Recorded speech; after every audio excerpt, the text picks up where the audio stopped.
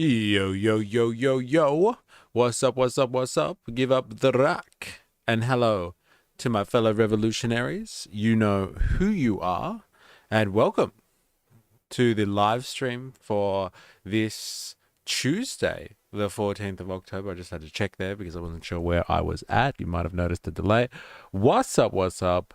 Give up your Jewish prisoners. I'm glad you used the P word there, I must admit, because I'm a bit over people calling them hostages. But then when it comes to the Palestinians that have been taken prisoner, they're not hostages, they're prisoners. So, like, let's use the same P word for everyone, shall we?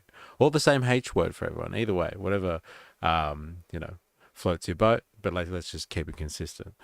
Dilemmas, good to see you. Larp, Jeff, brothers, how are we? It's good to see you. Squeeb89, hey, checking in early this morning. Good morning, enlighten us with news about the peace deal. That's right. And they've signed it in very spectacular fashion, by the sounds of it. And Dr. Nathan, howdy, who's ready to get rowdy. Yeah, they're more like POWs, aren't they? It's definitely a better way of describing it, I think.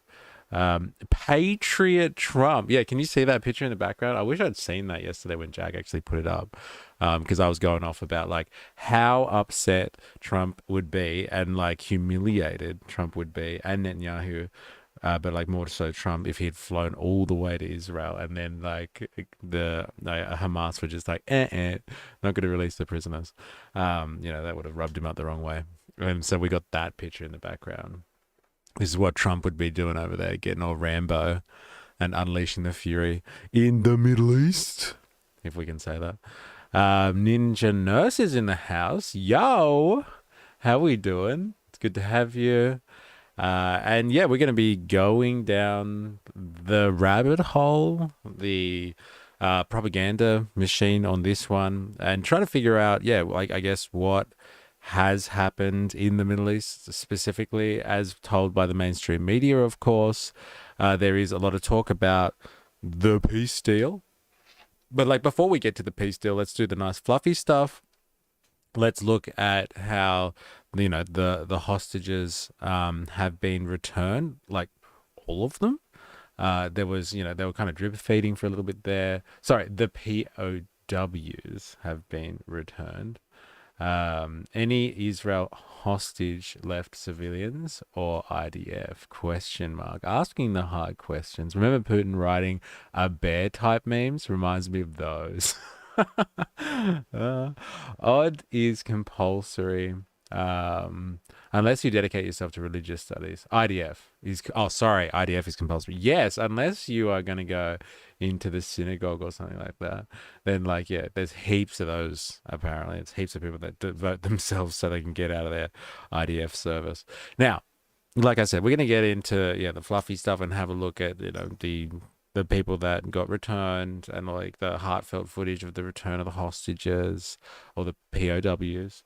As some will describe them. But we're going to look at both sides because I think on the objective barometer that we use to judge the mainstream media at the moment, there's definitely more of the, oh my God, let's show the lovely and heartfelt stuff that's coming to Israel now. And I don't know, is there less of a concern over the 2,000 prisoners of war that were released as well by Israel back into, I think they've been releasing them into the northern part of the Gaza Strip and into the West Bank. So they're distributing them. But it seems there's a very stark difference between who's got more prisoners of war. But it's not a dick measuring contest. So I'll stop with that type of analysis. But if you really were to say who's taken the most people, it's pretty obvious. Grand Tifa in the house, morning. Welcome to the stream. We're going to be looking at the coverage that has been the exchange of prisoners of war And then we're going to be looking at some of the other pageantry that's been going on since Trump has touched down. We might get some coverage as kind of, what he's been saying. He went straight into action and was addressing the Israeli parliament. And then he's moved off to Egypt, where he's been rubbing shoulders with some world leaders and signing a peace deal, which strangely, and I'll put this question to you and just have this in the back of your mind when we're watching all this. He's signing peace deals with the Egyptian Prime Minister, the Turkish President, and the Qatari Prime Minister, I'm pretty sure. So no Israelis and no Palestinian representatives there. These are the people that brokered the deal, so I get that. But it's very interesting that the signatories don't include the two nations involved. But maybe I'm just not across my diplomacy, and this is just usual stuff. This is usual stuff where you have the two parties that are supposed to be stopping, war and coming to some form of a peace. They're not actually in the room doing the signing of the deal. So I don't know, make that make sense. And we'll have a look at that as we go. If you're joining us from TikTok, you're wondering what's going on, I'm streaming on multiple locations, but we watch stuff while we stream. So if you want to see that and actually be across what we're looking at, then I've got a YouTube link in my bio. You can go and watch along with us, or you're just going to catch me speaking, which is not a problem. But if you want the whole story, then go over there. It's an Australian tradition to go to prison and refuse conscription. Yeah, there we go. What's the value of a life? We'll check what the trade ratio between Israel and Gaza shows us. Yeah, I know, right? Yeah, well, it's very outweighed if you think of it in those types of terms, Squeeb. It's an interesting way of looking at it, to be honest. But yes, let's have a look-sees here. We're going to check out a piece just to give it some context, and then we'll look at some more stuff, shall we? Let's shall we? This is Channel 4 news. I don't know much about Channel 4. It seems to be from the UK, so I can't tell what part of the propaganda machine this is coming from, where it's kind of middle of the road, centrist media, or if it sways left or right. But let's hope it gives us some type of objective analysis here. Hey, why not? It's wrong, the ratio. To be clear, right? Yes. Very clear. Loud and clear. Before dawn, Israelis began gathering in Tel Aviv's Hostages Square. For 2 years and 1 week, the families and friends of those kidnapped on October 7th have gathered here to keep their loved ones at the forefront of minds. Under the terms of the deal, the final 20 living hostages of the 250 kidnapped by Hamas will be released. The remains of 28 others who haven't survived will also be returned. In exchange, Israel will release 250 Palestinian prisoners and more than 1,700 detainees. At 8 a.m. local time, the exchange began. An initial group of 7 Israeli... 8 a.m. local time, that's when it began. Because people were dropping in the Discord. They were just damn, 7 people have been released. It's happened, man. The peace deal is just the Abram Accords 2.0. Here, brown people, take this money, keep calm, and carry on.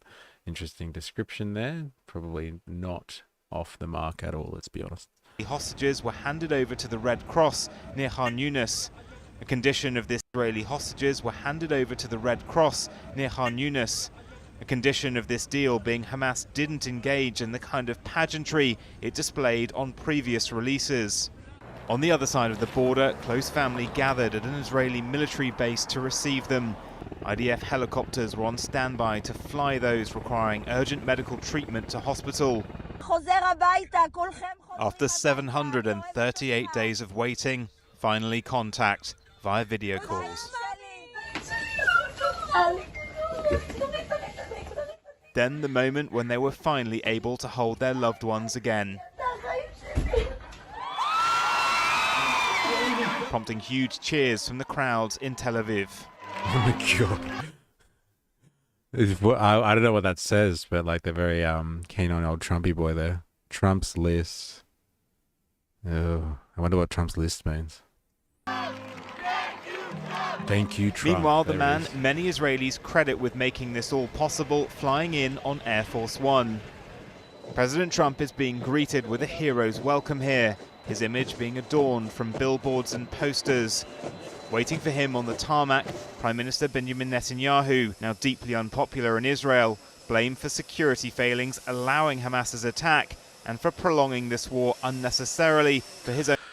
Not just the security failings, but as we have seen from evidence dropped in Discord, they were also part of the reason why it was so horrific on October 7, and they were shelling parts of this festival where all the hostages were taken.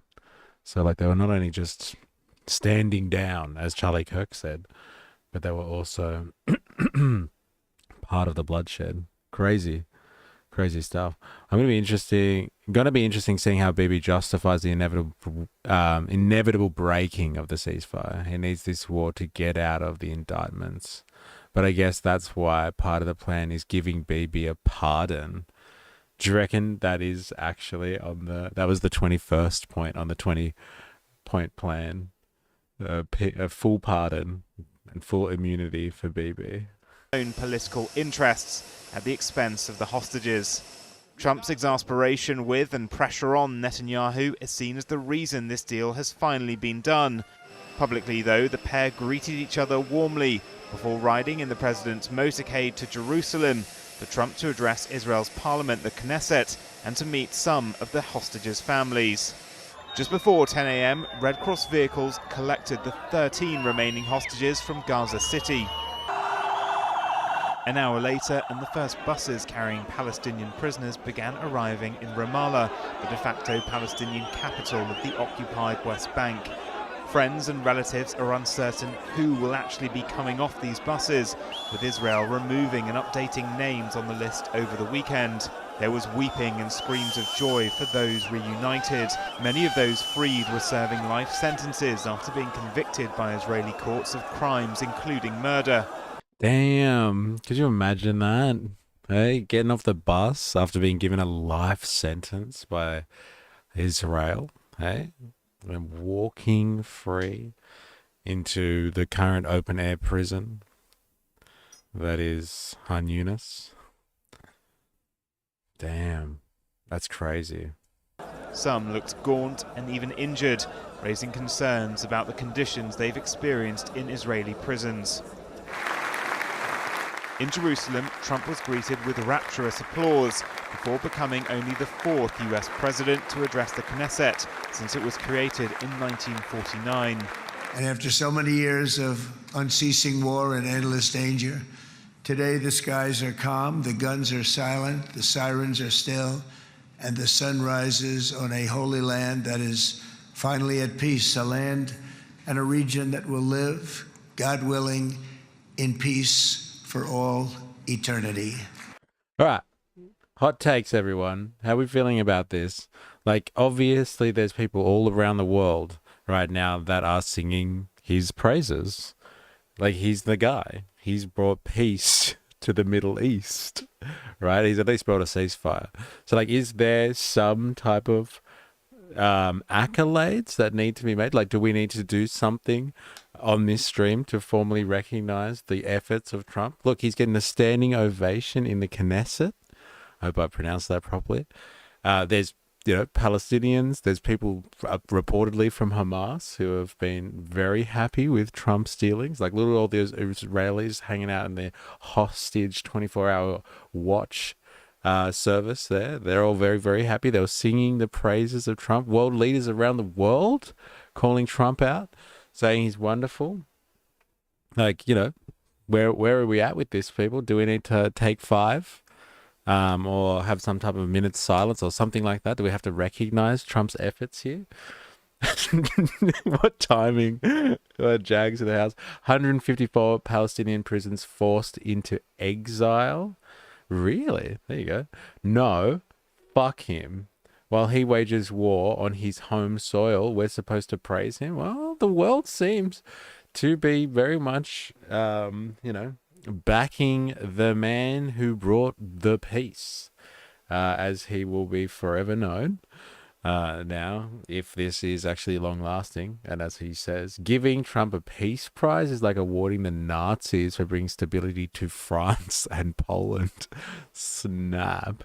Look, I'm not saying peace prize. I'm not saying peace prize, but like he's there's a ceasefire. The hostages have been returned. This is what the Israeli people have been asking for a long time. This is what, again, if I was a Palestinian right now and I wasn't being bombed at this exact moment, I'd be pretty happy with that. So like there's a lot of people I'm saying that are coming out of the woodwork that are usually the types of people like, I'm leaving the US. I would never live here ever again if Trump is, re-elected. All those types of people are coming out of the woodwork and they're like, look, hey, it's pretty good that we've got a ceasefire going on. We've got we've got a chance for hope here, people. But I'm getting the sentiment from the stream at the moment is hell no. We got vomit emoji. Everything Trump does comes at a great cost. Sorry, that's the art of the deal right there. Indoctrinate him. He could have made a phone call and stopped this before he was president. He doesn't want to. He was dragged this far. That's very interesting interpretation, actually. Why didn't he do it sooner if it were this easy? That's a good question as well. But we've all watched a bit of Game of Thrones. Like politics is, it's a minefield, and you're dealing with some significant egos. And so like he's obviously had to tighten the screws over a long period of time, I guess. I think the war will kick off again straight after the midterms. Remember this comment. Oh shit! What a call! What a call! That's a mad. Let's remember. I agree with Ninja Nurse. Just a matter of time before it starts again. Yeah, interesting. Very interesting. Okay. But like again, in light of the fact that like the midterms are in 2026, if we have some type of situation where there's actually ceasefire, not like just the continual indiscriminate killing of Palestinians at the hands of a rogue Israeli state, and if the world's now is able to apply actual political pressure in the face of this and get humanitarian aid in, get some peacekeeping forces, like get those 10,000 or 20,000 Indonesians that were promised by the president, get them over there and get them to stand in the way, human shield around the yellow line, around the Gaza Strip. It's something. It's something. He was busy with Russia and Putin, so couldn't focus his time on Gaza. Yes, as soon as he figured out that Putin's playing him like an absolute fiddle, like he's actually just got him wrapped around his little finger, and he got angry with Putin. Now he's turning his sights to this, shoring up his eternal peace in the Middle East so they can focus on China containment. There it is. That's a good take too, Squeeb. I'll pay that one. He was too busy before to make the call. All it'll take is some Palestinians sneezing in the wrong direction and Israel will retaliate in self-defense, of course. I've actually heard somewhere, I don't know if this is true, but like, yeah, I think it was in the West Bank that Israel were telling them not to celebrate. Like you saw all the celebrations that was going on with the return of the Israeli hostages and like how jubilant people were. But like they were warning the IDF were warning people in the West Bank not to celebrate when the hostages came past because they don't want to have to deal with that ruckus. And they were warning them not to celebrate or they'll have to open fire kind of thing. So like, it's on a knife's edge. It's definitely on a knife's edge. But I get the vibe here that the people are commenting, at least. If you're the silent majority out there that want to say something, please let me know. But like it does seem like people don't think that any accolade is in order for picking up the phone and doing something that could have been done before, it would seem. Other presidents have made the call. Reagan's words to them were, "Don't forget who the superpower is here." I'm glad when the Gaza issues are settled. I've been waiting for Americans pivot to Asia so Australia gets some international press. That's hilarious. International press just means that you can like station bombs and missiles and stuff like that in I don't know, in Darwin in the top end. Okay? And then we're just gonna be like housing American troops. That's what that means. Uh, Indoctrinating. Two administrations have stood by now while this has happened. America is responsible for all that has happened. I'll be holding my tongue, waiting to say, I told you so when Aussies realize Trump doesn't care about us or our free speech. Gaza is still an open-air prison, and West Bank is still under total occupation. Yes. Also, let's not lose sight of what they are distracting us from, the Epstein files. Yeah, like, look at the efforts that this guy is going to in the land of is not rail. Like, let's just recognize that. Two countries that are supremely behind the entirety of the Epstein files. It is literally Mossad and the CIA and all of the organized criminals, gangsters, members of the bourgeoisie that interlock with one another, that are inextricably linked across the oceans. These two countries are defined by their relationship, and it is epitomized in the Epstein files. They've both got a lot to hide there. It's not just Trumpy boy. It's the entirety of the deep state of both of these countries. And like, what a thing to distract. That's another nice point. I'll take that. If all the hostages are freed, there's nothing to stop Satan Yahoo. That's a good one. From going ham again. They'll fish their fish in a bowl. Yeah, that is actually, like, I've been thinking of this as well. Like, Israel has not released all of the prisoners that they have. They very exclusively said the big, power players that they've taken, the ones that have political clout, they're not releasing them. And so, Hamas or the Palestinians are at a complete loss now in terms of any type of bargaining power. That's for sure. Trump and Albo's meeting will be in front of the press, apparently. Can't wait till Trump calls Albo a good guy and keeps his hand open for AUKUS checks. That, or he will talk about a bad sub deal, right? Wasn't there some inside trading going down as well? Like, inside trading, are you talking about like Epstein kind of stuff? Or are we talking about peace deal? Because the peace deal for me, like the peace deal, like that's going on in Egypt right now, where they're talking about, peace for the Middle East, like not just for Palestine, but like for the entirety of this region. It really does have plastered all over it some type of developer's dream, because like they have literally leveled this entire place, and there's a lot of people that need to live there. And like, one thing that anyone who knows, I guess, Friendly Geordie's content would understand is developers and organized crime, they go hand in hand. And organized crime and things like, the CIA and Mossad and all that sort of stuff, all the operations that exist in this part of the world, they're all go hand in hand. So there'll be a lot of people, hoping for a little bit of peace over here, especially considering the US doesn't have the same need for oil in the region anymore. But like, there'll be a lot of people that rubbing their hands in terms of the development opportunities that go on here. Who's going to be on the board of peace that gets to decide what happens to these Palestinian people, I guess, moving forward, and what happens with this part of like greater Israel? Let's be honest. Let's call it what it fucking is.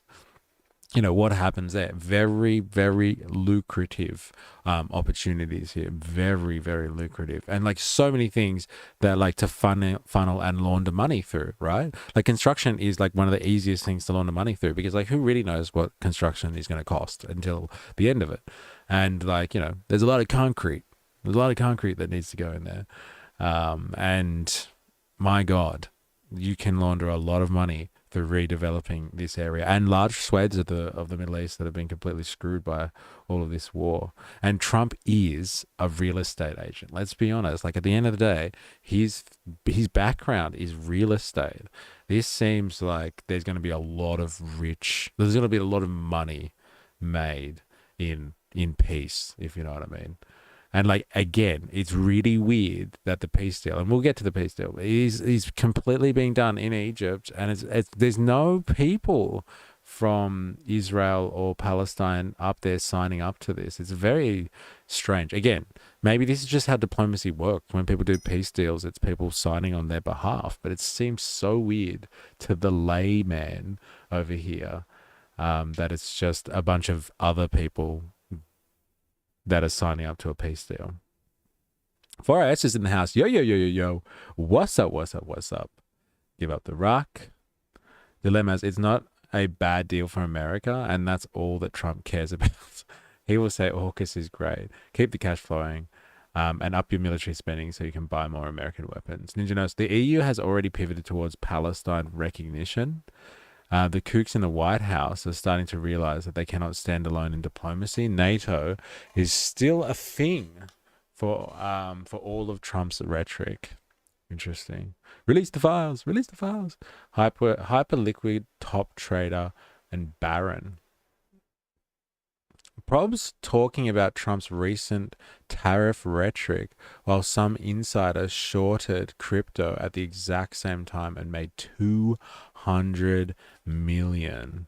That's crazy. Yeah, 150 million or something. Board of Peace? You get a piece of Gaza, and you get a piece of Gaza. Look under your chair. That's right, you got a piece of Gaza. I'm into Spot, and I fucking hate that child, LOL. Well, his background is licensing his name to real estate. That's funny. There's a clear distinction there. All right, let's continue. Trump is being awarded this country's highest civilian award, the Israeli Presidential Medal of Honor. Prime Minister Netanyahu, facing elections next year, is keen to try and share in the glory. Mr. President, you are committed to this peace. I am committed to this peace. And together, Mr. President, we will achieve this peace. Trump will fly on to Me. You can't have it all, you bastard. Egypt now to join talks about the rest of his peace plan, the bulk of which has still not been agreed, including, crucially, who will run Gaza after Hamas. Some hostage remains have now been returned from Gaza to the families. For them, a bittersweet day, bringing only closure on their way to give them a dignified burial. For the hostages, basking in the joy of being free and reunited with their loved ones, a long road of recovery begins. This is certainly the end of a chapter for both Palestinians and Israelis, but what happens next depends on whether Trump's attention extends beyond the showy, made-for-TV moments to the hard detail and graft of how these two peoples get back on the road to a lasting two-state solution. Well, joining us now is Gideon Levy, a columnist for the liberal Israeli newspaper Haaretz. Gideon, thank you for speaking to us. Firstly, what's your reaction to the scenes we've witnessed this morning? It's a mixture. First of all, obviously, there is this real happiness to see families get united, hostages get released. I mean, what is touching more than this, and what makes you happy more than this? But I can't avoid thinking about the day after, so to say. What comes next? And here the picture is much less promising. Do you think outside audiences truly understand how significant getting all these hostages back finally is for Israelis? I'm not sure, because in Israel this became really almost a religious ritual, namely caring about them for 2 years. People didn't sleep at night, people who don't even know them personally. People put posters of their photos in their homes, in their bedrooms, in the children's room. I mean, it became a whole huge myth. And now comes the real moment of happiness and joy for almost every Israeli. It's very much Israeli. I mean, I'm not sure every people would have celebrated the release of 20 people. Let's remember, the Palestinians are releasing today almost 2,000 people. The Israelis are releasing only 20. I mean, getting back only 20. But the national sentiment was very deep toward their release, and here it comes. Well, on that point, how are Israelis feeling about the huge number of Palestinian prisoners, some convicted even of murder, serving life sentences, they've had to release in exchange for those 20? I think right now it's quite in the shadow because really everyone is focused about what Israel is getting in return. And you know, when you speak about those who are released, don't forget that almost all of them served already dozens of years in jail and in very hard and tough conditions. So most of the Israelis, there are some Israelis who are very irritated by this, but I guess most of the Israelis are quite indifferent because of the joy of the return of the Israeli hostages. And there are some people like me that are also, or even a little happy for the release, at least of some of them who didn't pass to them, never faced any legal procedure. Those 1,500 or 1,800 detainees from Gaza never faced a legal procedure. So I'm really happy that they are released. President Trump has been greeted with a hero's welcome there in Israel for all the criticism he faces. Could today have happened without him, do you think? No way. No. There is. Any opinions on that? Someone else has said, look, other presidents have done this before. They could all put pressure on Israel. It's not a big thing. So, like, you know, why are we all sucking Trump off here? We could easily have done this. Could have easily have made this happen earlier. Somebody else could have made this happen like in the last, I don't know, what, 10 years or something. I bet BB sucks. Oh my God, I cannot read this. I can't. Dilemmas. Ninja Nurse. I feel the only country that can appropriately oversee an interim government in Gaza is Greece. Think about it. Interesting. So this peace deal is an underpants gnome kind of deal. That's hilarious.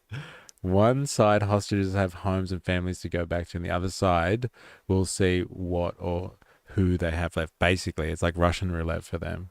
They get to go and spin the dice and see if anyone's left or if they have anything left to where they're going. Yeah. Dilemmas, now that the war is over, we can start focusing on making Australia better instead of catering for the 0.02 population of our population that somehow have their flag in our parliament. And Giannis can be a consultant on the transition. Interesting. Would you like to know more? I'm seeing that emoji come up a bit now. I think he said the quiet part out loud. 1,800 yen had no trial. Yeah, and he was just like, look, a lot of them have served their sentences already, right? They've been there for like decades. Yeah, almost got you again. Yeah, I can't. I can't. It's a South Park meme of cutting the chicken's head off and landing on a bailout. Oh my God. All right. No way. He deserves all the credit.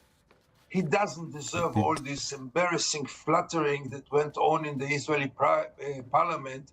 It was quite embarrassing to see one after the other, one speaker after the other flutters him and flutters him. I mean, with all the respect, if you hear those speeches, you get the impression that he's the greatest human being ever. Let's keep some proportions.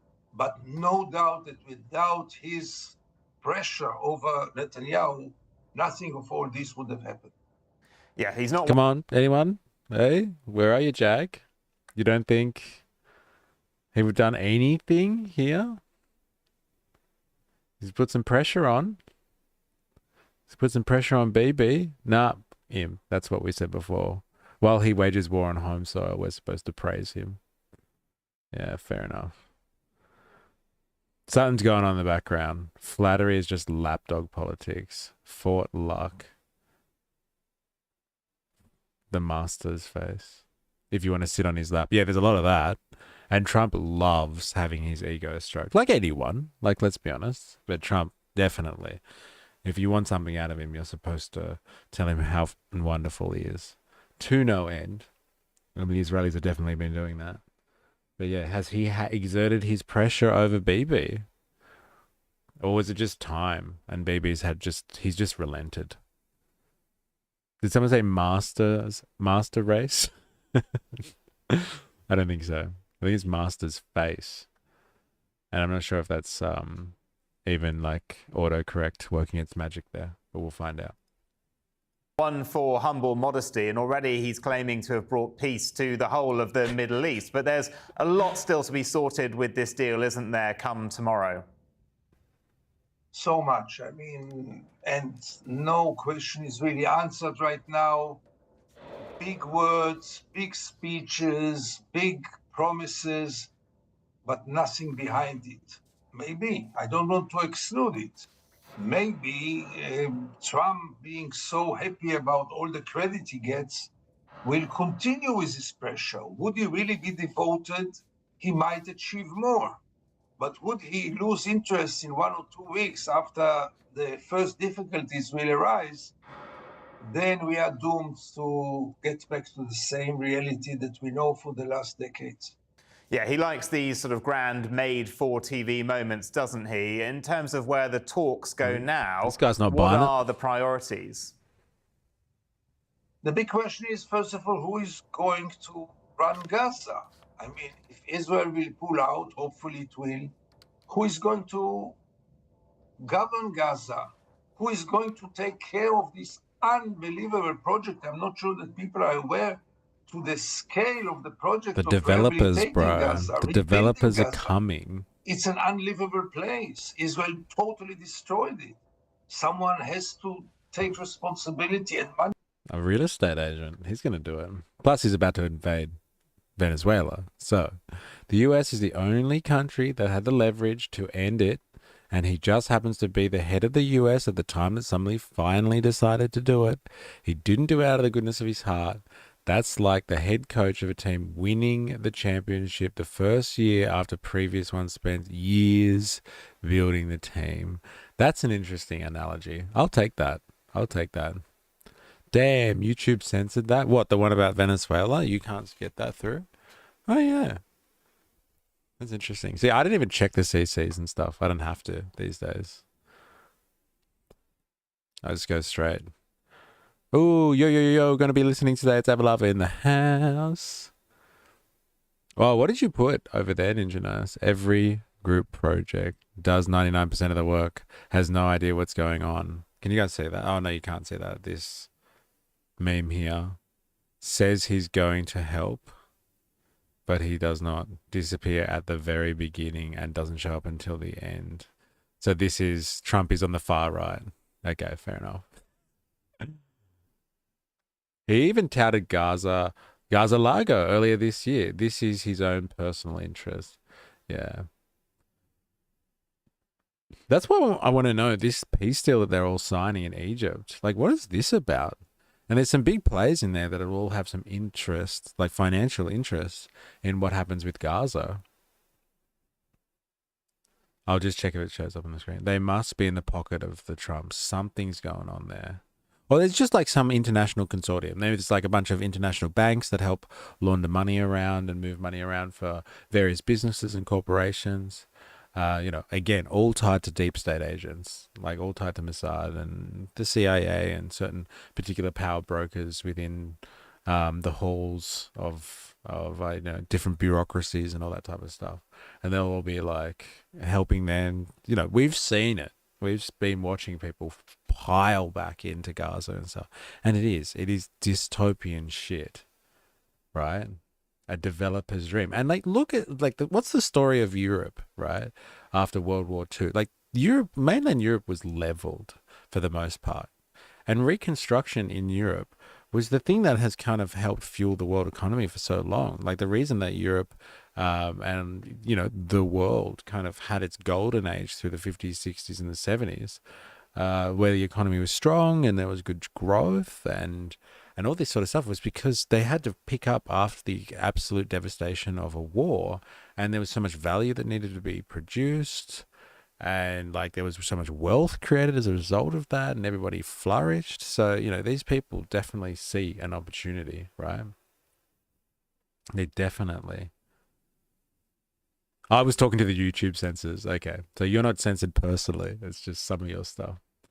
Imagine after everything the Palestinians have gone through, they end up on a beach drinking a frappe, watching the sun set over the Mediterranean. They've earned it. Yeah, like uh, well, who owns the frappe? Eh? I don't see that coming from like Palestinian workers collectives or anything like that. It'll be dictated to by Tony Blair, apparently. The deep state is deeper than Clinton on Little St. James. I'll let that one through. I'll let that one through. That was coded enough. It probably didn't even get censored, did it? Nah, you got censored. That's hilarious. You got censored. All right. Back to it. Oh, the Atlas in the house here. How you going? Welcome. Welcome. We're just surveying the results of the hostage exchange, or I guess you could call it prisoner exchange or prisoner of war exchange. We're using different synonyms to describe this situation. I guess it's based on where you sit on this issue, but we're trying to understand, what's going on, what's really happening, what's the vibe like in the Middle East right now, and what's the real plan here? What's the result going to be for the people of the Middle East, if you know what I mean? Welcome. Obviously, to start to rebuild it, to rehabilitate 2.3 million people who went through those horrible nightmare of 2 years of starvation, of bombarding, of losing their family members. I mean, the challenges are so big and the speeches are so hollow. I hope that Donald Trump will be devoted enough, and after him also some other leaders in the world. And on that point, the infrastructure mostly destroyed. Recent satellite imagery studies saying as many as 200,000 buildings damaged and destroyed. It is going to be an operation that lasts not years, but decades. Who, in Israelis' minds, is responsible for funding and overseeing all that reconstruction now? I can tell you who isn't. Israel.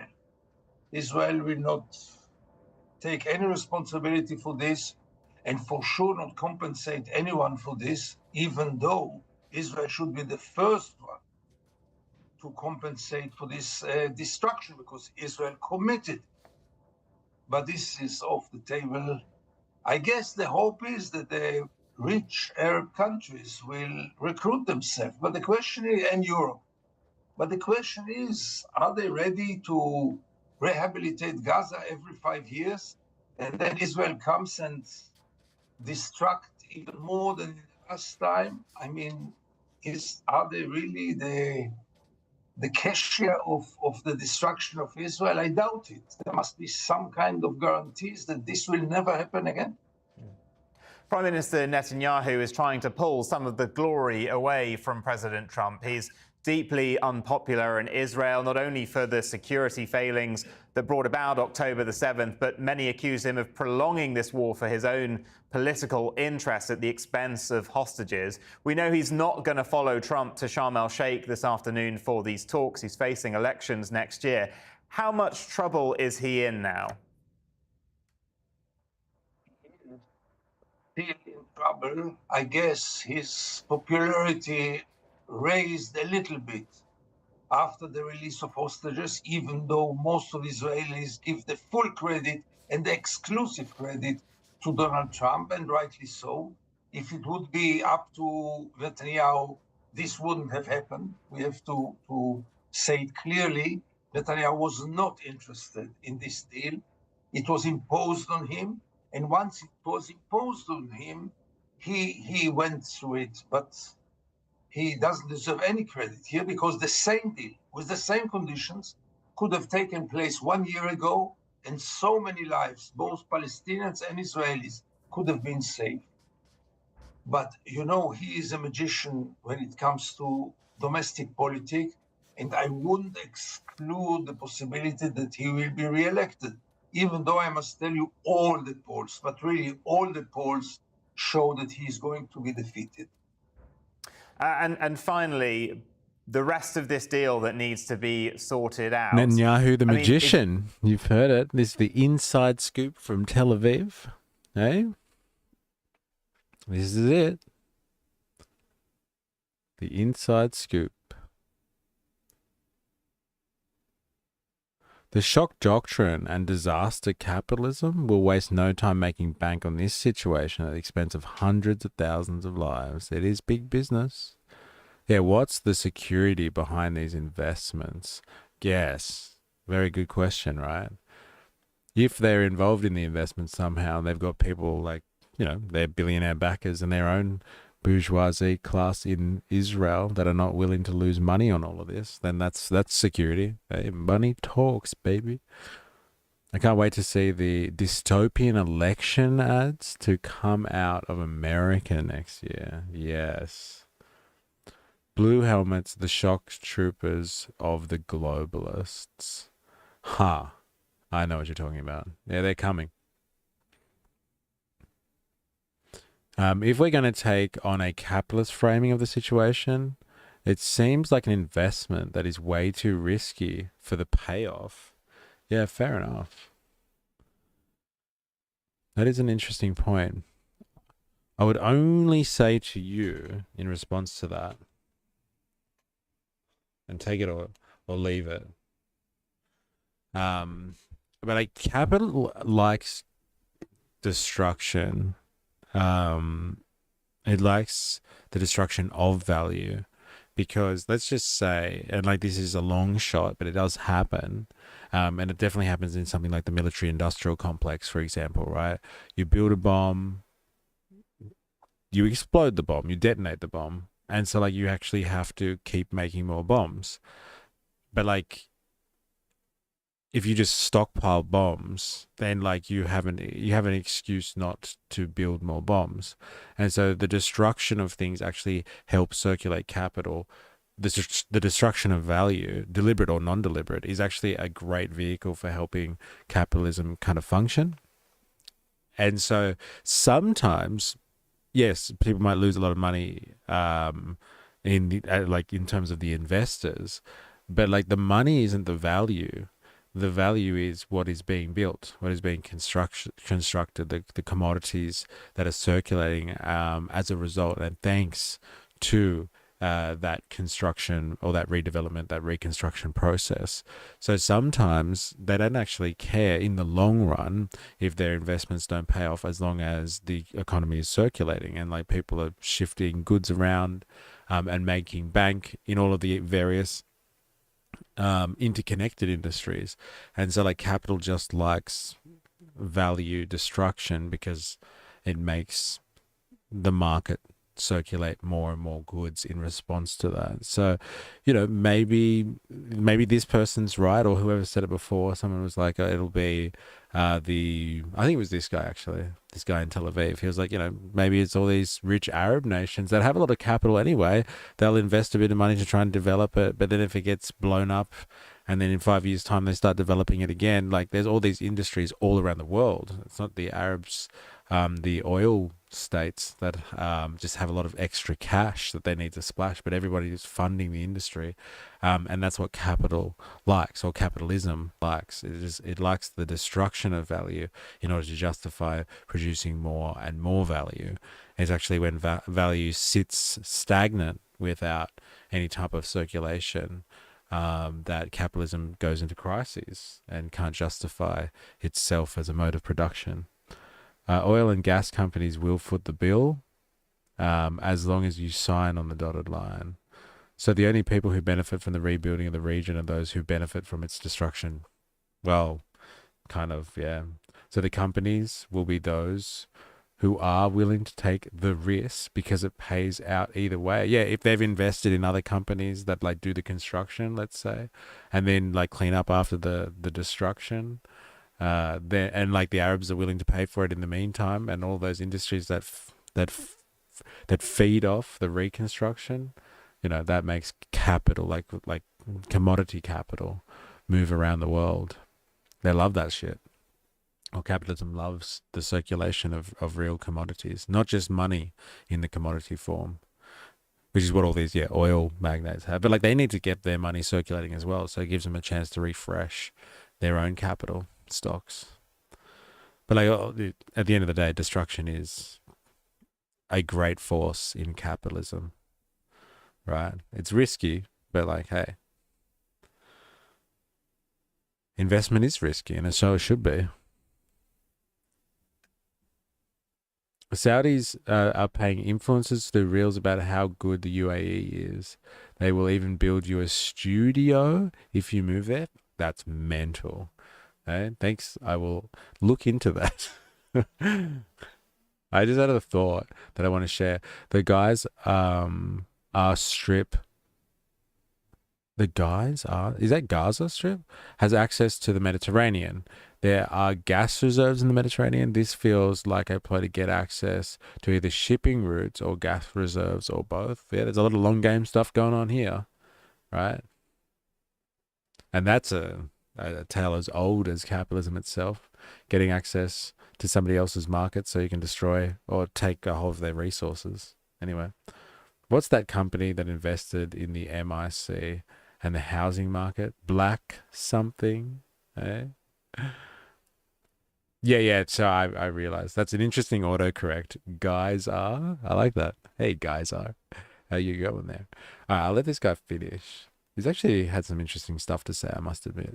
You were going to put it on a sort of probability, bearing in mind you do have those elections on the horizon for Netanyahu. I mean, how likely is it that maybe by the end of this year, the end of next year, that the rest of that deal has been worked out and the process of reconstruction and governing Gaza effectively is in place? Unfortunately, in my best dreams, I don't see it happening. But you know, I wish, I pray I'll be wrong. I'm skeptical because I saw those promises so many times in the past. And I don't see the good intention of Israel really to open a new chapter. This doesn't exist. I don't see a new chapter in Israel, namely realizing that there is another people here who deserve the same rights like the Jews in Israel. I don't see it happening. And therefore, I'm very, very skeptical. But you know, miracles do happen, so we have to be realistic enough to believe in miracles. Gideon What Levy. a statement. We have to be realistic enough to believe in miracles. That's really, what a statement. I didn't think I'd ever hear a sentence like that, but it does give you pause for thought. That's for sure. All right, let's have a look here. I want to see what Al Jazeera has to say about this. I need an Arab perspective. Or at least a detached Western perspective, right? Because who knows who they really support at the end of the day. But like they're talking about, so this one's called, you can see that, right? Gaza ceasefire. Joy as Palestinians freed after Israeli captives released. Let's have a look at it from their side. Because a lot of the stuff that I've seen so far, like in terms of the mainstream media, I guess you would say, or Western media, is all just focused on the Israeli hostages that have been released. I haven't seen like overwhelming and dramatized footage of like the 2,000 people that have pretty much been released and bussed over to separate areas in Palestine. Same time, we're following the live events in Israel. We just did that. We're also following the live events in the occupied West Bank and right here inside the Gaza Strip. This is Khan Yunis in the south of the Strip, and we have been waiting for a number of hours now for the 1,700 Palestinian detainees to be released by Israel. It is now happening. We knew that the buses were on their way from the jails where they had been kept in Israel over to the Gaza Strip, and they have now arrived in Khan Yunis. 1,700 Palestinians who were taken from Gaza.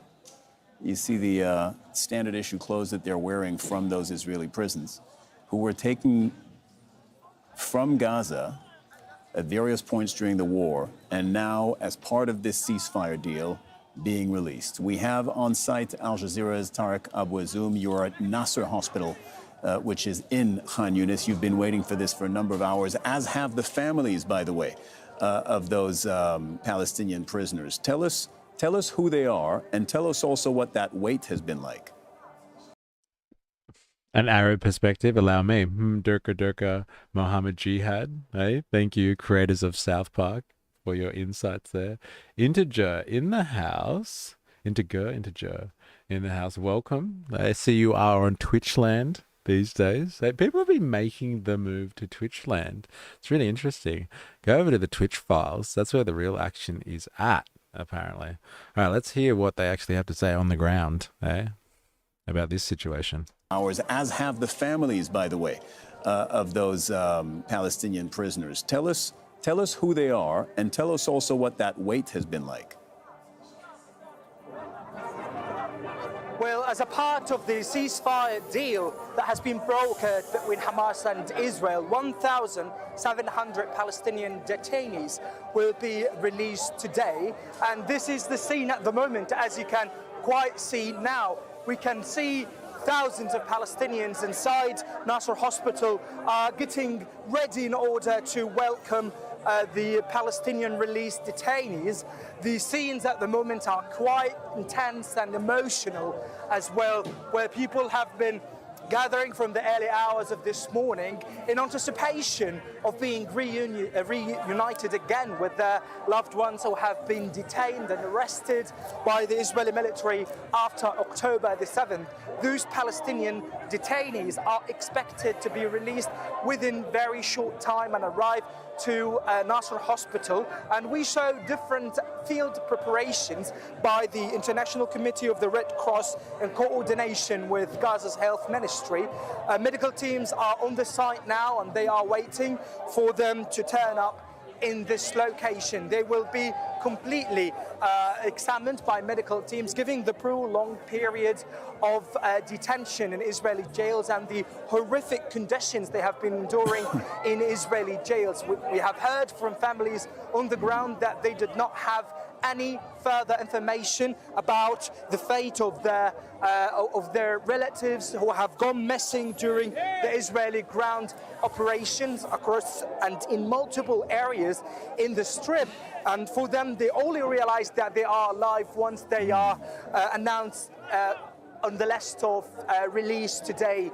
And Isn't that according crazy? and the part of That's mental. So like a lot of these people, their family, they have no idea if they're alive. They have no idea until Israel released the list that like, hey, there's like 1,700 people that we're releasing from prison today. Here's the list of the people we're releasing. And that's how you find out. It's like the stuff that's going on with the ICE detention. Like those people that get picked up by ICE detentions and they taken to certain detention centers around the country. And because they're so overwhelmed and it's so difficult, like they're not even keeping records of everyone that comes in and out of the facility. And so when we're looking at that New Zealander who was detained because she had screwed up on her paperwork when she was coming back into the country from Canada, by the way.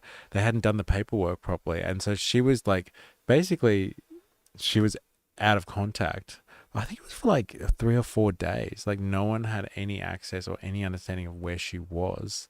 And she just disappeared into the ICE system because, yeah, someone hadn't updated the system yet. But like here, like if a family member goes missing, not only could they be like, you know, under the rubble somewhere, they could also just have been taken prisoner by Israel. And so like you have no idea, I guess, whether you'll ever see them again. And so like imagine if you had spent the last 2 years kind of evading the bombardment of your hometown and like you hadn't seen a loved one for ages, and then Israel dropped a list with like 2,000 names on it or something like that.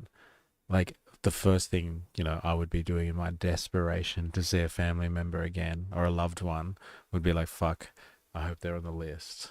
Imagine the jubilation. Like imagine the feeling of seeing that person's name on the list. They're like, oh my God, not only are like they being released, but they're actually alive. They're still alive. Like what a sensational feeling that would be. I'm not going on Twitch. I ain't no red card carrying commie. Yeah, why does Twitch have this reputation? Well, look, we'll go to Rumble then. You might feel more comfortable on Rumble. I'm on there too. Solar Bear in the house. Sup? Welcome. We are watching, getting an appreciation of the hostage situation. We've been looking at kind of the Israeli response to things. Very emotional scenes going on there. And now we're like looking at what it looks like in Gaza, and it doesn't seem to be as smooth. I don't see any choppers swooping in to give people medical support. They can't even get the buses through the crowds properly at the moment. But again, people are very happy anyway. Relax, guy. What you talking about? I'm just crossing the border to Canada, eh? Like, yeah, it's some scary stuff to think that people just disappear into these systems. And like, imagine finding a loved one on the list. What a incredible feeling all of that would be. What an emotional roller coaster. I mean, Asmongold is only streaming on Twitch. That's a good point, actually. And he's a fucking commie. And all of his supporters, they're all dirty commies too. The efforts made by the International Committee of the Red Cross, they have informed the families of detainees to completely get ready in order to be reunited with their loved ones. These scenes are quite emotional, and for now we can understand that 3 buses are approaching to the site in Al-Nasser hospital, and for many Palestinians, they realize that Palestinian prisoners and detainees will be released today in groups and in patches. So we are getting now reports that Palestinian detainees started to turn up to the site. We can see now 3 buses are on the gate of the hospital, and they will be able to shortly approach our site. They will firstly go inside that building that you can see in the frame in order to carry out initial medical examination, and then later they will be released from this direction to be reunited with their loved ones. We can see also some field preparations by local civilian police who are trying to maintain security as well. I cannot really describe how joyful is the scene at the moment, given the prolonged period of disconnection between the families and their relatives who have been detained by the Israeli military. People believe that this moment is quite historic, and for them, we can hear now the sound of bullets and gunshots being fired by families who are celebrating the return of the Palestinian detainees. So this is an exceptional day for families, and those families, by the way, have come from different parts of Gaza. Most of them have come from the northern part of the Strip, and 100 others have arrived from the central and southern parts of the territory. They are quite determined to meet their loved ones. They say that they cannot wait anymore, as they have been going through an endless cycle of desperation regarding the fate of their relatives who have gone missing and later were detained by the Israeli military, and for those who were detained inside schools, shelters, and during the Israeli military attempts to control significant portions of the Strip, Cyril. Tara, can I check something with you that you mentioned a little while back? Are you telling us that the families who have come here, the families of these men, women, and children, because there are children in these buses, people who have been held without charge by Israel during the course of this war, are you telling us that these families didn't know until today or perhaps yesterday whether their relatives were even alive? It's crazy. Well, they did not realize any information or even get any source of confirmation by relevant authorities about the fate of their relatives and their sons who have gone detained by the Israeli military. They were shocked. We can see the scale and the milestone of happiness written all over their faces at the moment. But for them, this moment is very exceptional. They say that we have been here since yesterday evening, and they have slept in the open, just waiting to see their loved ones are coming out from the ICRC buses in order to be reunited with them. They say that they have gone through horrific security conditions once the Israeli military started to expand ground operations across Gaza in October the 7th. And for many Palestinians, there has been a general sense of consensus that the Israeli military has dealt with Palestinian males as clear targets, either for killing or for arrest or detention. That has been a clear pattern recorded in Beit Hanun, Beit Lahia, in Khan Yunis, in Rafah, and all areas that have been marked as an active war zone. And other Palestinians are still waiting here, even in the hope of getting any information about other detainees who have not been yet released, according to the current ceasefire. That's why it looks like this. Like, it's so chaotic. Imagine that. Like, honestly, I'm still shocked at that one. Like, imagine your only hope being you've come to terms with the fact that your loved ones may be, I don't know, dead, under the rubble somewhere, another casualty. And they send out a list, and then you find your brother, your uncle, your son, whatever. It seems to be that he was saying that they're all male prisoners by the sounds of it, because these are the people that are taken as a result of warfare, or as people that are implicated as being in war zones. And so they take them, but like children too, my God. But yeah, imagine finding out that somebody is still alive, and the first time you find out is because they've released a list finally. They could have released the lists ages ago if they're keeping all of this processing material, but why not? All being released and then finding out that your entire family has been erased. Yes, imagine how many people are sitting on that bus right now, you know, scouring the crowds, looking for the faintest hint of a loved one or anyone that they know, scouring the crowd for a face, some form of recognition. And like hours go by and coming to terms with the fact that there's no one here. And then what do you do then? What do you do then? Where do you go? How do you find your way? What happens next? After these crowds disperse and people go back to their rubble, like what happens next? That is scary, man. It's heavy. Ever forgotten where you parked your car only to eventually find out there's some what? Sympathetic person living in a tent on top of your car? It's a lot like that.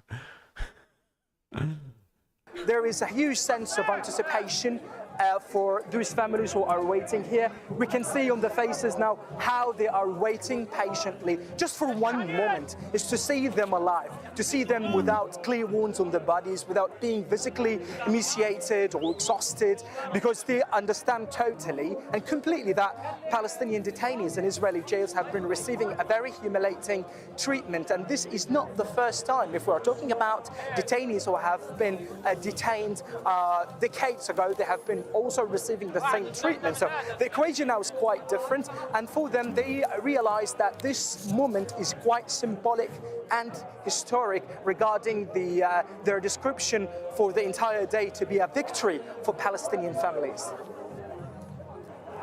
Tariq, these Palestinians who are returning to Gaza, they are returning to a very different place. Between the time when they were taken by Israel and the time now that we're seeing, 90% of homes have been destroyed or damaged, 10% of the population has been killed or injured. There are entire parts of the Gaza Strip where there is simply nothing left. I mean, they might be coming home to find that their families have been killed and that their houses have been destroyed.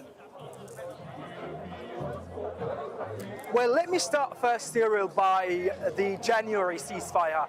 I was extensively covering all developments regarding the release of Palestinian detainees and Israeli captives. And I saw throughout the interviews that I really did with the families of detainees and with the detainees themselves, how they were shocked once they were released from the scale of destruction. They saw on the way from Karm Abu Salam crossing to Nasser, to the European hospital at that time, the scale of destruction inflicted upon Rafah and the eastern parts of the city of Khan Yunis. They say that we were told inside the prison that Gaza now is a pile of rubble, and they were even forced to wait and see different kinds of images for Gaza as a destroyed landscape. And now we can see at the moment that there is some sort of preparation to receive the first batch of the Palestinian detainees. And for now, we can completely give our viewers a better understanding about the conditions. Now, the first bus, as you can see, has now arrived, and we can see inside Palestinian detainees inside the bus, and they are now moving to our location here.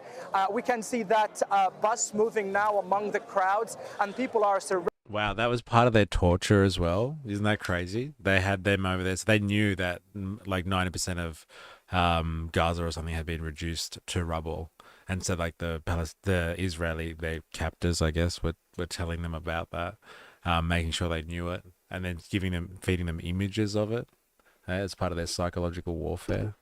That's lovely. That's interesting, isn't it? All right, enough of this.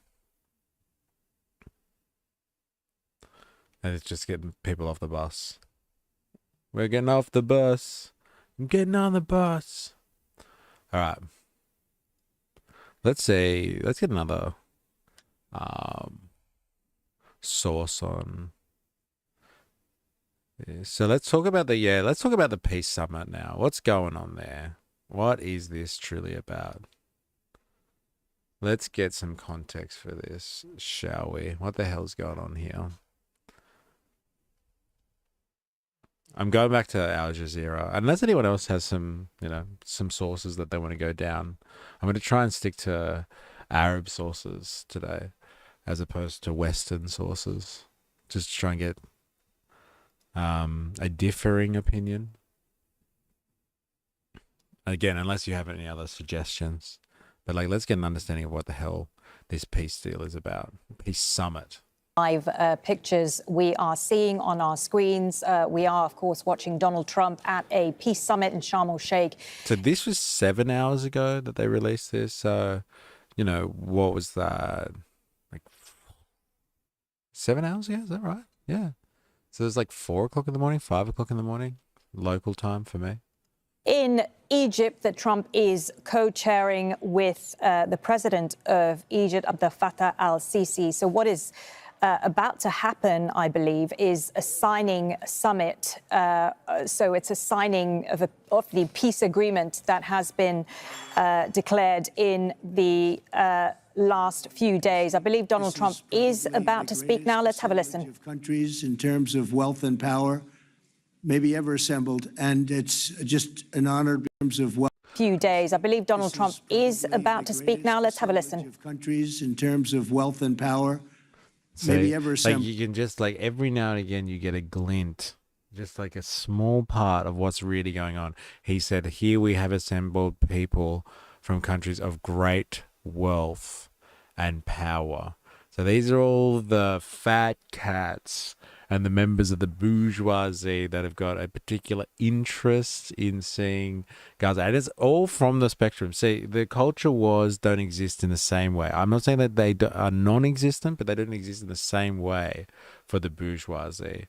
At the end of the day, there's a lot of guys in suits here and formal attire that could come together and put aside their differences to make some good money on redeveloping parts of the war-ravaged Middle East. And isn't it just delicious, the irony that a colonial power, an imperial power like the US, who has been the broad foreign agent of destabilization in this region of the world, is coming in there and being like, we've done it, we've got peace, I finally did it, all hail me, Mr. Peacemaker.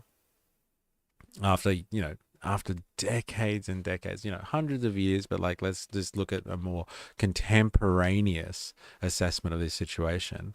But and this is the guy that brings the peace after they've been destabilizing the entire region for their own interests for fucking ages. DW and NKH are good non-American sources. I know DW. What's NKH?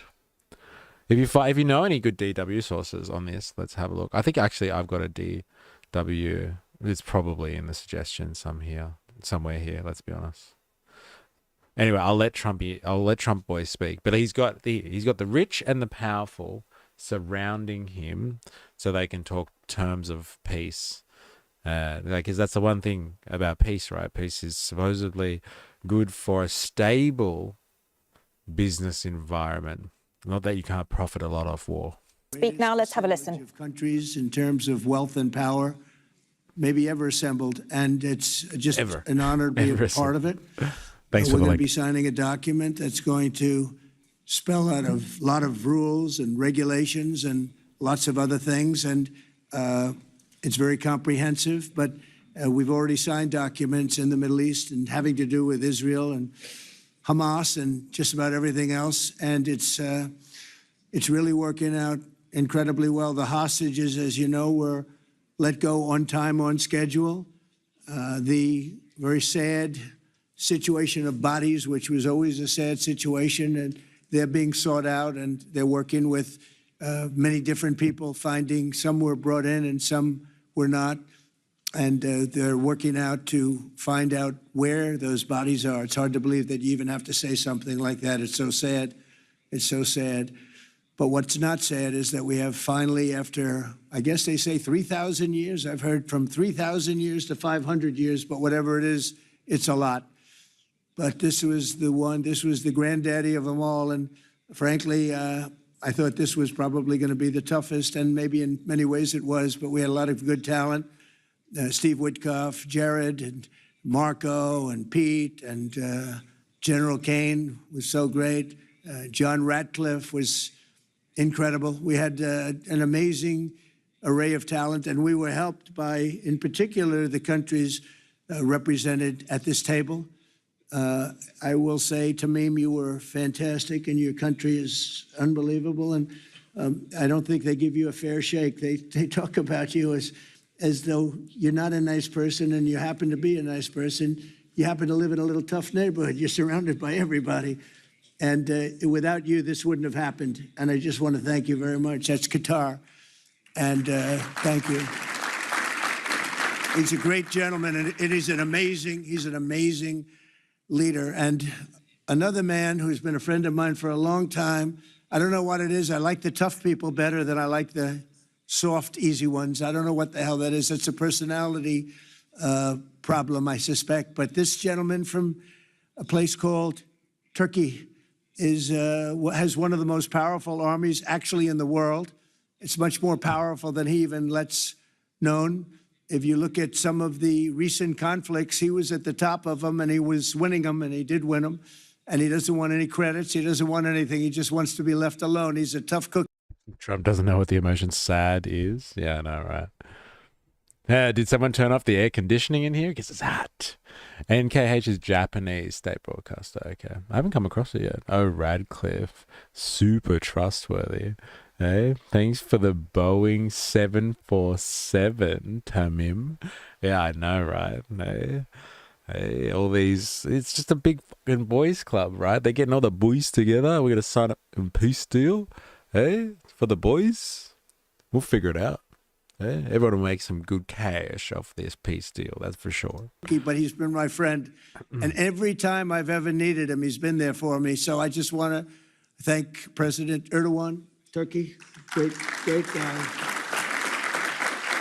When NATO has a problem with him, because he is difficult, they call me. They said, would you do me a favor? Could you speak to Erdogan? And I do, and he never fails us, right, General? He never fails. He's amazing. So I just want to thank you for the friendship. It's great. Thank you very much.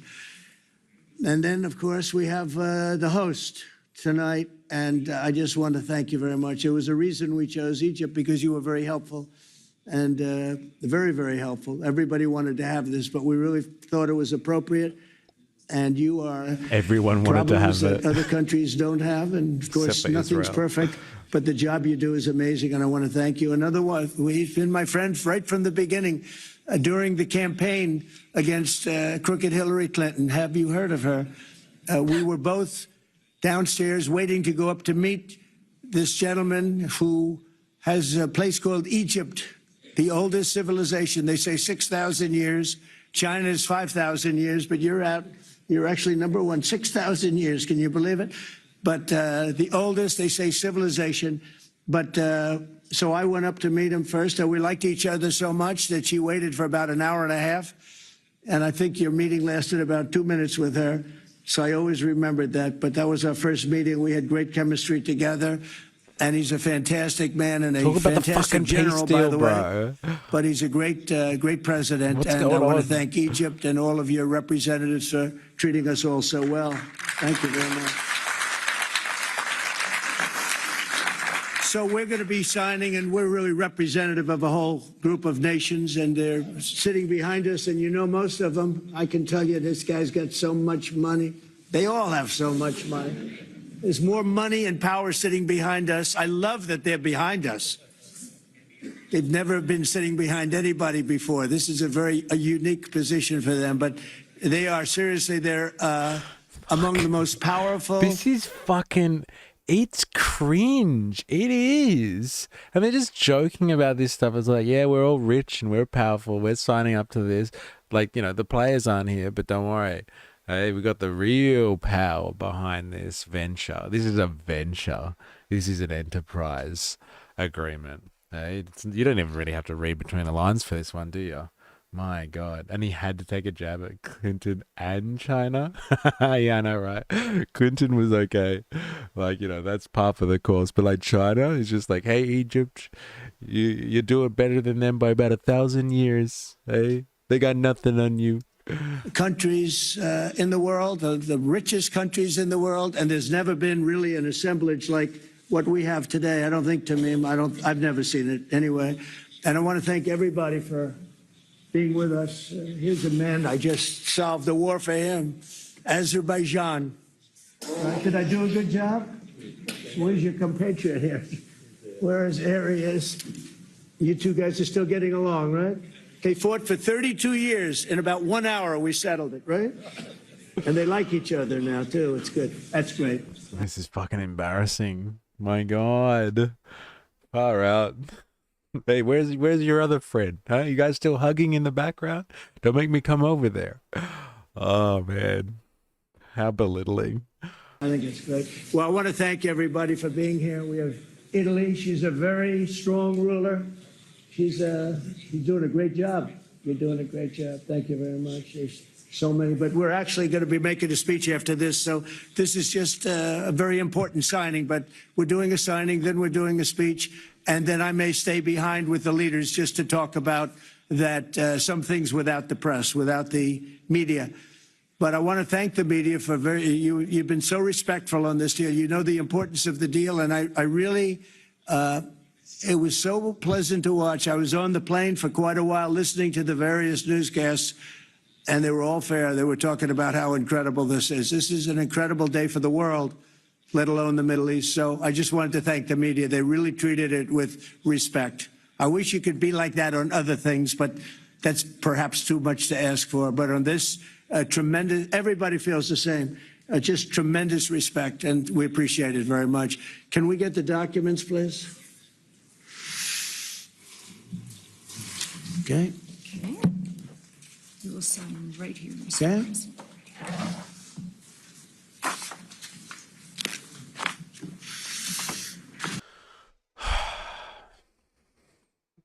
So it's literally just the 20-point peace plan, right? I still haven't got an actual understanding of what this was exactly about. Let's get the research assistant out, hey? I can't believe we just sat through that. We didn't even talk about what the peace deal was about.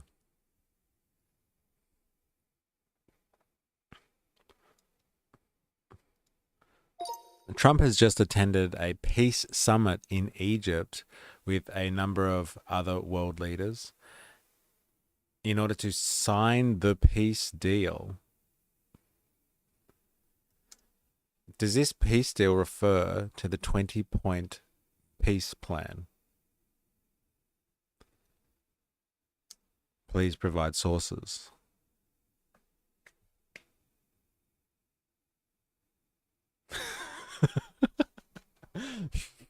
We have watched too many Trump speeches for you to be surprised that he just rambled about nothing.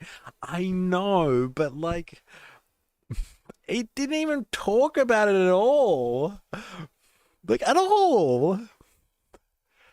Like, come on. Yes, the peace deal signed at the Egypt summit does appear. It's like, even the researchers just has no idea what's going on. It does appear to be what they're referring to, but we can't really tell. The Wall Street Journal reports the documents signed by the leaders of Egypt represent the first phase of the 20-point peace plan. Reuters as well note that Egypt will host over 20 world leaders to finalize the Gaza peace plan, trying it to Trump's peace framework. Council on Foreign Relations, 20-point peace Gaza peace plan, indicating the ceasefire underway is framed as part of the roadmap. Al Jazeera, okay, we're watching Al Jazeera. 20-point peace plan outlines the steps. Yeah, okay, fine. Yes, the peace agreement at the summit is being publicly tied to Trump's 20-point peace plan, especially the phase 1 elements. But whether the summit document fully represents the entire 20-point plan is less clear. Okay, so he just likes, photo ops when he signs documents and like puts his signature on things, right? Why is there no one from Israel or Palestine at this peace summit where they are signing the peace deal?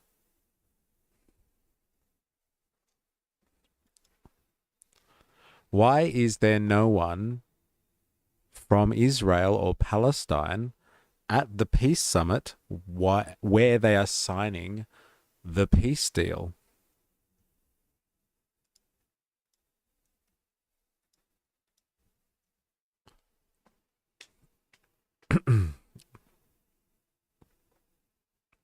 I can't tell. You haven't loaded it yet. Oh, it's stalling. It's not liking it. Let's try again.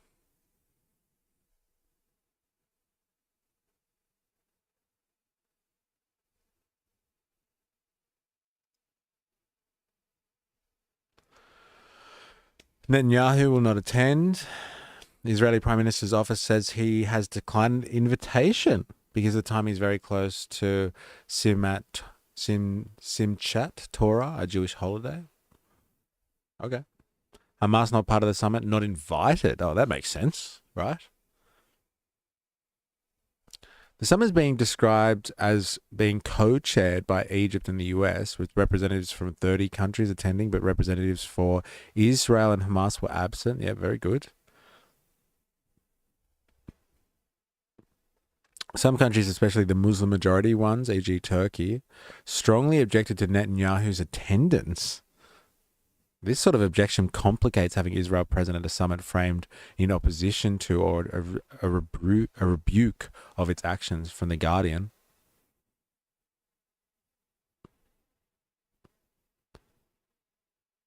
As stated, Netanyahu's office claims the summit dates conflict with the Jewish holiday.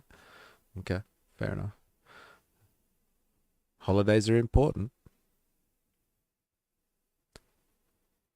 Some of the summit's initiatives have already been negotiated indirectly by mediators, Qatar, Egypt. With Hamas or Israeli representatives, the summit may rely on those channels continuing rather than the face-to-face participation. That's first post. So if Israel and Palestine is not required to be in attendance at the peace summit at the signing of the peace deal, what is the point of signing the peace deal? Peace deal.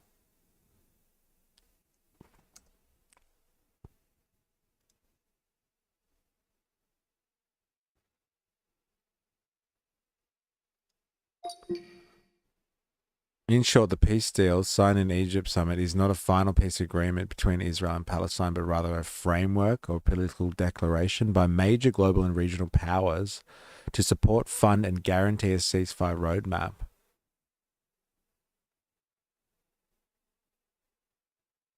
It disables a guarantor block.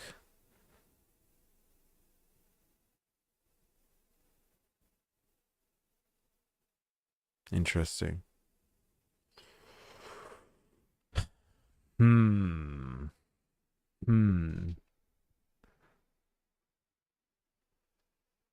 Interesting. I look, I don't get it. It's a good plan. Incredible. Okay, what's the plan? It was originally 21. What got dropped? The Epstein files. Yeah, remember? Because the first time we ever brought it up, it was 21. And the next day, it was 20 points. I wonder what happened. No one throws Trump better than Trump because neither country has a say in what happens to their territory. Oh, man. Let's be honest. Bibi isn't there because no one offers to do his laundry like the US does when he visits. That's hilarious. And he doesn't want peace with Gaza. I think it's pretty obvious, right? He just doesn't want the peace. You know, Trump, just concepts of a plan. Yeah, okay. So this is just a fucking photo opportunity, but really the writing, like you read between the lines, he said it. He goes, look, we're going to sign this thing, but like what we're going to do is we're going to have all these rich and powerful people in the room and we're going to have a little session when the media's not here. They're coming together to decide what is going on and what's going to happen, right, with Palestine. What's going to happen in terms of its redevelopment potential over the next, I don't know, coming decades? They all get to sit around the rich from the West and the Middle East and decide what gets to be done with Palestine. That's what this is about. This is a bourgeoisie meeting. And like Israel's not important. Israel knows. They don't care. Like the only thing is all these guarantors want, like people have been talking about, they want some type of security for their investment if they're going to start putting money in. But maybe if the Arab nations front it, it'll be less of an abomination once Israel starts firing off again.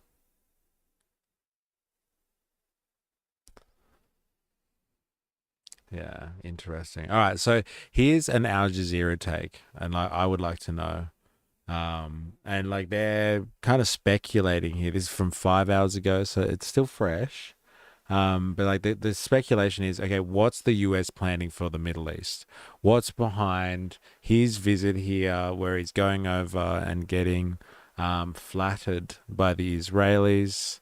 So he's shoring up their problems, bringing back the hostages. He's flying over to Egypt, meeting with the most rich and powerful people that he can find that have interest in the region. And what's really on the agenda here? What's he trying to figure out? What's he trying to do? And now Al Jazeera is talking about this. Now, Qatar was involved in the peace deal and the peace plan, so obviously the Qataris have an interest in this. But if they have some sort of insider knowledge then as a result of that, it would be good to know what the plan is moving forward. So let's see what they have to say. Like, what is the point of all of this pageantry? That was literally, by the look of it, just a photo op. Like, he just loves to like put his signature, and it's a sick signature. Like, I'm not gonna lie. Like, I wish I had a signature as good as that, and like a texter that made my signature look that sick. But like, it's literally just an opportunity for him to sign stuff in front of people and get some rich people in the room together and tell them how wonderful they all are. And like, even if other people don't like them, I think you're a nice guy. I've always loved you, hey. And when NATO calls me up when they're upset with you, Erdogan, I tell them where to go. I got your back, as long as you got mine. What's the US planning for the Middle East? President Donald Trump is in the region to cement his plan for peace in Gaza. He says the end of the war ushers in a historic new dawn. But can he succeed where his predecessors have failed? This is Inside Story.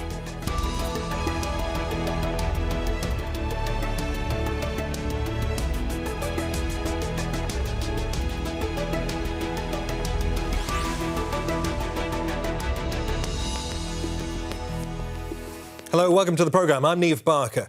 US President Donald Trump made a last-minute trip to the Middle East on Monday in the wake of the Gaza ceasefire deal. He landed in the Egyptian resort town of Sharm el-Sheikh late on Monday after having flown in from Israel, where he addressed the Israeli Knesset and praised the Israeli leader, Benjamin Netanyahu. The first phase of Trump's 20-point ceasefire plan has now been completed, with Hamas releasing all 20 living Israeli captives in Gaza and Israel freeing Palestinian prisoners in the occupied West Bank after the earlier withdrawal of its forces from some areas in Gaza. So will this deal finally bring peace in the region, or is it another missed opportunity? And what does Trump's plan mean for the broader Middle East? We'll get to our guests in a moment. First, this report from Imogen Kimber. US President in the region harmony to invest in his 20-point plan, where least he was on his way to the Egyptian resort town of Sharm el-Sheikh, where he is gathering major global and regional powers to invest in his 20-point plan. The plan includes an interim authority to govern Gaza. Trump says he has an idea of who will be on the board that will oversee the strip. Look at these guys, although man, only sitting former around UK in their suits deciding what the hell's going to go on in the region. It's just a big investment fuckfest. That's what this is. I don't know. Someone's already called me out for this already today, but I don't know why I get so surprised by this, but it still sickens me that this is what happens in a bourgeois society. These people are just okay, Trump's done it. The Mr. Art of the deal, he's done it. He's like, look, I've done what I can to stabilize the region. Can we just let business come in here and clean up the rubble?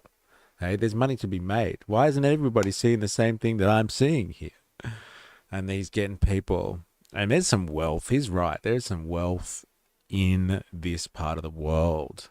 Hey, I know I talk about other resources being so important, like data in the surveillance capitalist world, but the money that comes from oil and gas and these types of resources is still immense, and they do have some capital, baby. My God.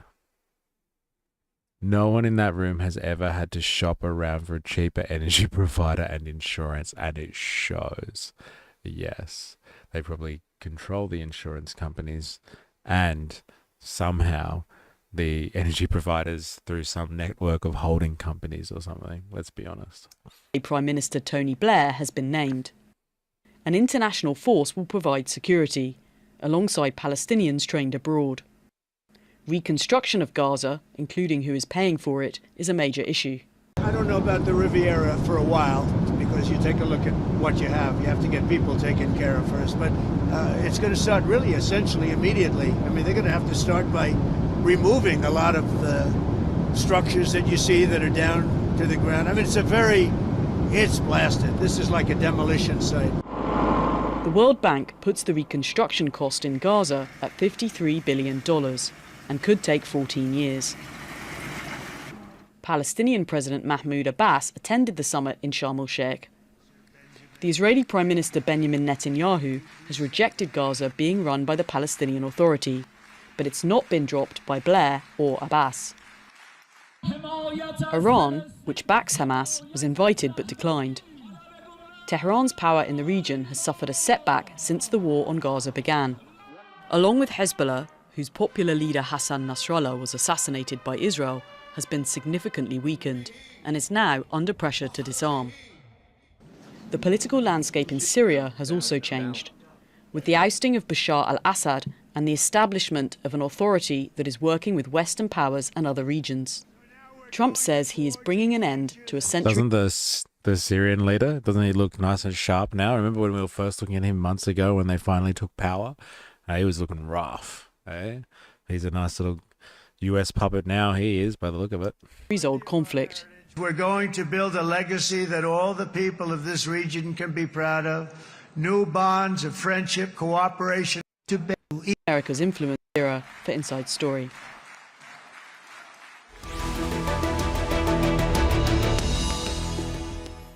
OK, let's bring in our guests in Cairo. Sarah El-Tantawi, she's professor at Fordham University in New York City, political analyst and writer in New York. Yazid Saig, Senior Fellow at the Carnegie Middle East Center, and in Miami, Kenneth Katzman, Senior Fellow at the Sufan Center and a former Senior Analyst with the Congressional Research Service. A very warm welcome to all three of you. Welcome to Inside Stories. Sarah, given that all of this is going to be happening in Egypt over the next few days and you are there, does the signing of the peace accord in Egypt represent to you a new Jelani puppet. New order in the Middle East, a real true break from the past, or a continuation of the old order that led to many of these frictions that arose from the colonial carving up of the Middle East? How would you, Sarah, reflect on this moment?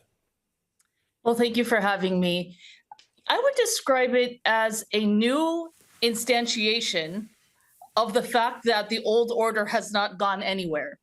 So the way I would expand on that is that for the last 2 years, many of us have been watching what's happened in Gaza with the worst case scenario fear in mind. And that worst case scenario is that the right-wing elements in Israel would have their way, that the Gazan people would be expelled, that that territory would be turned into a casino, and there would be a completely new and horrific order that would take place in Gaza. What's actually happened is that, in fact, the same players that have been involved in Oslo, that have been involved in Camp David, in the case of Egypt, are now back at the table hosting this latest ceasefire. So it shows that as radical as certain factions want to get in this conflict, there is no solution to the conflict, it would seem, outside of the participation and the buy-in, and frankly, the financial assistance and the political buy-in of the regional players, including Egypt. Kenneth, turning to you, Sarah seems to suggest that this is an iteration of the Oslo Accords. Do you agree? Well, thank you for having me. Sorry, I need to get across this for context. What are the Oslo Accords?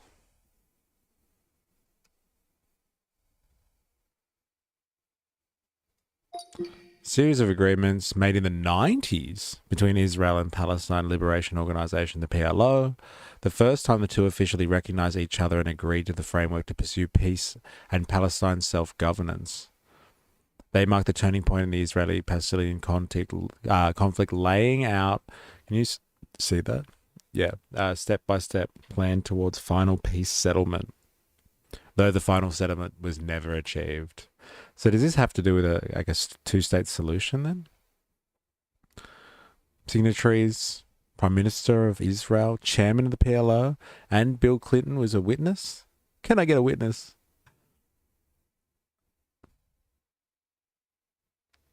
It was a path to a two-state solution, peaceful coexistence, gradual withdrawal. What happened? Trust quickly eroded. Israel continued expanding settlements in the West Bank. Palestinian factions like Hamas rejected Oslo and carried out attacks. Israeli hardliners also opposed Oslo. Okay. That's what happened. So basically her argumentation was that, look, we've been here before. How many times do we have to learn from this shit? We need people from the region fully invested in this and showing that they fully invested. You can't just leave it to Israel and Palestine to figure this out on with a nice peace deal or some type of paperwork, because that just devolves into the chaos that we have seen around us. And let's be honest, Israel goes rogue and does whatever the hell it wants to and find explanations to do anything. Right? Interesting. So that was in the 90s. My God. What a time to be alive. I don't necessarily agree it's a continuation of the Oslo Accords. I mean, the Oslo Accords were supposed to lead to a Palestinian state, and unfortunately it got derailed due to distrust on both sides, and don't want to relitigate that, but it didn't lead to what was expected. Now we have a new chance, I suppose, to build a new Palestinian political structure. We have to see if Hamas does disarm, if there is eventually, as the Trump plan delineates, the Palestinian Authority coming back into Gaza. If we have stability, then we can perhaps revive the Oslo Accords, perhaps, and try to move forward into resolving some of these final settlements, final status issues. I think we're a long way from that right now, but that's the hope. Of course. The problem is, Hamas refuses to disarm. That's the problem I see. Yep, people seem to be a bit worried about that one, don't they? This is the famous picture from the Oslo Accords. Okay. Hey, Clinton in the middle there. Look at him. Can you guys see that? On the top there. Yeah, Clinton. Good on you, mate. And nothing came across of it. Trump doesn't believe in a two-state solution. The only state he recognizes is America and her interests. Yeah. Yeah. And like there is no talk of that definitely in this round. I think old mate here is onto something. It's like it's very different to a two-state solution, or even, justifying getting towards a two-state solution. If you're watching this on TikTok and you're wondering what's going on, we are watching other videos and like trying to understand the situation with the Palestinian peace plan. So I've got a YouTube link in my bio. You can click on that and you can follow the videos along with us if you're interested. Can you react to my video? It's about the crimes of Israel. What's your name? Ari Herdefega. I can't even pronounce that. I have to screen it first, just to know what it is that you're showing. But like, drop a link. Go for it. And like, maybe I can get somebody else to screen it for me. So I know it's safe for work material, if that makes sense. Yeah, happy to see your propaganda. If you are a regular, or even if you're not a regular, if you're new. Ooh. Yeah, I need somebody to screen that for me. If somebody wants to do that, I would be beholden to you. But I can't screen that live. So you have to answer me these two questions, though. Like, who are you? Like, why are you in this stream? How'd you find this stream? And why do you want us to watch your video? That's 3 questions, isn't it? But like, you know where I'm going with this. Answer me these questions 3.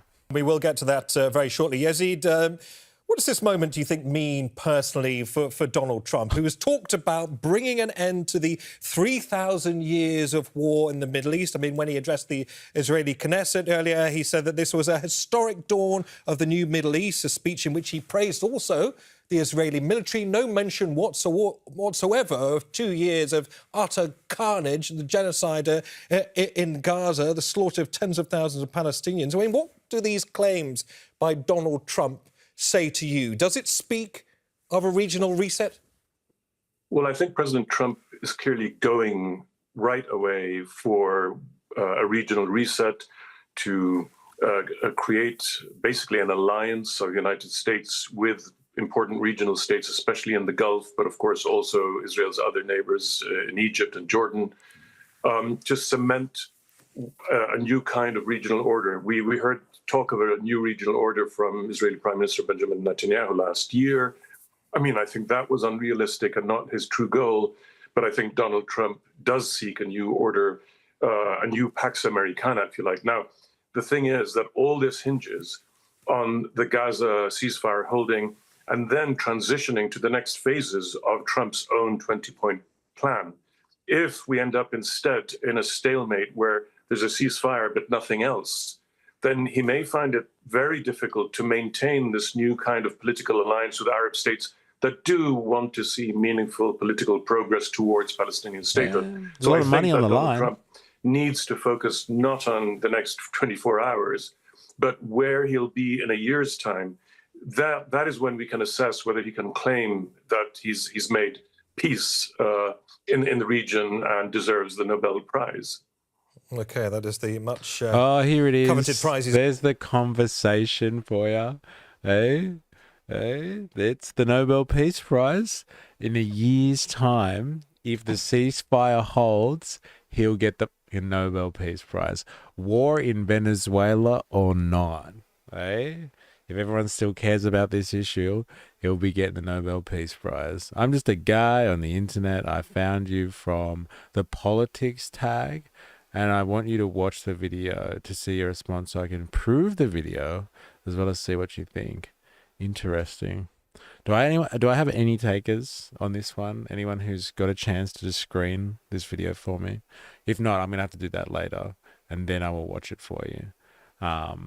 And so like you're gonna have to come back. I'll definitely watch it, and like I can do it live, but I have to screen it first. Up to you if you want to show the video. Nothing we all haven't seen, but definitely some graphic content. I think it's just proof that Israel has no desire to change their stance. Okay, right. Thank you. You screened it. Okay, cool. There's one guy in the rubble, but other than that, it's statements. Okay. Thank you, Jag. Appreciate it. All right. Well, look, let us finish this off, and I'll have a look. I'll have a look-sees. I checked it out. There are like 1 to 2 second clips of not safe for work. But stuff, but a majority of it's fine. Thank you for checking. I do appreciate that. All right, let us have a chance. I want to get through some of this, and then I'll give it a crack for you. We'll see how it goes. After, of course, Sarah, I mean, the Americans do, of course, have two key aims in this peace summit: getting the region to commit to the future security of Gaza, and getting regional powers to pay for the redevelopment, the reconstruction of Gaza. Gaza's in ruins, lives are in tatters. I mean, do we even know how committed Israel and Hamas is to a lasting peace? We have seen, Sarah, as you know, many false dawns in the past where Israel has simply resumed its conflict. What's different this time, Sarah? Oh, you've checked it as well. Thank you. Everyone screened it. Thank you so much. This is the $1 million question. Like, can you even invest in Israel if you're a big player and you got all this cash? Is it safe enough to invest, or is the risk too high? Let's see. It's the last 5 to 10 seconds that are too much for the TOS. Okay, I might cut it a little bit short then. But like, yeah, we'll have a look. We'll have a look-sees. Sit tight. However you say your name, Ari here, HDF Guff. That name is a little bit sus though as well. Like, it's like you've just created the account so you can drop content on people.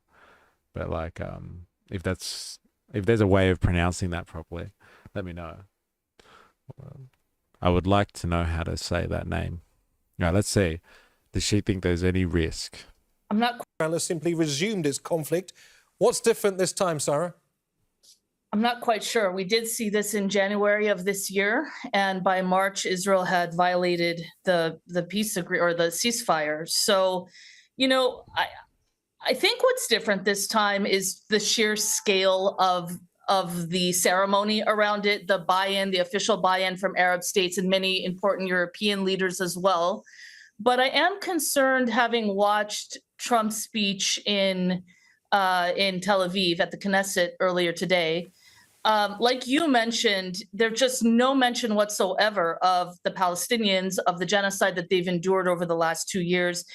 It's as if Trump is speaking to, he's a real estate agent, is speaking to the Knesset, but from an American perspective, he's speaking to this ultra, what's now in America called the Israel First sort of faction of his party, which is actually quickly losing steam domestically. And so I'm worried that even Trump representing the United States is representing an increasingly diminishing political power inside the United States, not monetarily, but politically. And if he's not going to position the United States as any kind of honest broker, which frankly the US has not had a good record of, including with the Oslo Accord, then it's hard to be optimistic about intentions, you know, as you put it. Right. But like your last guest just said, the real important issue is that the ceasefire holds. And if it can hold for a significant amount of time, then we will be in a different situation. OK, well, let's look at some of the details in the 20-point plan. Kenneth, point number 9 of Trump's peace plan talks of Gaza being governed by a temporary transitional governance of a technocratic, apolitical Palestinian committee responsible for delivering the day-to-day running of Gaza. Our discussion, of course, is about the possibility of a new Middle East emerging here where Hamas agrees to disarm, of course, and then disband. Firstly, will that happen, in your opinion, Kenneth? And what might a new Palestinian leadership look like? See, I thought this was interesting when I was asking people the other day. It's a very complicated situation. He had his Zionist donor in attendance at the Knesset and acknowledged her. Yeah. But did you watch the whole thing? Did you? Interesting. I haven't had a chance to actually watch his speech. I don't know if I wanted to waste my time on it, to be honest. But like, see, this was an interesting point that I was like speaking to people at the protests about. I'm like, do you agree with disarmament? Like, if it means that they can get peace, do you agree with the disarmament? And people were like, maybe, but like not now. Like, you don't want to disarm right now, because the history or the record of what Israel has done is they have basically reneged on ceasefires in the past, and then they end up, you know, obviously punishing the Palestinians hardcore. And so any disarmament would be a stupid move, because you're leaving yourself open to some type of, I don't know, not even retaliation. That's not even the right word. You're just leaving yourself open for aggressive threats that you can't respond to. And so I'm wondering what this guy thinks about Hamas demilitarization. Right? Kenneth, and what might a new Palestinian leadership look like? Well, Hamas has agreed to yield governing power to this committee that's stipulated under the Trump plan. But of course, we know, and I forget what point number it is, but the Trump plan does provide for the Palestinian Authority to be reformed and undergo changes, and then ultimately replace this technocratic committee and resume governing Gaza as it did prior to I guess 2007, when Hamas killed the Fatah members and took over completely. So if that roadmap is followed, and we do have a PA return to Gaza, and it's secure, and the international forces train Palestinian forces as stipulated in the plan, and there is Hamas is disarmed, or at least, you know, is not actively fighting anymore in the streets or fielding a militia, then we could potentially have you know, a new Middle East. You know, but it's going to take time. This is not going to happen in the next 2 weeks. This is a long-term plan, as the other guests have said.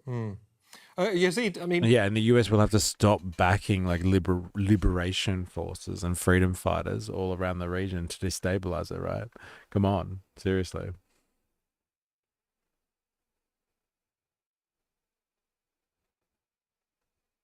He's trying to make peace. If that belief makes you sleep better at night, slap. They need arms. Often settlers from around Gaza come in and try to take it. What they will do when the settlers come with rifles and they have nothing, it's a good question, right? Do they have the right to defend themselves? Does Israel have the right to keep its arms? No one's questioning that, right? Trump only does things that benefit him at the end of the day. He doesn't believe in anything other than enriching himself and his mates. I'm sure Israel will abide to the ceasefire this time, says Blue Magician. It sounds like you're a lot more optimistic than I am. They talk as if Hamas is the problem in the Middle East. Yeah, I know, right? All the focus on Hamas. It's been a long war. Let's put October 7 behind us. Integer laughing my ass off. Interesting. There was no war. Just building on what we've heard there from Kenneth, I mean, any kind of Palestinian leadership would surely emerge against huge number of odds stacked against it. I mean, Israel, we know, has long been accused of a divide and rule approach to dealing with the Palestinians, of pitching rival factions against each other to weaken their claim to statehood. Israel has been accused, specifically also in Gaza, during the past couple of years, of specifically arming gangs there as well, of infiltrating groups in the West Bank too. There's a danger, Yazid, that Netanyahu... See, like, this is the thing. We've had this claim made in our stream chat already today. I think it might have been Jag, that people were speaking about, like, and I've heard other people talk about this, that there are certain militias, like private militias, that are being armed by Israel in Palestine or in Gaza at the moment, specifically in Gaza, that are oppositional to Hamas. And so, like, it's going to spark a bit of tension,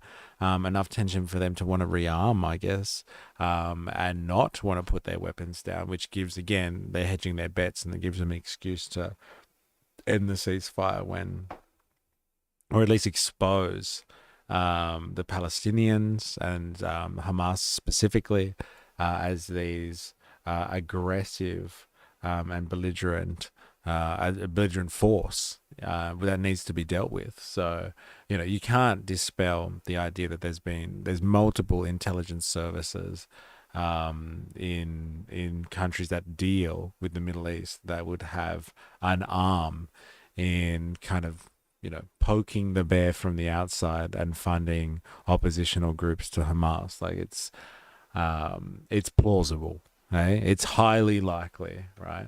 Without knowing exactly for sure, given the history of what happens around the world, you could say that that's plausible. You are a Karos chatter, aren't you? What's a Karos chatter? Tell me. There were already 27 people killed. In terms of, like, from who? From this paramilitary? Or like fights between Hamas and other groups, you know, struggling to reassert their dominance. Any pro-Palestinian supporters who think Palestinians shouldn't be disarmed should automatically agree with dropping gun control rights. Wait, let me fathom that one more time. Any pro-Palestine supporter who thinks Palestinians shouldn't be disarmed should automatically agree with dropping gun control rights. See, it's interesting. It's an interesting contradiction that you bring up there. Karos is another streamer who does similar content to you. They are South American. K-Ros. Okay, K-Ros. Interesting. Look at you recognizing people from different communities. It's a small world out there. K-I-Ros. K-Ros. K-I-Ros. K-I-Ros. Yeah, between Hamas and one of these Gaza gangs. Okay, yeah. Where do you get your sources on this one, though, Jag? Have you read an article on this one?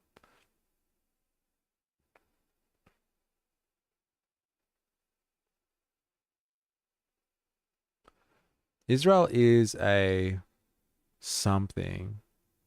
cancer expanding its cells in the Middle East.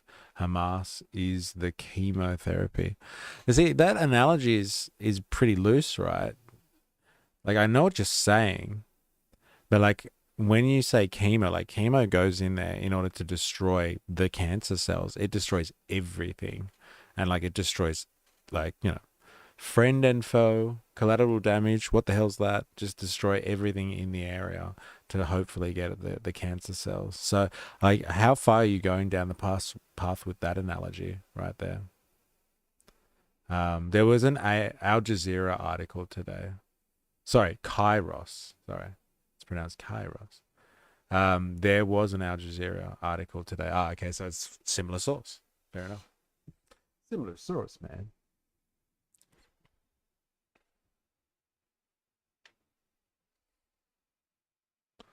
Who's made no secret of being firmly against the notion of a Palestinian state, continuing to foment division amongst the Palestinians themselves, Yazid? Absolutely. And of course, arming plans inside Gaza, which then attack Hamas or Hamas retaliates against them and asserts its control of the streets, could also be used quite cynically by Netanyahu as a justification for abrogating the ceasefire and going back to war against Hamas. But I think the crucial thing you've put your finger on here is that Netanyahu and his far-right allies are absolutely committed to preventing Palestinian statehood and to annexing the West Bank.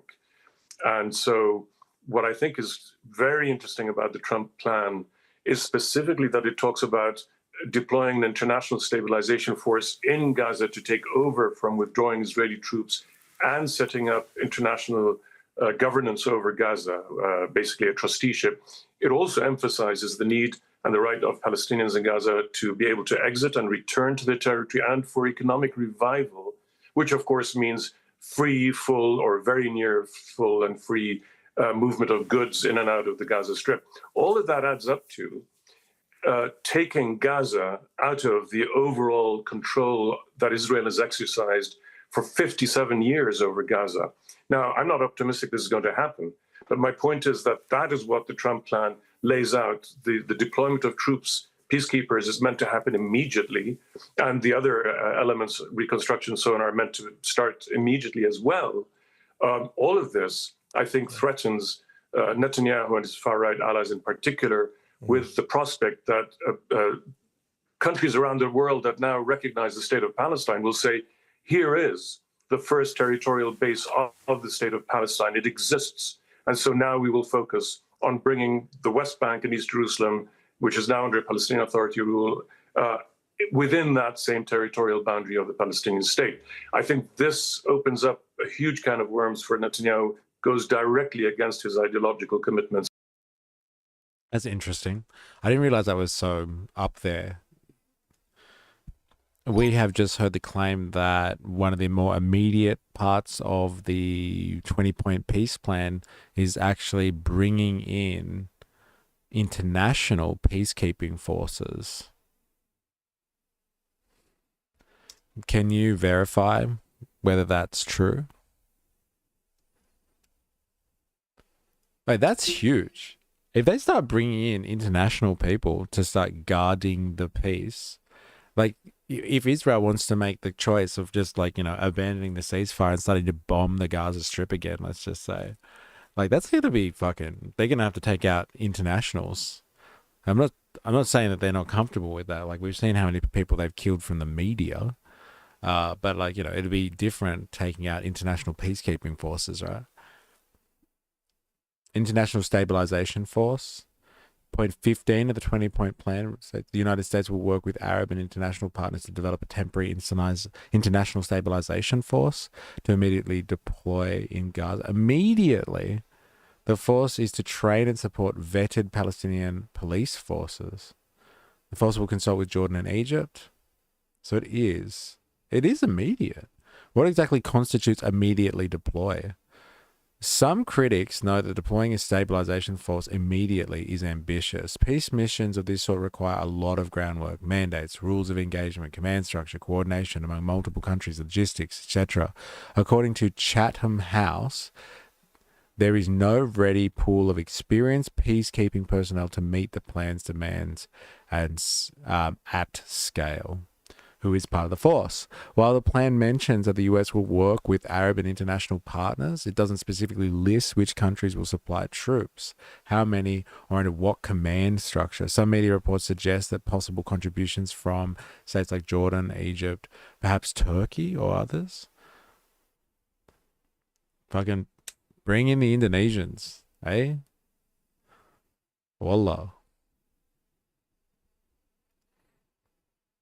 Interesting.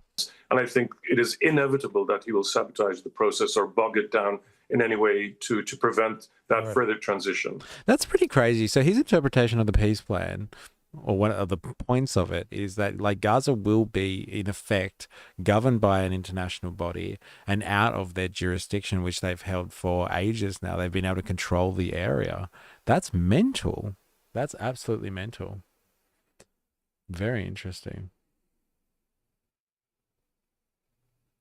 My point is, Hamas maybe kill some rivals, and when they send their rockets and possibly hit people you'd feel sorry for, but at the end of the day, they are to fight against the oppressors, and the casualties are insignificant. Even the IDF soldiers killed are insignificant, but they are a massive benefit. Without them and other resistance groups, Gaza would have been made into a Jewish settlement decades ago. Fair enough. Fair enough. Maybe it's better for them to leave Gaza. Yeah, Israel should leave Gaza and the West Bank. Actually, that was Indoctrinathan about the Kairos guy. Gaza is non-habitable at this point. By design, yeah, I guess that's a fair point. Check them out sometime. You like their content. Yeah, fair enough. By design, it's a fair question. You got to say, Blue Magician Man.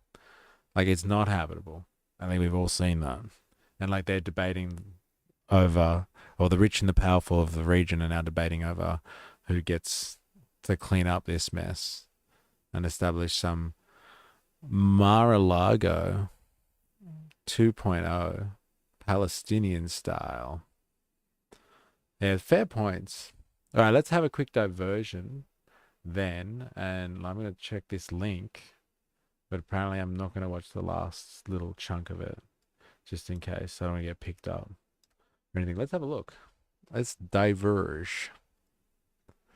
What platform is this on? Oh, it's on X. Oh, interesting. Okay, so let's slow down. Look at this old school footage of the man. Israel loves murder. Abdurrahman.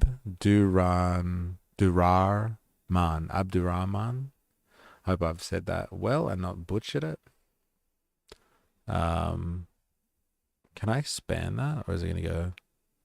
Nah, fuck it. I'll try and fix the screen so you can see it a little bit better.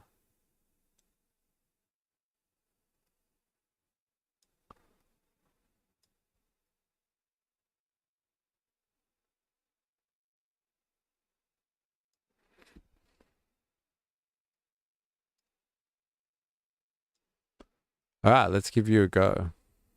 Let's see what your content's like.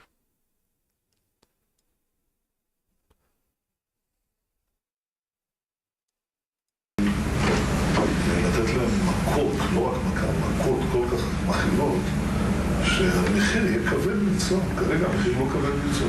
התקפה רבת היקף על הרשות הפלסטינית. מדברת על פחד שהכל מתמוטט. לא פוחדים. רגע, אבל אז שוב פעם העולם יגיד מה, אתם כובשים? אתה לא מפחד מהעולם, ביבי. במיוחד היום עם אמריקה, אני יודע מה זה אמריקה. אמריקה זה לא שאפשר להזיז אותו בקלות. לא יפריעו לו. אז שאני אומר, אנחנו עושים איזה משהו, אז הם... יש שווה, אז נניח שהם אומרים משהו. אז אמרו, 80% מהאמריקאים תומכים בנו. זה אבסורד, יש לנו שם תמיכה כזאת, ואנחנו אומרים מה נעשה עם ה...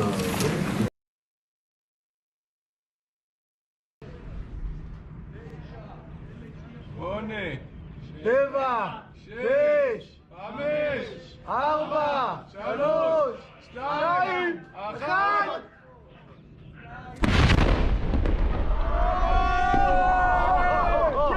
עף לי הנשמה! יואו! איזה דבר! שלא יהיה להם לאן לחזור! We were looking for babies, but there is no babies left. Maybe I killed a girl, she was 12, but I'm looking for a baby. It's an entire nation out there that is responsible. This rhetoric about civilians not aware, not involved, it's absolutely not true. אין כזה דבר חפים מפשע בעזה. אין חיה כזו. אנחנו מטילים מצור מוחלט על העיר עזה. אין חשמל, אין מזון, אין מים, אין דלק. הכל סגור. אנחנו נלחמים בעזה. אין חשמל, מוחלט. פשע בעזה. אין חיה כזו. אנחנו מטילים מצור מוחלט על העיר עזה. אין חשמל, אין מזון, אין מים, אין דלק. הכל סגור. אנחנו נלחמים בחיות אדם ואנחנו נוהגים בהתאם. You know, I'm very puzzled by the constant concern which the world and also Britain, I must say, Mark, is showing for the Palestinian people, and is actually showing for these horrible, inhuman animals who have done the worst atrocities that this century has seen.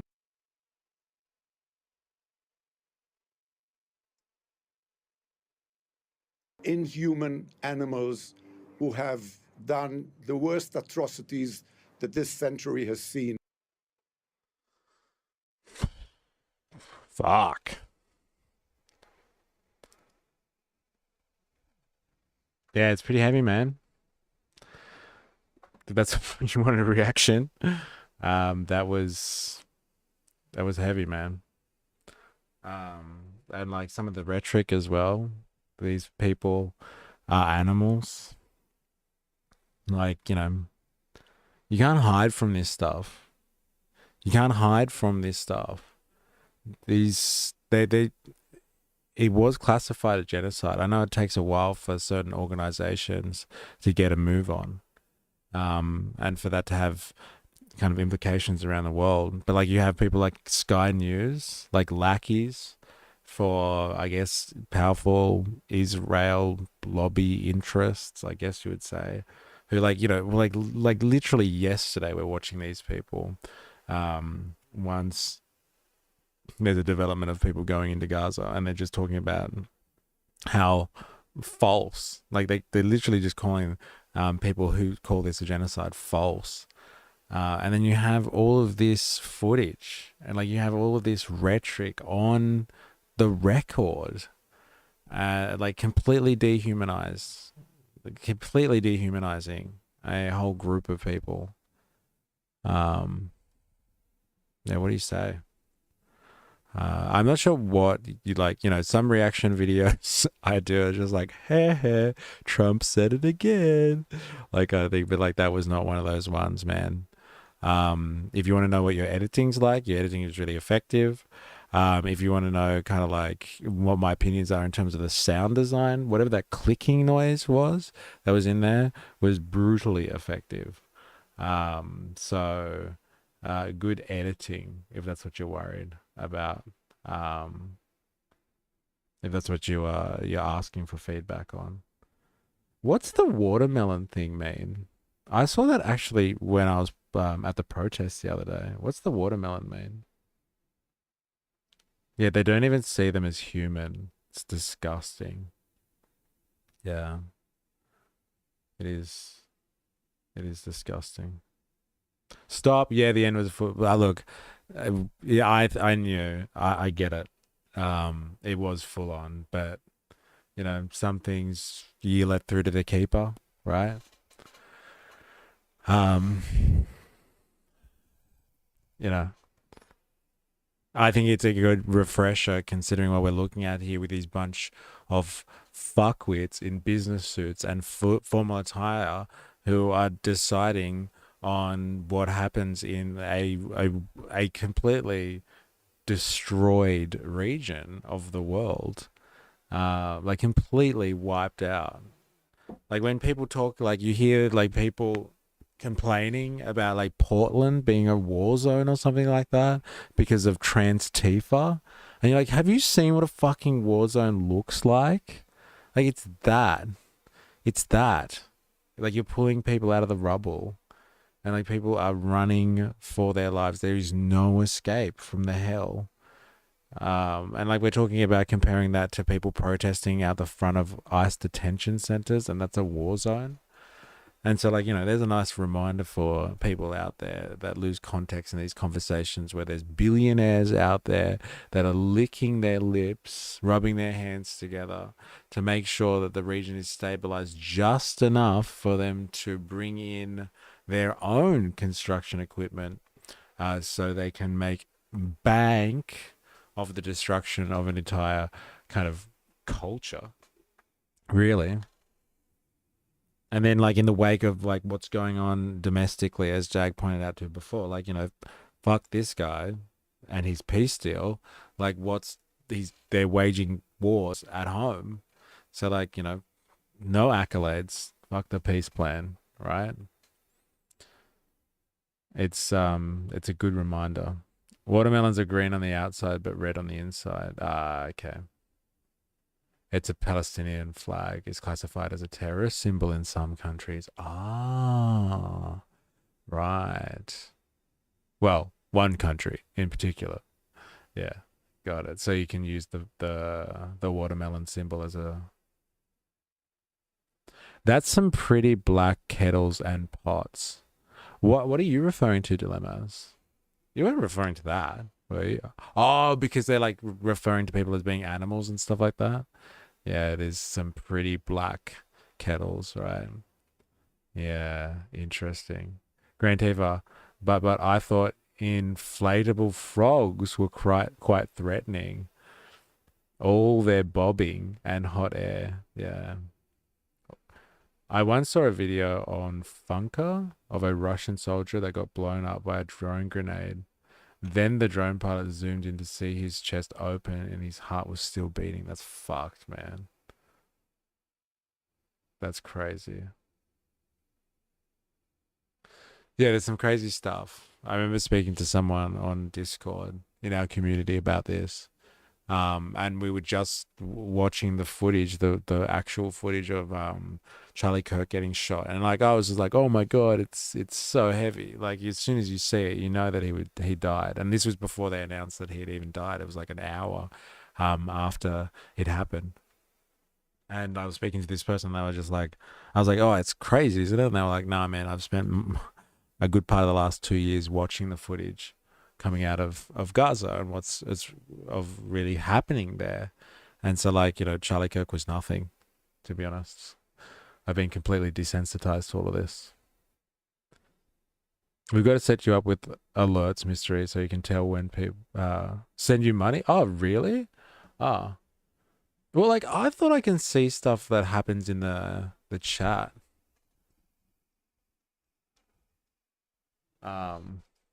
But like this monitoring system doesn't work like that, apparently. So yes, whoever has sent something, 4S gifted a tier 1 sub. So does that mean you've sent money to so that I can't even read this name. Ari here Defaga is able to. Is that what you've done, 4S? You've sent money so that they can be a sub. Thank you for doing that, 4S. It's lovely. It's very nice of you. It is. It's top. Good on you. That's Funka 530 for you. Oh, okay. Right. Yeah, it's all... It's all very grounding stuff, all of this. It really puts everything back into perspective. Yeah, thank you, 4S. In the house. What a legend. And like for all of you like that are watching this, I don't know what platform you're coming from, but if you're on YouTube, there is Twitch World, the Twitch Files. That's where the hardcores go. Or the people that are able to, I guess, watch from a PC, I guess. But yeah, go over and see the Twitch Files. A lot of action happens over there. I'm feeling a little generous today. Good on your 4AS. It's like $8 AU per sub, 12 on mobile. Don't pay Google's fees. But yeah, you should get a cut of your sub money at the end of the month. Oh, fucking great. Look at this. Hey? I thought we were just supporting the growth, like, and subs and stuff. Thank you. And I think Jag did one in yesterday. He gifted someone a sub. So if that's true, I would like a very belated shout out to you, Jag. Thank you. I think you gifted someone a sub yesterday that came in. So thank you very much for that, Jag. Sorry for the delay. And 4AS, thank you today. I do appreciate it. It all helps.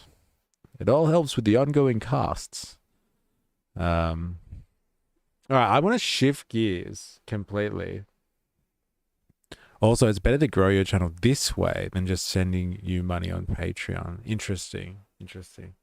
Yeah.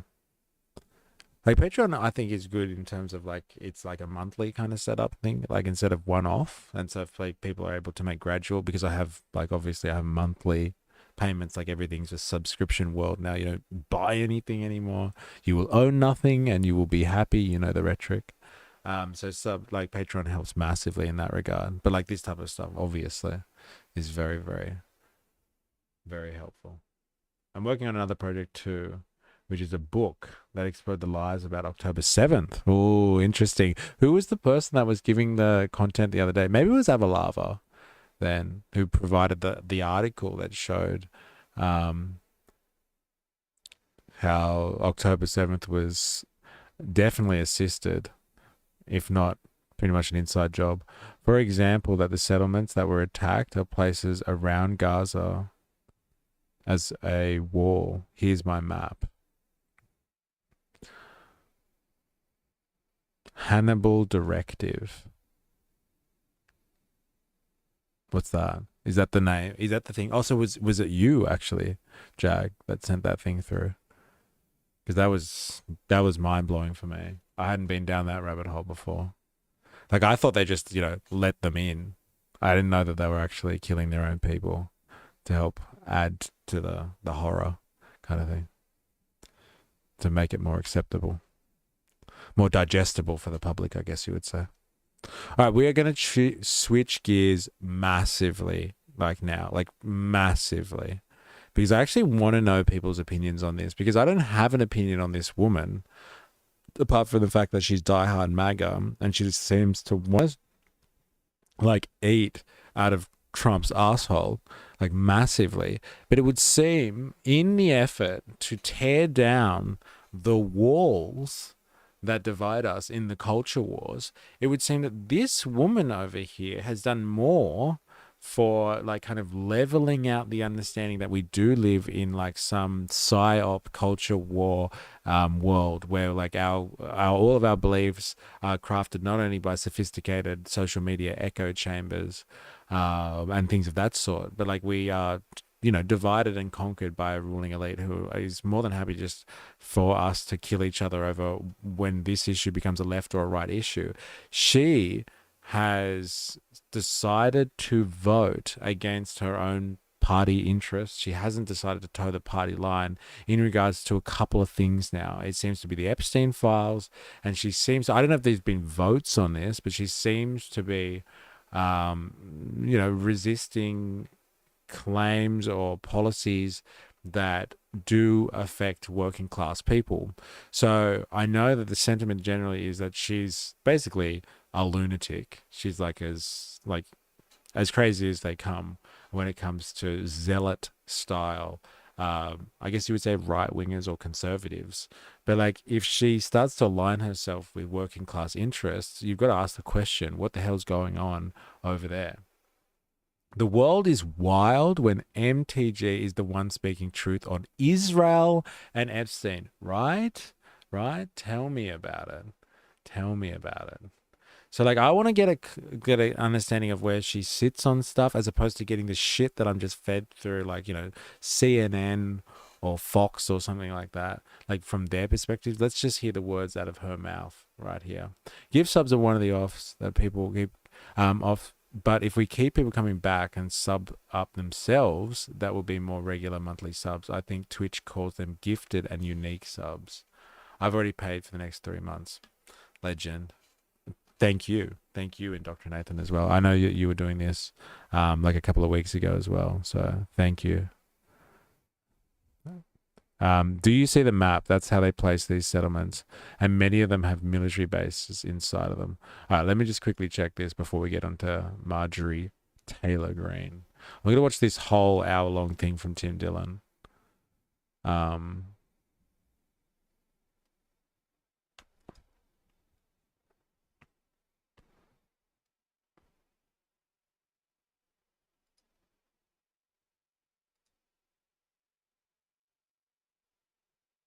So it was this fortified border, kibbutz, and the city.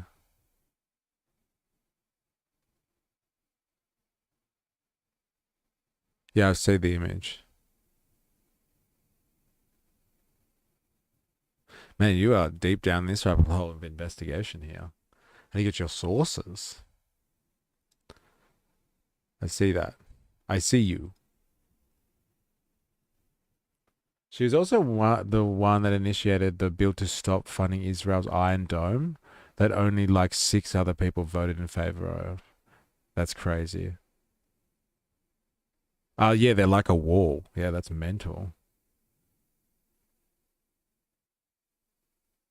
Yeah, how do you say your name? Can you say Ari here H to Gaff? Can you tell me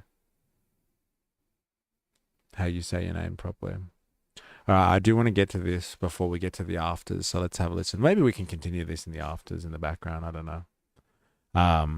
But yeah, let's have a quick listen, please. Marjorie Taylor Greene, thank you very much And for like, doing this. tell me your opinions on what she's saying, because like, you know, if people pull down the cultural war barriers themselves and start fighting for the working class, right or left, Republican or not, if they go rogue and they're just like, no, I care about these type of issues. Like she might be socially conservative as fuck, and like say some deplorable things in a socially conservative mix. But like if she's trying to fight potentially for working class issues, because she's worried about, I don't know, healthcare or something like that, then like, hey, these are the types of cracks that are the elements for working people to like, you know, come together and show some solidarity. You don't have to agree with someone who's socially conservative or socially progressive, but like if they care about your interests as a working person and they want you to have healthcare as well, or they want you to not die in prisons based on, you know, or like, you know, go to prison based on like, you know, shitty drug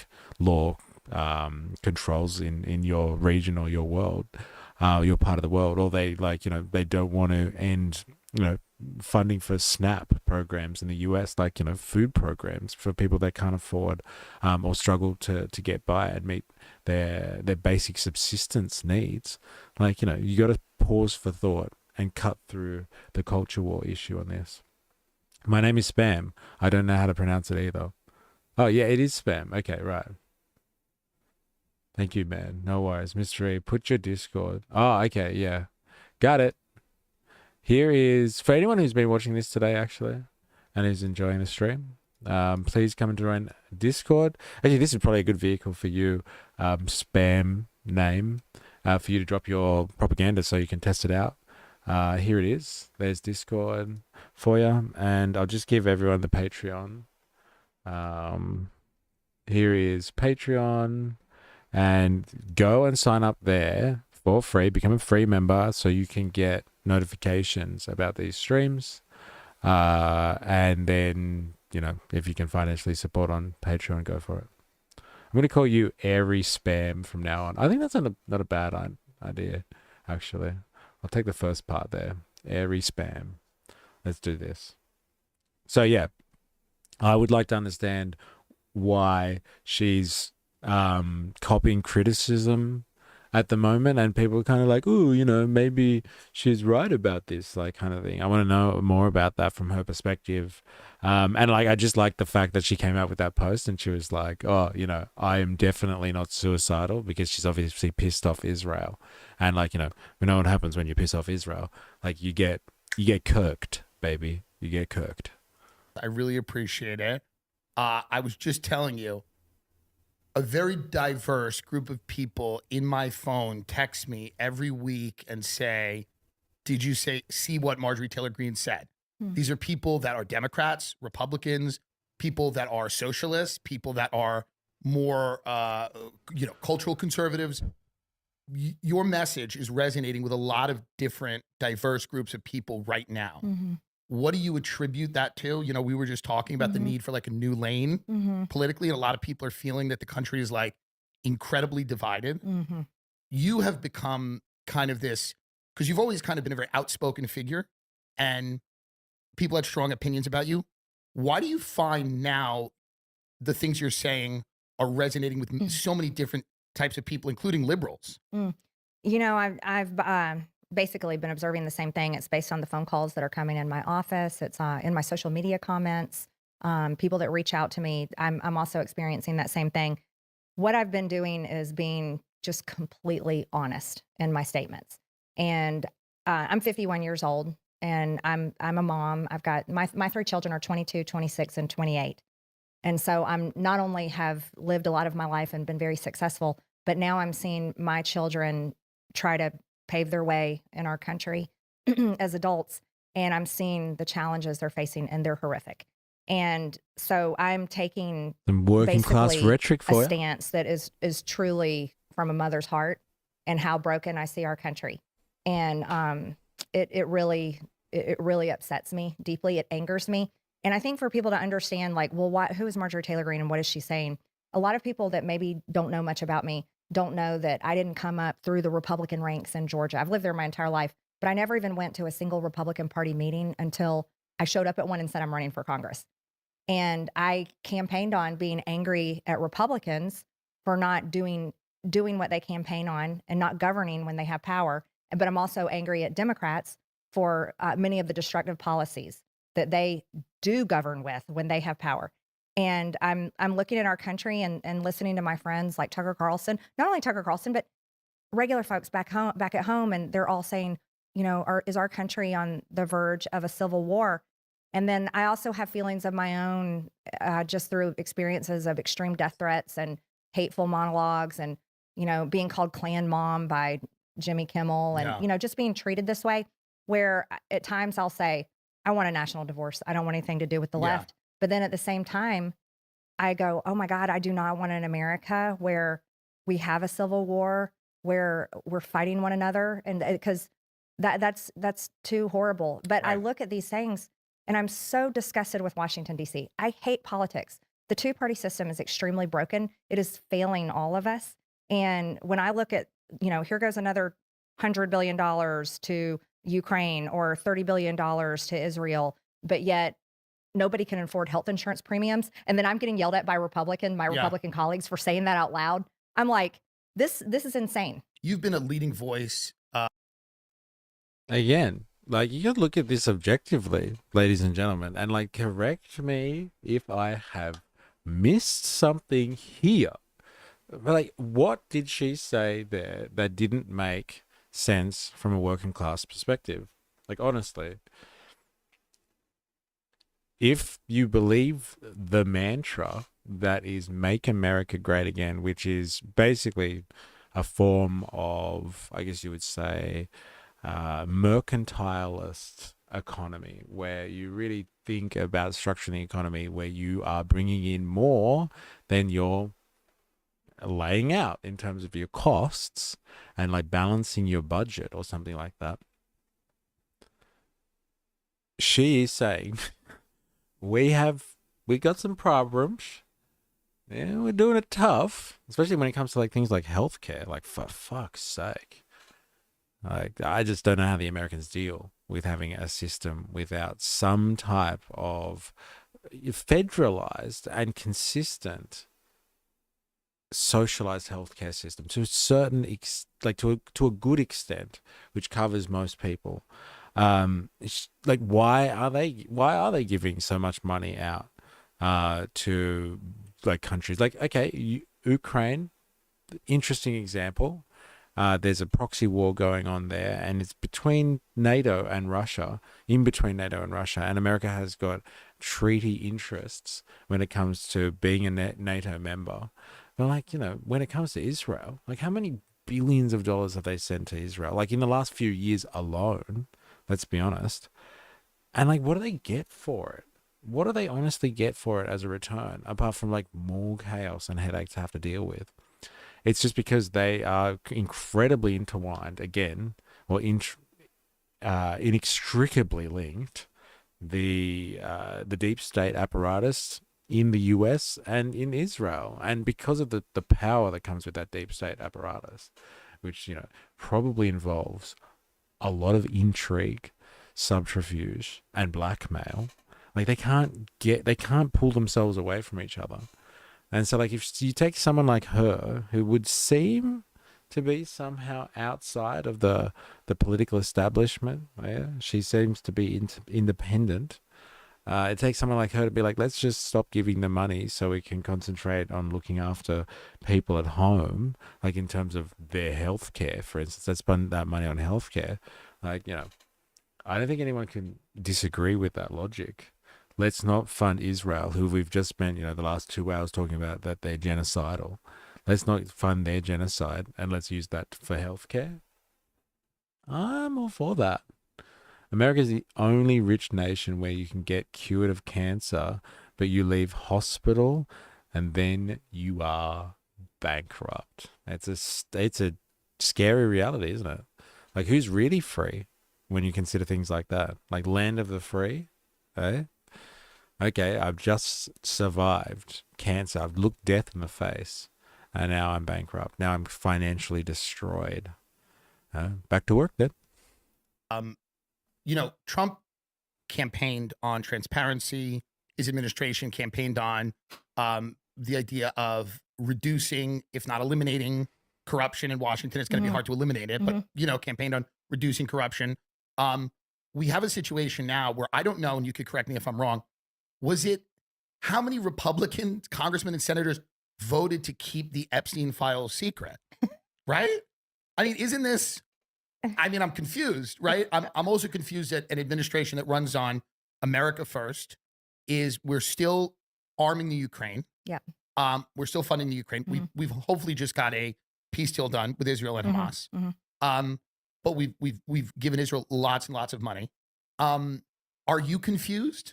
Because a lot of us are confused in terms of what's happening. Why are the Epstein files not coming out?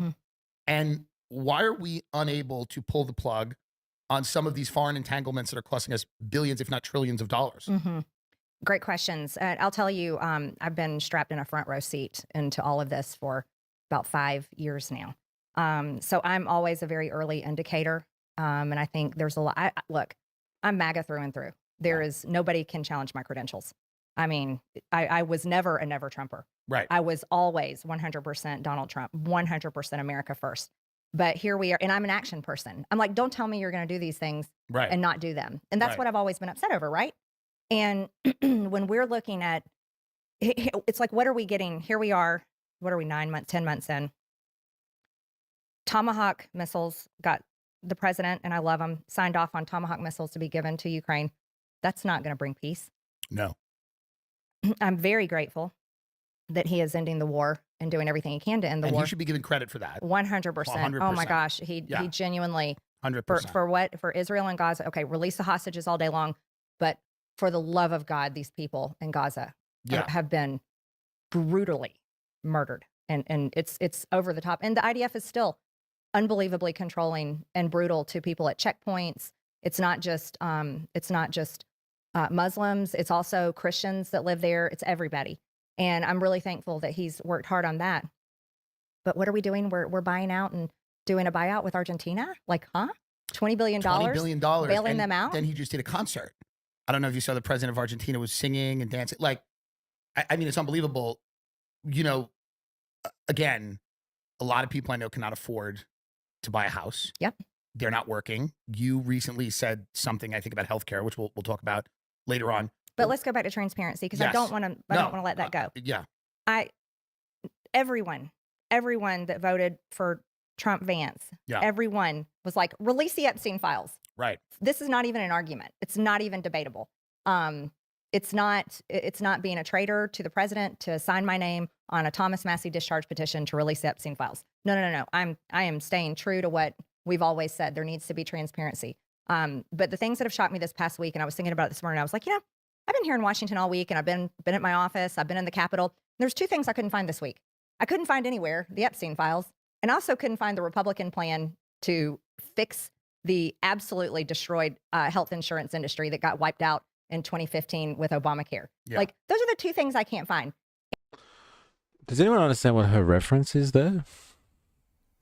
The code for the Epstein files is if they released it, all the big businesses would go under and the economy collapses. I say if your economy is built on PDF files and corruption, then your liberal new world order probably shouldn't exist. That's fucking hilarious. Hey, I'm all down for bringing down the liberal establishment, aka the capitalistic mode of production. When we said land of the free, we meant land of the free to die. Everything else costs. Wait, now dying costs you too? Damn. That's crazy. That's interesting, isn't it? Yeah, interesting. Should it exist if it's supporting all of this stuff? No, it probably shouldn't. It's a good point. What is she referring to as Obama? What did she say? Obama 2015. Obamacare wiped out the health insurance industry. How did that work? I'm just listening to Marjorie Taylor Greene speak about the fact that Obamacare wiped out the health insurance industry. I'm just trying to understand what she means by this. Like, is she worried that it destroyed the private health insurance industry? Like, Obamacare destroyed private health? Is that what she meant? When Marjorie Taylor Greene says Obamacare wiped out health insurance industry, she's referring to the industry actually disappearing. Yeah, okay, thank you. Since health insurance companies are still highly profitable, she's making an ideological claim rooted in her conservative view that the Affordable Care Act, conservatives view the Affordable Care Act, wiped out. She's probably referring to the idea that ACA increased government control over healthcare. Conservatives often argue that Obamacare limited the freedoms of insurance companies. Okay, so she's worried about the fact that the private health sector was destroyed or under attack. That's all it's about. It's no more nuanced than that, by the look of it. Is that right? She got stocks in the MIC. She sits on the fence like a cowgirl. Like, I cannot pin you, Solar Bear. Like, where do you sit on the political spectrum? Honestly, I cannot pick you at all. I don't sit with anyone. I am my own person. I've always been murky on the details of Obamacare and private. Yeah, like, I don't get it at all. It seems like such a convoluted system that could be made so much simpler. So much simpler. So private plans and competition were reduced in some areas after the ACA was implemented. Some smaller insurers and co-ops left the marketplace because they couldn't compete under the new rules. Maybe that's why. And premiums increases and consolidation. Some conservatives argue that the ACA led to higher premiums and consolidation. When she says wiped out, she may mean the old structure with many plans, less regulation and greater variation was replaced by fewer, larger and more regulated entities. Maybe that's what she's meaning. It actually forced prices up because, again, it's not like an overarching system, is it? It's just another band-aid solution on a system that has been very, very, very, very poorly constructed to maintain the interests of, I guess, a capitalist class, right?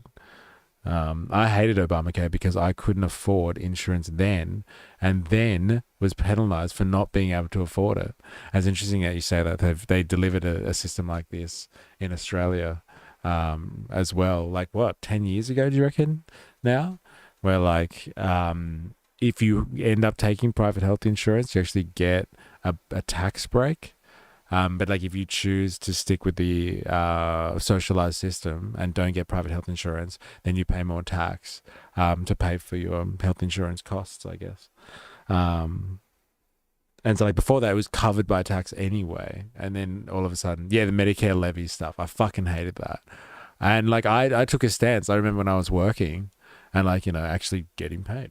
Like, my tax accountant kept being like, look, just get private health insurance, it'll be cheaper for you. And I'm like, no, fuck that. Like, I'll pay the levy, I don't give a shit. And he goes, yeah, but you're paying more, and like, you might actually get something from your private health. I was like, I don't care, I'll pay for, like, it's out of principle, I'll pay for the socialized healthcare system. I don't care if I have to pay more. I don't want to get private health insurance. I don't want to encourage that shit. Not gonna lie, it would be a baller move if Trump does try to blast Albo. Then Albo whips out his Medicare card, holds it up and says, why don't you have these in America, Mr. President? Yeah, it's funny because he took it out during his acceptance speech this time as well, didn't he? Or his victory speech, actually. He loves whipping out the old Medicare card. Eh? Take that out. What do you got now? Who loves Medicare? Who loves Medicare? I've never, look, Jack, it seems like you are aligning with MTG on this one. I know we've spoken about her in the past and her usual antics, but like, she's starting to cut through the culture wars, it would seem. I guess that's why she needs to reaffirm her health status all the time, right? It's because young Alba was strongly involved in the establishment of Medicare. Right, okay. Industry that got wiped out in 2015 with Obamacare. Yeah. Like, those are the two things I can't find. And when Republicans, and I'm criticizing also Congress big time. I'm really grateful to a lot of the things the president is doing, but I'm really upset with the direction Congress is going. But when we are not doing anything to address the cost of living, we aren't doing anything about Blackstone buying up houses where most young people can't find a house and they're having to compete in bidding wars. Right. And we're not doing anything about health insurance premiums. Then for the love of God, what are we doing? Right. Why are the Epstein files such, I mean, we could all imagine why they're such the third rail of American politics. Is it because a foreign government or an ally of America was blackmailing our politicians? We don't want that out. Is that a crazy thing to suggest? Is that a wild thing to say? Or is that... I don't think it's enough, Tim. I really don't think that's enough there, buddy. You know, you could go much further than just being influenced by a foreign government. I think that's the nice sanitized version that you can say to someone who is in Congress. But like, there's way more than just foreign influence going on there. It's fucking both sides of the aisle, and it's way, way deeper than you ever thought. That's why so many people are protecting it. And like, let's be honest, they don't have the information that everyone's looking for anyway. They got rid of that. A very likely and possible reason that these things are not coming out?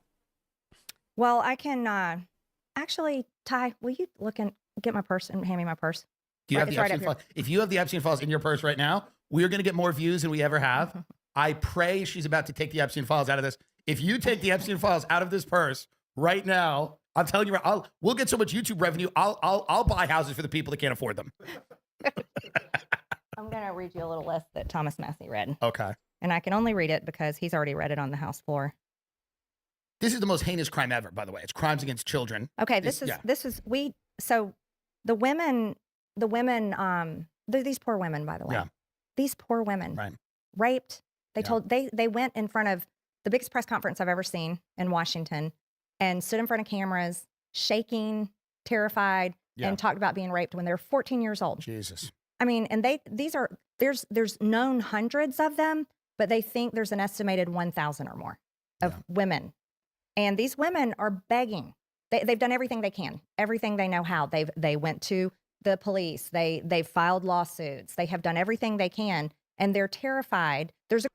If you strip away the culture wars and the weird-ass parasocial bullshit, and MAGA actually did what it claims to stand for, then it would be a good thing for Americans. Yeah.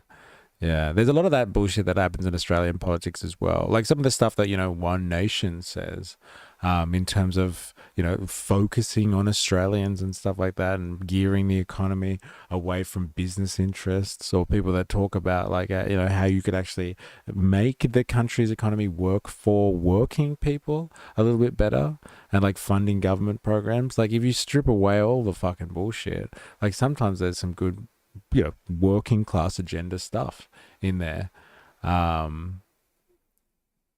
But like, there's so much culture war stuff, man. And the weird ass parasocial bullshit.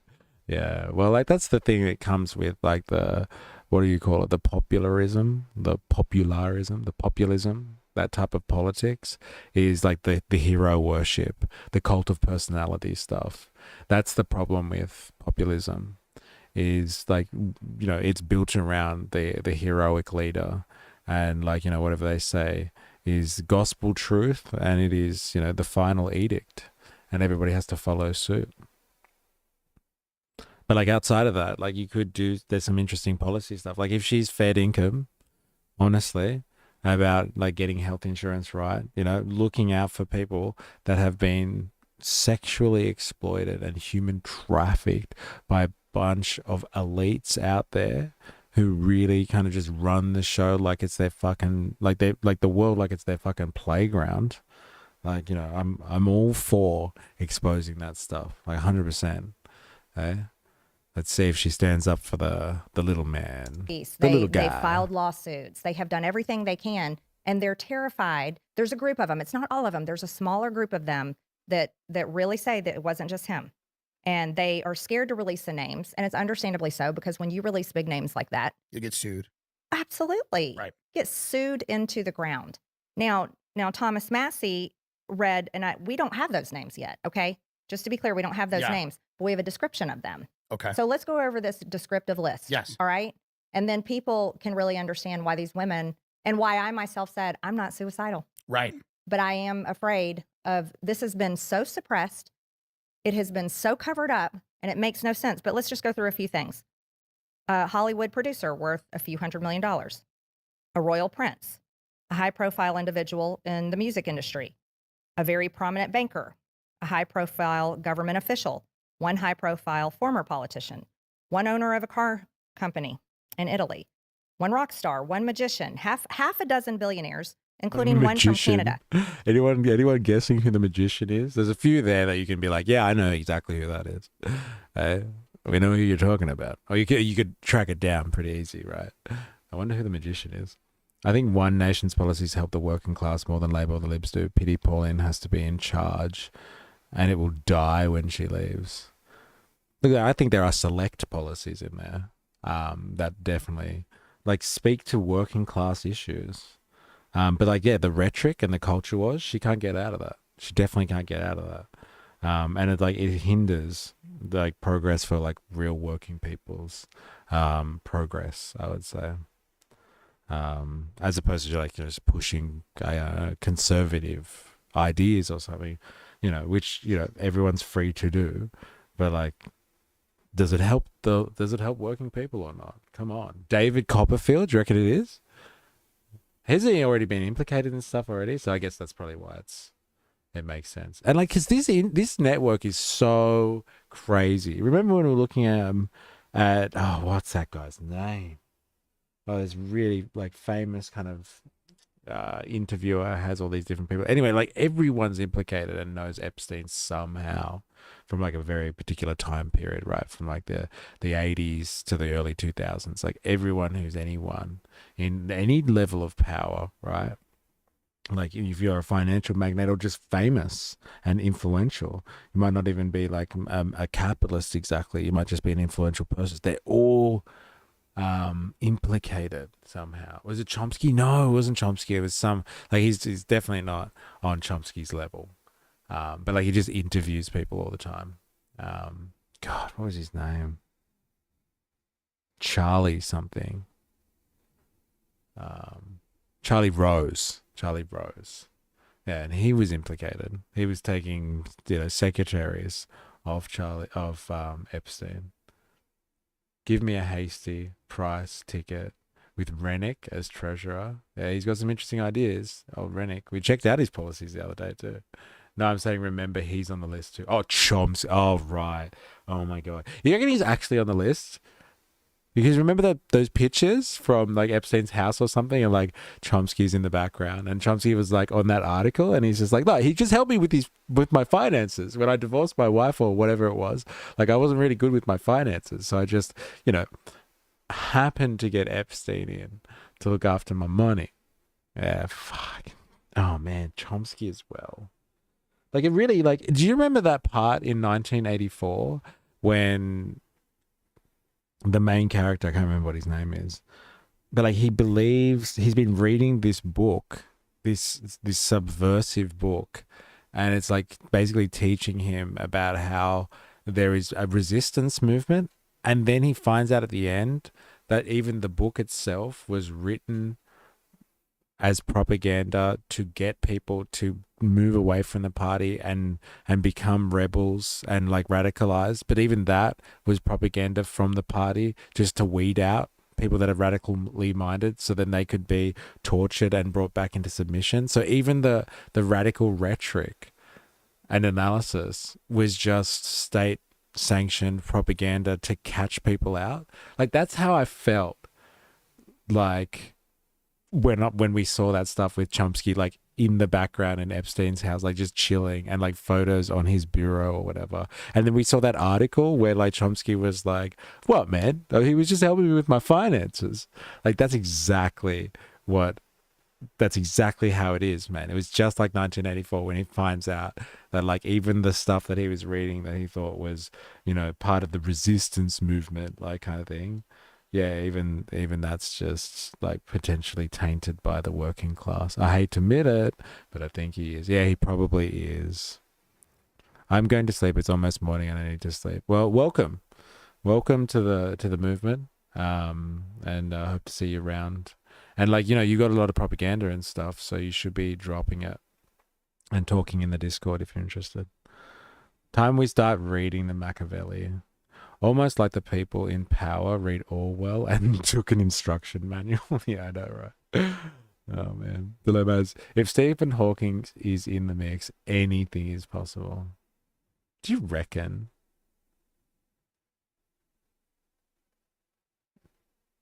Do you reckon Stephen Hawking's is in there as well? Have you seen the Sora 2 stuff with Stephen Hawking's in it? It's fucking hilarious. The Sora stuff is great. Based on what she's saying, it sounds almost like she's a bit class conscious, possibly so close. Yeah, it's funny. It's that really weird phenomenon with people like this, isn't it? Like they're so close to class consciousness, but they're just like, they're still so far away that if they just reached out, like, you know, through that thin veil that separates them from someone who's openly advocates for the working class or their own class interests. Like if they just stuck their hand through, like she's so close to class consciousness. She just comes from an angle where it's like nationally. This is the one thing that is really the problem with all this type of world that she's involved with, and like MAGA and all that sort of stuff. Like they are like a idealistic child that understands that there is a world that they could live in and manufacture if they fought hard enough for it, that could deliver like things in their interests. But they believe that it will all stem from the strength of the nation. It is bound to the success of the nation and the in-group. And if you are defined consistently or satisfactorily as part of that in-group, maybe even if you aren't the right kind of color or you don't sound right, but if you are technically part of that in-group and you like leave and potentially legally allowed to be there, then like if you're part of that national club, then like as long as you protect the interests of that national club, then that will mean that everything will be okay. And if they could just drop that veneer of nationalism and understand that it's not if the nation does well, it's if your class does well, because it's a lot of crossover between national sentiment and like working class sentiment, because like they carry a lot of the same issues. It's like, well, you know, there's a majority of people that are kind of just subsisting in your nation, and like we should be making policy that works for them. And that's the same argument behind like working class stuff, which is international and knows no boundary. It's just a big group of people that, you know, think that policies and decisions could be made in their interests, and you could structure a world that suits the interests of that vast majority of working people as opposed to not. But like, you know, it is that nationalist bent at the end of the day that curbs that, because then people are kind of worried about fighting for everyone. Like, you know, they just want to fight for their own interests because they think that their nation is like this, you know, this lone wolf that exists kind of in a vacuum somewhere, and as long as their country does fine, then like they'll all be okay. Like not acknowledging at all that capitalism is kind of, it's a global system now, and like the entire world relies on each other's connections to make all of our existences work, especially in this day and age. This isn't the 1850s anymore, where you can have like truly independent nations that might be able to structure themselves in a advanced industrial society, which is what we have at the moment.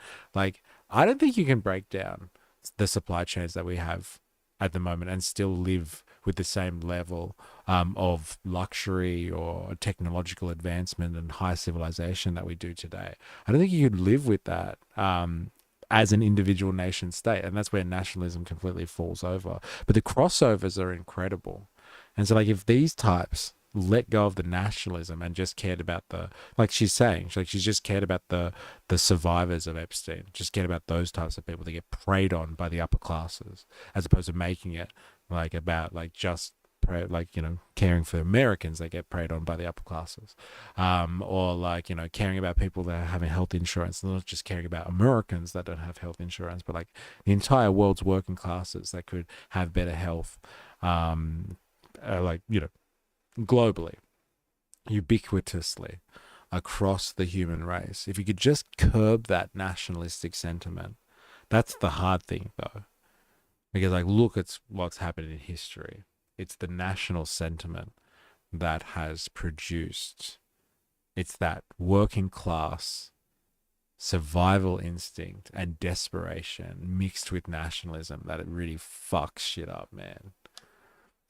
States and class, two tribalist things that hold us back from seeing our real tribe of humanity. Yeah. Just look how much industry you need to just make a pencil. Yeah, and like, what about like cars or like the microchips? There's like thousands and thousands of inputs, like just to make a car, and like from like, you know, like from like 60 different countries. Like if you track how like a Ford vehicle is made, like it comes from 60 different countries, from like thousands of different suppliers, like 60 different countries to make a fucking car. Like 100 years ago, it wasn't that complex. But like, as we move further down this path, you know, nationalism makes less and less sense, because it really does at a certain point, like with tariffs and stuff like that. Like the tariff stuff is coming for the Americans. There will be a lag time, but like the tariff stuff is coming. Like, look at the American farmers. Like they mentioned it before. They said like the 20 million bailout for Argentina. But like the tariff situation is coming, and it's going to hurt. Like the American farmers that are like more happy than to like, you know, cut off their nose to spite their face. Like, we'll vote for Trump even if like the tariff policies hurt us. That crunch is coming. And like people like her, like, oh, I love Trump, you know, I was never a never Trumper kind of thing. And like, if she's truly worried about her kids and like their, like the world that they're living in and like the lack of opportunities they have, things like some of his economic positions and hard stances that he's taken on things are going to compound the cost of living crisis that she was talking about before. Soybean farmers are already feeling it. Yeah. But like, you watch, bro, you watch. And it's always the agricultural types, because the type of people that are involved in soybean farming, and like there's some small farmers that do soybeans, but like if you want to do soybeans and sell it to China, you're doing it at large scale. So these are big, large family or large corporation farmers, these soybean farmers. You watch them get some type of subsidy or buyout or some type of relief from the American taxpayer. But yeah, they're getting crunched. And who's fucking taking it on? It's soybean farmers in Argentina and Brazil. They're just going to feel China's insatiable lust for soy. And the American soybean farmers, they'd be spewing right now. But I bet you if they're given the opportunity tomorrow, they'd vote for Trump again. 100%. Nationalism is inevitable. Multicultural society doesn't work. Multi-ethnic works, but cultures don't mix at scale. I think what you're talking about there is potentially two different phenomenons of what I'm talking about. Nationalism is inevitable in the sense that you have nation states and like boundaries within society. What I'm talking about is people use national puritanism to kind of argue for economic policies because they think it's going to service them. And it does until it doesn't. That's what I'm saying with like tariff policies and stuff. That's all like this nationalist rhetoric that has been construed as like, oh, let's make America great again and this is the way to do it. But then like they'll come up with protectionist nationalist policies that will actually hurt working people. And like Trump doesn't give a shit about them at the end of the day, because the tariff policies is a long range effort for him to make better deals for his friends in the upper classes in America. I don't think nationalism is the type of stuff that you're talking about here. And like if you're talking about like cultural, like multiculturalism and stuff like that, we're just talking about like people of different cultures mixing, and that's hard. It's hard to get people that have different cultural backgrounds to mix and to get along. And like, I don't fully agree with that, to be honest. There's always cultural differences that like people are going to have. Like you had differences between families and like how families are raised, and like how you have differences within families between brothers and sisters and siblings. Like you might live in a big fucking family, but you don't get along with all of your brothers and sisters. And like some of them are, you want to punch them in the face, but you still live in a family with different personality types. But if everybody in the family feels like they're being supported by that family, then they'll get along a little bit better. And so like when it comes to things like nationalism and culturalism and multiculturalism and all this sort of stuff, it's made easier, the differences between cultures, if they are in a society that looks after them and makes sure that there's a safety net there so they don't fall through the fucking bottom. As soon as people start falling through the cracks in that society and they feel like they're getting hard done by, then they start blaming each other for it.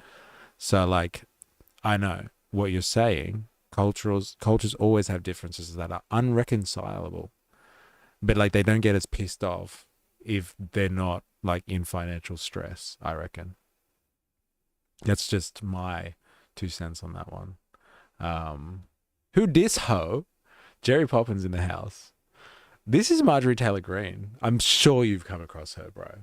Like you would definitely have come across her. Brothers, sisters, mums and daddies. All right. Relax. I get it. I say that quite often these days, actually. My Paddy's Market quotes. Who dis ho?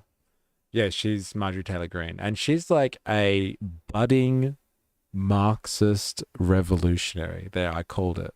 She's fighting for the working class and doesn't know she fights for the working class. She's like as MAGA as you can get it. She's been an absolute rogue for the Republican Party. And she says some pretty crazy shit. Like pretty, I guess you would say, socially conservative, but she really does know where she sits when it comes to like she wants to help her kids, so / working people, I guess you would say, get a better go in Americana society. So guess who is interviewing her, bro? It's Tim Dillon. It's your favorite. He's in my algorithm now. So like I'm always interested to see where she's going because her story has evolved crazily over time. She's gone from being like, basically a lunatic to someone who's palatable for the working class, I would say. Easily palatable now, listening to her rhetoric. Have a listen to some of the stuff she says. So, and Thomas Massey read that on the House floor. So this is okay to say. It's already been said. Right. And we have speech and debate clause. We can talk about this. Right. However, when you think about a list like that, those are very powerful people with a lot of influence. And that's just the list of these people. It doesn't include the foreign country governments that Jeffrey Epstein was involved in. Right. The circles that he walked in, the business that he was able to do. And this guy didn't seem that impressive to be able to end up in that kind of position. Right. It feels like there's something incredibly damaging, not only to those, incredibly powerful and wealthy people, but it does feel like there's something in the intelligence world they don't want coming to light. We were told by the women's attorney very specifically in our private oversight meeting that the press wasn't in. We were specifically told, they said, you need the CIA files. They said, get the CIA files. Which are probably destroyed. Here's what I think. You know what? I look at a lot of this stuff. Not to be negative, but they've destroyed countless. Absolutely. Right. Tim, and any common American knows that. Yes. It's like to really think that there's some super duper secret room that really contains this information still sitting there is really naive. Probably a lot of information on many issues has been destroyed. And this is why maybe we'll never find out. But is it worth trying? 1,000%. Yeah, it's worth And trying. you've become a hero of people, by the way, that have survived sexual assault and rape at the hands of powerful people that couldn't do anything about it. Maybe not necessarily in this case, but people all over the country and the world that are going, they're not seeing a lot of people be a champion for them. See, that's the message, I think. I think that's the message that we're sending to some teenage girl or teenage boy. I mean, kids. Whoever, yeah. People trapped in a situation that they think they can't get out of. Someone that was maybe kidnapped when they were younger and they're being held in a human trafficking situation. If we don't, at the top level of our government, push for transparency against the most well-known convicted pedophile in history and his network of influence, if we don't push back to release that information, then the message that we're sending these people, and it's very real, is that they have no hope. And I don't ever want anyone like that to think they have no hope. Reportedly, Trump is talking to the DOJ about, and this could be it could be a headline that I misunderstood, about potentially pardons for Ghislaine Maxwell and Diddy. Is that a joke? I mean, this is in the news. I know. I hope it's a joke. Yeah. George Santos has been in Right. solitary And confinement. you wrote him a letter trying to get him out. Of course. When you have George. I want to see a picture of this guy. I wonder if it's the same person.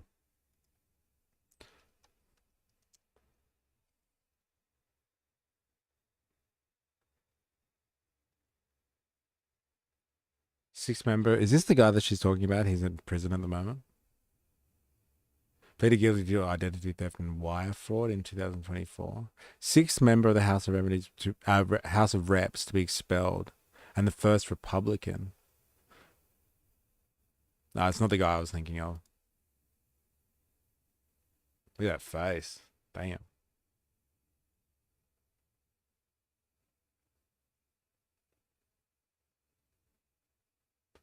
Yeah, not the guy I was thinking of. No one wants to start a revolution when you can go out to dinner and not worry about how much the bill is. That's the tipping point when you become wealthy rather than poor. Ever heard how Massey has set up his property? His dream of commies and extreme right-wingers alike? No, I haven't. I think Chomsky too. Are you talking about what we were speaking about before with Chomsky on the files? Is that your little dig there, Solar Bear? I don't think you responded to me before as either, Solar Bear. Where is your position on the political spectrum? I think we had this conversation months ago, to be honest. I believe a lot of American dramas could be cooled off if more big booty Latinas like AOC were in there. Oh my God. I've read that one out. You got me again. All right. I need to have a break. So like, give us like, I don't know, a couple of minutes. And like, this is going to be the afters. We're going to have to listen to this, I guess. And then we'll continue the conversation there because it's all Epstein, baby. It goes deep. So yeah, everyone, thank you for your interactions today. And you can stick around if you would like. But like, we're going to do a little bit more of just watching her talk and then speaking about her impact on the working class. The thing has gone so bright. I don't know why my camera lighting is like this. It's crazy. I think it's better. But yes, thank you for everyone who's been interacting today. If you've stuck around, Larp Jeff in the house, Indoctrinathan, Ninja Nurse, Jag, Dilemmas, Integer was here for a bit, Solar Bear, Dilemmas, 4IS. We had some interesting characters come in today as well. Ollie Atlas, not you, but like some other newbies. Airy Spam came in for a little bit. Blue Magician was in the house for a little bit too. So thanks for the newbies. And thanks for 4IS actually. You did a sub, paid for a sub. We had, oh yeah, Grand Tifa was in the house too. Grand Tifa. I think I've got everybody. If I've missed you, I do apologize. But yeah, we're going to have a quick break and then we'll be back with some afters to continue. So sit tight and we'll be right back.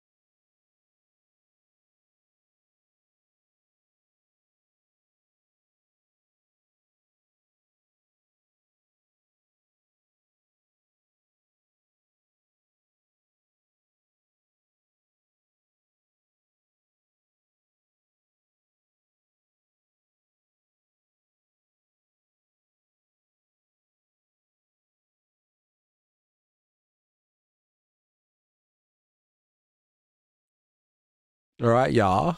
We is back.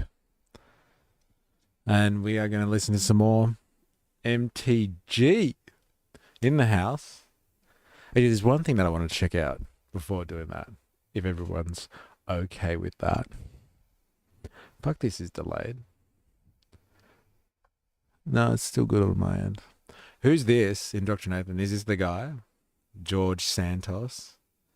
Hey, look at those glasses, bro. Hey, he looks like he should be behind bars. Look at that face.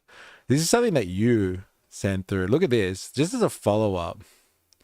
Let's see if I can get this article, actually. I don't think I can. I might have to try this somewhere else. He looks like Agent Smith. Yeah, I know. If Smith was kind of like bougie.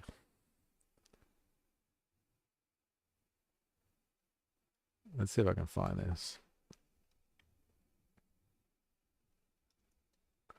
Yes. There it is. Thank God for this. I am not a robot. I am not a robot.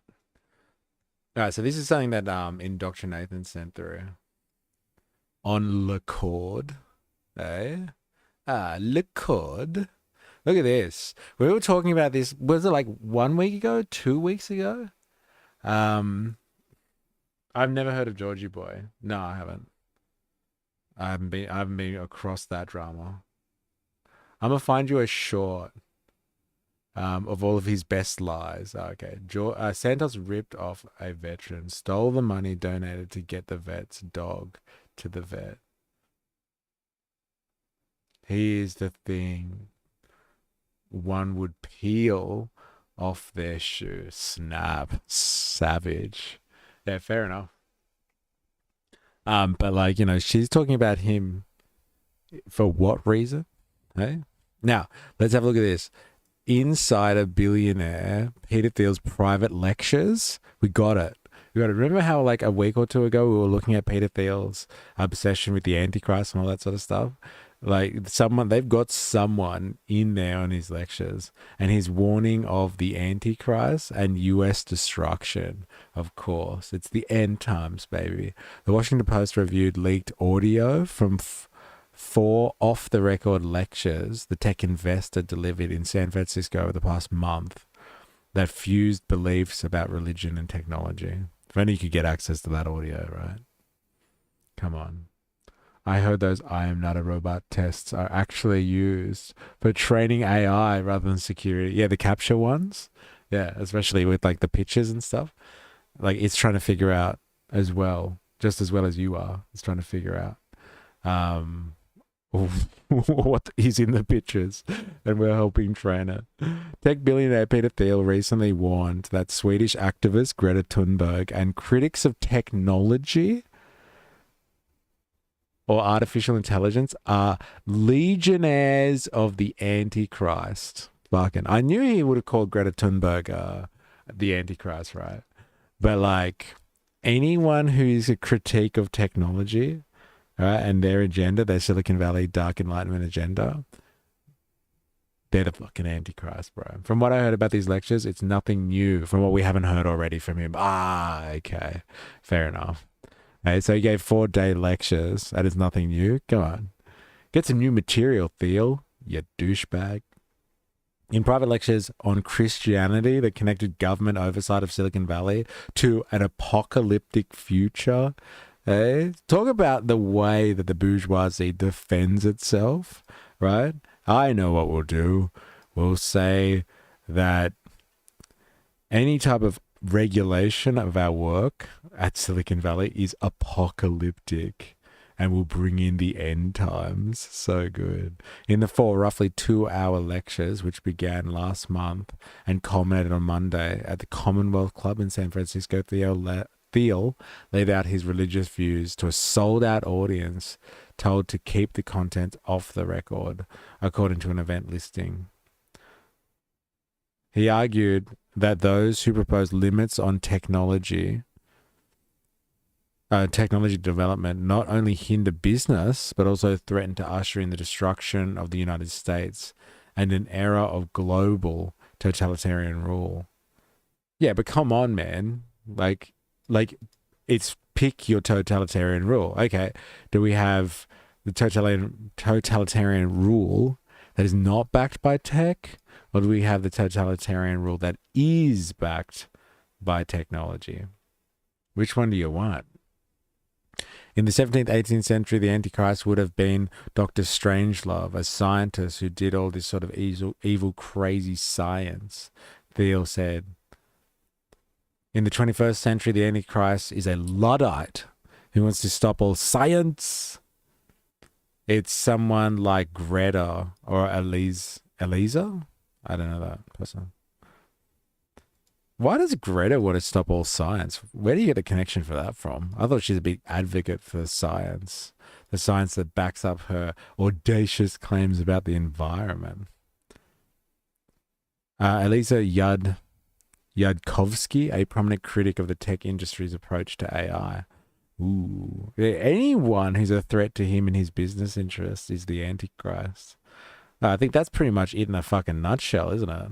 Hey? If you are anti my technology and my reach, then you are an Antichrist. There it is. From what I heard about these lectures, it's nothing. Oh, I read that before.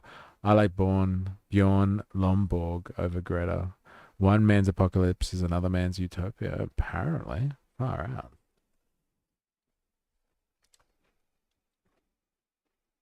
So yeah, interesting. And I was like reading Frankenstein and coming to the conclusion Mary Shelley is a Luddite. Yeah. She's not warning. She's not a warning. Completely missing the point of the book. Yeah. It's so good. Yeah. Obviously she's a Luddite. She hates technology. And science. In solitary confinement, but there's consideration. Of course. When you have George Santos sitting in solitary confinement, but there's consideration given to P. Diddy and Ghislaine Maxwell. Yeah, it seems odd. I'm sorry. We can't do that. Yeah. And I'll say on top of this, I think the prison system is a terrible. So wait, her argument is that George Santos is behind prison and should be there, but like someone like Diddy and Ghislaine Maxwell might get a pardon. That's mental. Okay, that's why she brought him up. Got it. Flawed system. I think it needs an overhaul all the way around. I'm not for just releasing criminals. I'm not saying that, but I think we could do better in that system, especially, I mean, just given the fact that I know what happened to George Santos and I know what happened to so many people arrested on January 6th. Right. And I know their circumstances. We could do a lot better job in that area, but I just have to say that it's not going against the president because the women have already said that he did nothing wrong. It's about transparency. Woo-woo, stop. Time out. Did you hear that? It's the president because the women have already said that he did nothing wrong. So all the women out there that may be implicated in the Epstein files, all of them have gotten together and they have decided that Trump did nothing wrong. Well, fucking thank God we got that consensus. Hey, we don't need the Epstein files anymore, and there's no reason to hold them back, right? Marjorie Taylor Greene, Trump is definitely not implicated. Eliza Lukowski just released a book called "If Anyone Builds It, We All Die," about AI. Far out. And no wonder why this person is the Antichrist. Greta doesn't like science because it proves man-made climate change isn't the end times. Snap. Take that, Greta. Yeah. That proves that she is the Antichrist, eh? It's about transparency. Yeah. It's about releasing what you have. Yep. And it's about treating the American people like adults. Yeah. Who can handle the reality that a lot of people in this country that are very prominent Mhm. have done horrible things. Right. Yeah. And we can, Democrats deserve their criticism. They could have done this in the past 4 years. Well, I They think didn't do it. it's kind of mutually assured destruction, right? Yes. I don't think anyone believes this is like a partisan problem. Mhm. You know? Nutrafol is the #1 dermatologist recommended hair growth supplement brand trusted by over 1.5 bodies since are still other strong Nutrafol so all these Boo ads out a little bit a month. Drinktrade.com/Tim. Now, I wanted to talk to you a little bit too about you've been one of the more vocal opponents of AIPAC, of the incredible amount That's of dangerous. influence that AIPAC's lobbying efforts have over people in Congress. And most people don't know what AIPAC is. Right. Or, I got to be honest, I knew what it was, but I was unaware of the level of influence that it had. I thought it was a lobbying group like any other group. The more and more you learn about AIPAC, the more and more you question why it's not registered, right? As a foreign government lobbying. Absolutely. And, when you see Netanyahu in the White House all the time, when you see policies that most Americans, I think, find abhorrent, starvation of children. Terrible. By the way, I don't think that's because Americans hate Israel. I don't think they do. I don't hate Israel. I don't think I don't really hate know Jewish anyone people who does. No. I don't know anybody that does either, as a matter of fact. Right. So, but they're looking at this. Any criticism, I've lost friends. I've had people unfollow my social media accounts, which is in my generation as a 40-year-old, that's very hard. But these are prominent people. Right. One of them runs CBS So News. Who good. cares? But Millennial torture. So good. Don't unfriend me, please. I thought we were cool, man. So good. over this issue, and I voiced dissent, but by the way, not even nearly what other people said. I was just like, we got to end this. Yeah. But the mildest criticism, Megyn Kelly, one of the most moderate people that you can speak to. She's an independent. She's really independent. She is a registered independent. The mildest criticism of this issue, you were called an anti-Semite. That's right. You are said to be way out of the political mainstream and dangerous and everything like that. I've had big agents call me and be like, well, I think you're going down a bad road when what's going on? I have been shocked by it as well. So it's like popular in Congress to say China bad, Russia bad, but you can't say that we shouldn't be influenced by Israel. Like, what is that?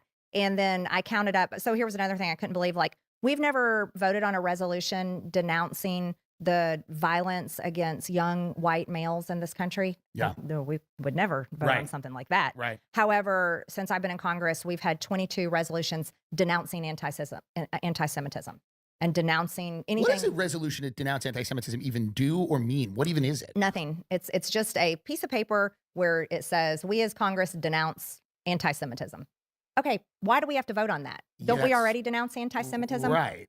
But this is like, it's literally like you just have to keep doing it. You just have to keep doing it. Right. You just have to keep doing it. And I counted 22 times since I've been in Congress that we've had those kind of votes. But yet we never denounce other things that are significant and important to what's happening in America. I hope she lists them. What are the other things, right?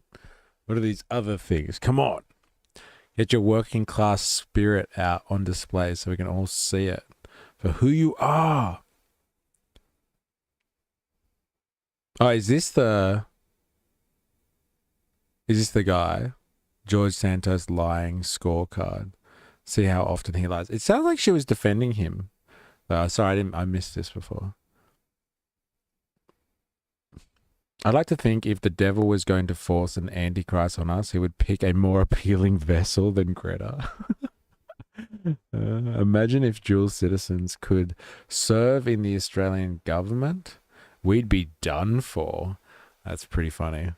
Yeah. We wouldn't need AIPAC, would we? George Santos is an iconic guess. Is this like a long interview? Let me just double check this. Oh my God. Ads. Boo ads. Let's have a look at this one. Let's see all of his lies. Mr. Santos. Let's see what you're up to. I don't know why it comes across like that. Lame.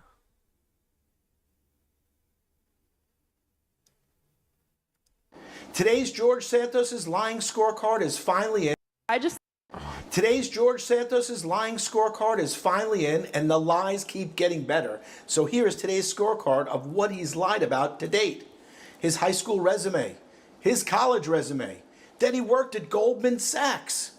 At 9/11, he claimed his mother's life was lost. And then his mother fled socialism in Europe. Also, that his grandparents survived the Holocaust. He lost employees in the Pulse nightclub shootings. He had a non-profit pet charity. And he also claimed that he was Jewish. Now, that's only 9. We are still looking for number 10. So if you know of another one, please comment below and share and subscribe and like our video. Today, So like this guy's just like a today's George pathological Santos liar, and like he said some crazy shit to keep himself or to get into power or to garner an audience, I guess. Seems MGP tried on some new jewelry but didn't like how it fit. Whole lot of noticing going on. Let's have a quick look at this one.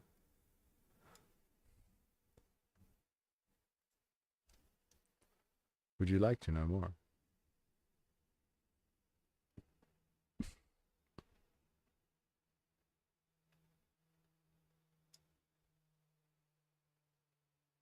That's interesting.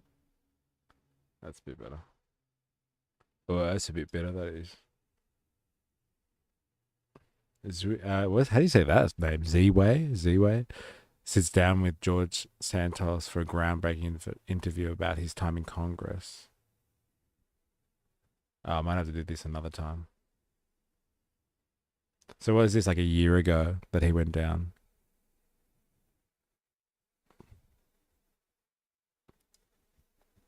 Alright, I'm back to this one. He's just a grifter and a liar. He's stolen money from people donating to veterans animal charity, okay. And he went down for that. But like, was she defending him then? Before? Was she like, oh, he's in prison? But like, and the January 6th rioters. That's outrageous. Right. And so that was shocking to me. I've never been given any AIPAC money. Wow. So I didn't get invited on the super duper special Israel trips. Did you see that? What is it, 250 people? It happens every. Yeah, it was recently. They had one for like 200 people or something. It's in August. Oh, it's in August. It's a routine trip. Get us on that. It's a routine trip. When you get elected as a member of Congress, if AIPAC approves of you and they've been donating to you and you're one of their candidates, which is most members of Congress, they take you to Israel. Okay, so just so you know, every August, that's our August recess. That's the 1 month where we're not here in Washington, D.C. We go back to our districts. It's called a district work period. It's a time to get back in your district, back to the people that voted for you, work in your office. For the love of God, see your family and friends. You know, be a normal human a little bit. Right. But that's when they take them to Israel, is during our 1 month. Is this every year? It's every other year. Every other year. Now they take all the new freshmen that come in because we're elected every 2 years. So every other year, every 2 years is a whole new pack of members of Congress. But not just the freshmen go, a whole bunch of existing members of Congress go on the trips, and they have a Democrat trip and a Republican trip.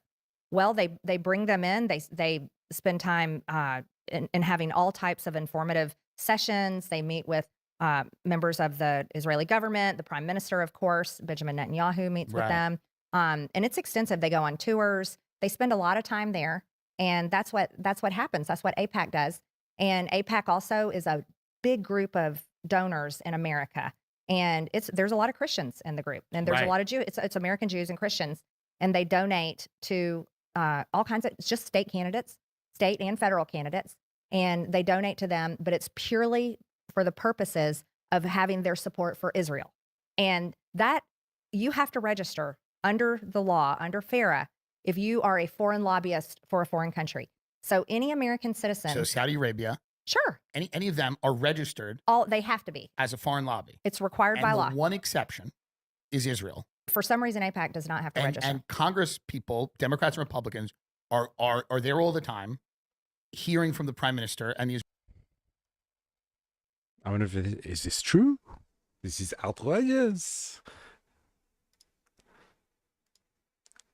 Is AIPAC the Israeli foreign lobby group listed as a foreign lobby group or not in the United States?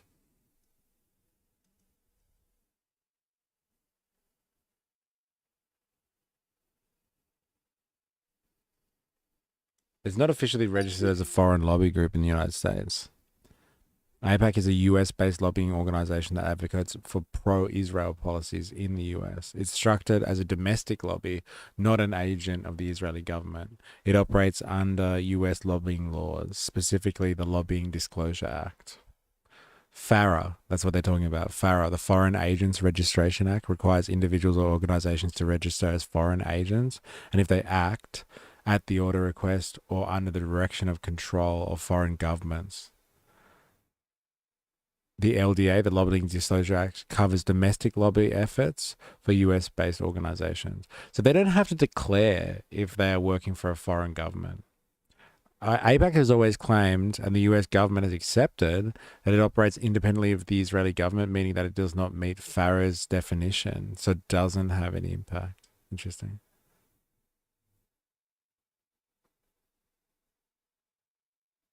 In 1962, the Department of Justice did order the American Zionist Council to register it under FARA. However, AIPAC split off from the American Zionist Council in 1963. Interesting. Hey, the Israelis. There's no foreign influence there. Just that sentence alone. When you get elected and AIPAC approves of you, aren't you supposed to represent your constituents? I know, right? Like, and you are sanctioned as acceptable by AIPAC. Then you get to go on the holiday, man. Israeli government about Israel. For some reason, AIPAC does not have to register. And Congress people, Democrats and Republicans, are there all the time, hearing from the prime minister and the Israeli government about how to better advocate for Israel in America. Absolutely. They all come back with the same talking points. The reason why we have to continue to give them $3.8 billion every single year, because it's for their defense. We have to fund their Iron Dome. But by the way, Israel has, they have state. $3.8 billion a year. Is that true? I wonder. Spin some facts here. I didn't know there was a fucking figure on it.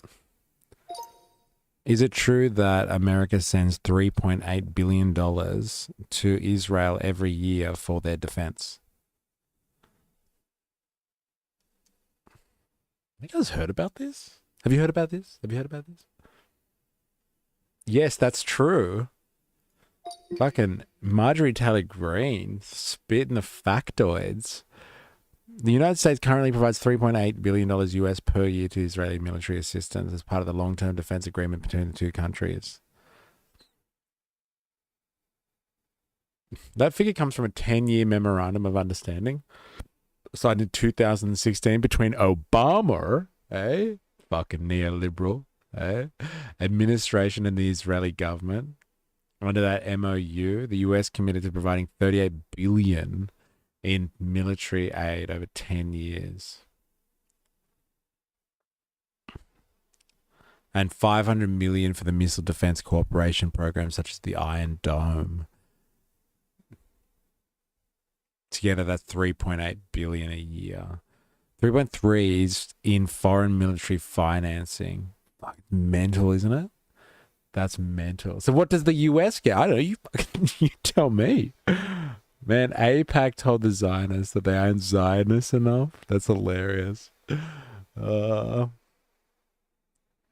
That's crazy. Yeah, you know what? Let's get a hallucination from AI, right?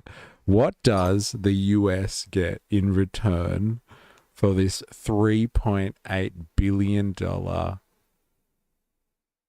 assistance?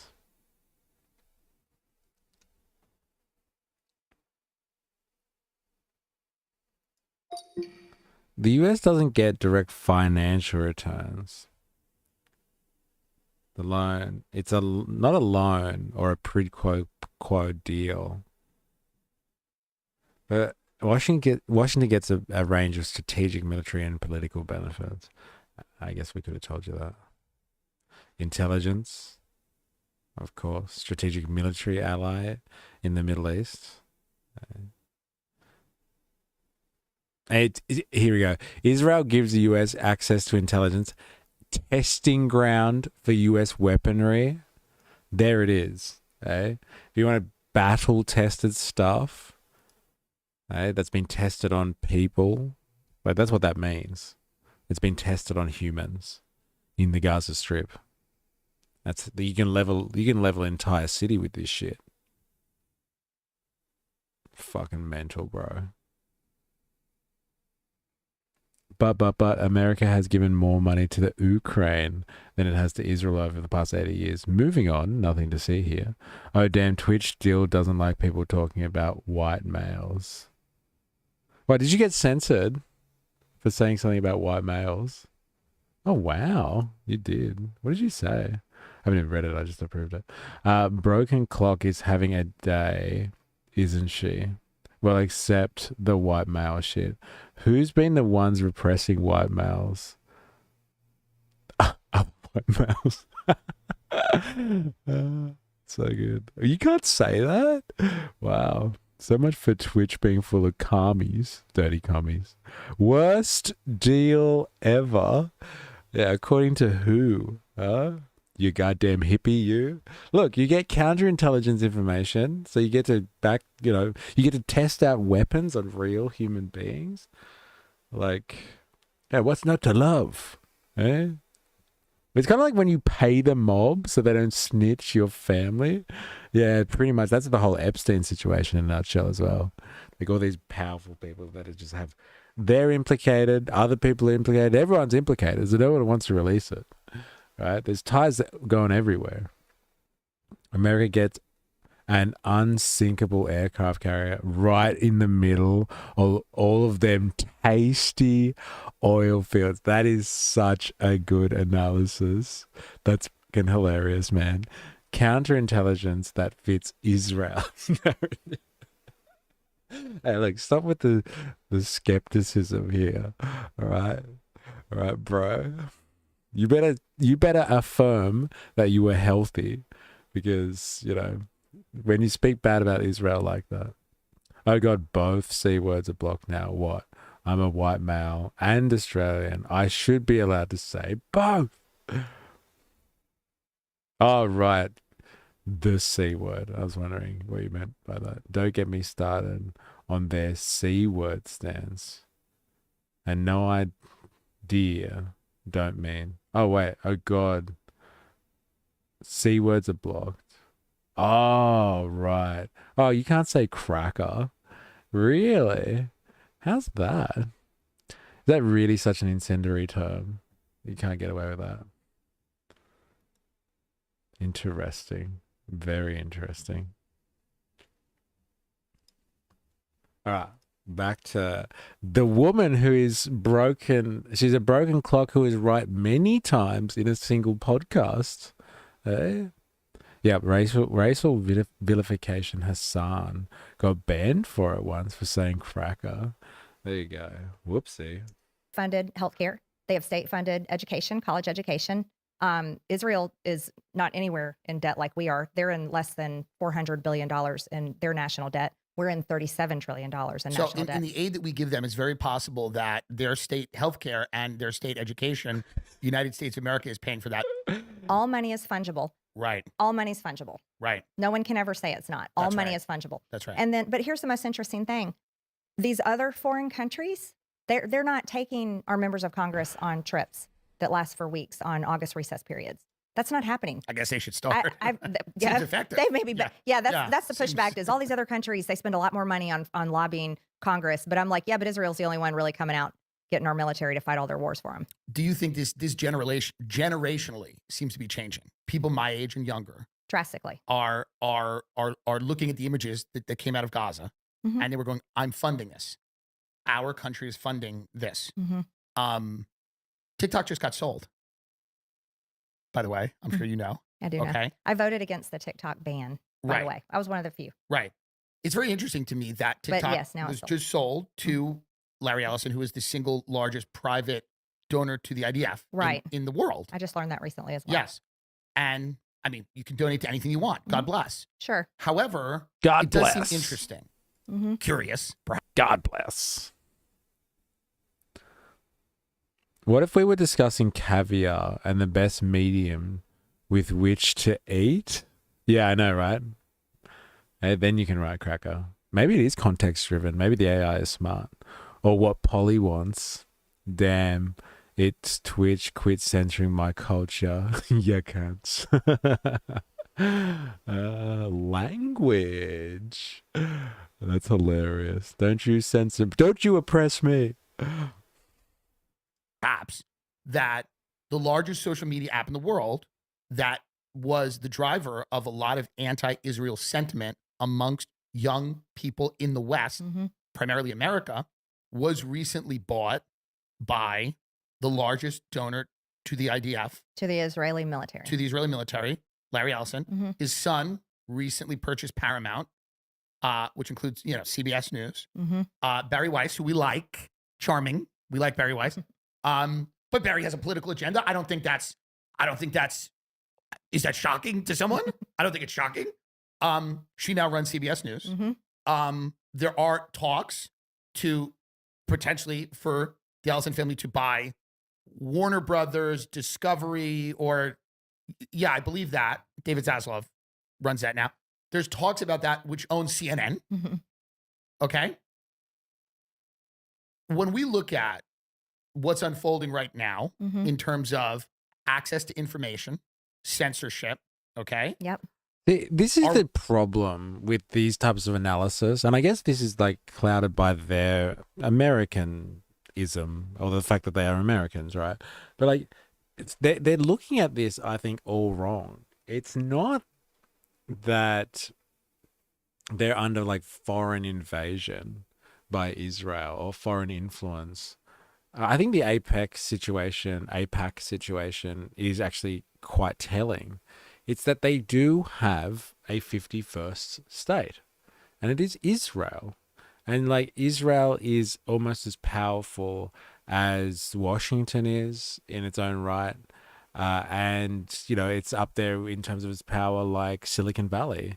It's full of rich people who have interests, and they use their money and they send their money over to a particular state because they want to see that state do well. And they want to see business thriving over there. It's just that it's incredibly detached from the mainland, kind of like Hawaii. It's not like completely implausible. Americans have a few of those states already. Look at Alaska, Puerto Rico. Look at Greenland, future state Greenland. I'm not oppressing you, Stan. That's exactly the reference I was making. But like, I think they're looking at this wrong. I think Americans should just kind of live, if they just conceptualized the fact that, Israel is just the 51st state or something like that, then they'd all be a lot happier. I think they'd be able to digest this one a lot easier. And then it would justify them being basically budgeted for by the American people and the only thing is the Israelis, they don't pay taxes in America. And like we were speaking to someone yesterday who was pretty pissed off at like, I think it was like illegal migrants because they don't pay taxes. And that was the main form of the argumentation. So like I would be pissed off too that like Israel, it gets all the luxury of being the America's 51st state or something, but it doesn't have to pay taxes. Actually gets money for free. I would be pissed off at that too. Let's just formalize it. Just make it another state. It can be part of the United States. Yeah, that was Wekrin. Yes. Yeah, I'd be pissed off about that too, right? Especially when you're doing all of this work to send your private militia, your stormtroopers in to pick people off the street who are fucking up the economy. Like Israel's doing the same thing. Eh? They, them, those. They can be easily named. He sounded like a libertarian and he was challenging me hard on my definition of neoliberal. Yes. But then I think he kind of agreed with you potentially at the end that he's more libertarian though. They're neoliberal, I guess. Are we troubled? A lot of people I know are troubled. A lot of people I know feel that this is a power grab to try to control the information coming out of that region. Gee, have we ever seen that before? Yeah, right. So I'm just... no. We've never been through that. So, I mean, now if you point this out, if you point it out, I will be called a conspiracy theorist or something. Anti-Semite for sure. Whatever it is, you know what I mean? But everything I just said was just a fact. Those are just facts. These are just facts. They have nothing to do with You opinions. I'm not said- editorializing at all. At all, by the way. You said a company was sold. Here's who bought it. Right. Here's one of their biggest donations is to a foreign country's military. Yeah. No, these are all just facts. These are old facts. Yep. So, I mean, as a member of Congress, are you worried about consolidation in the media sphere with regard to the information that Americans are getting? Not only about this conflict, but about everything.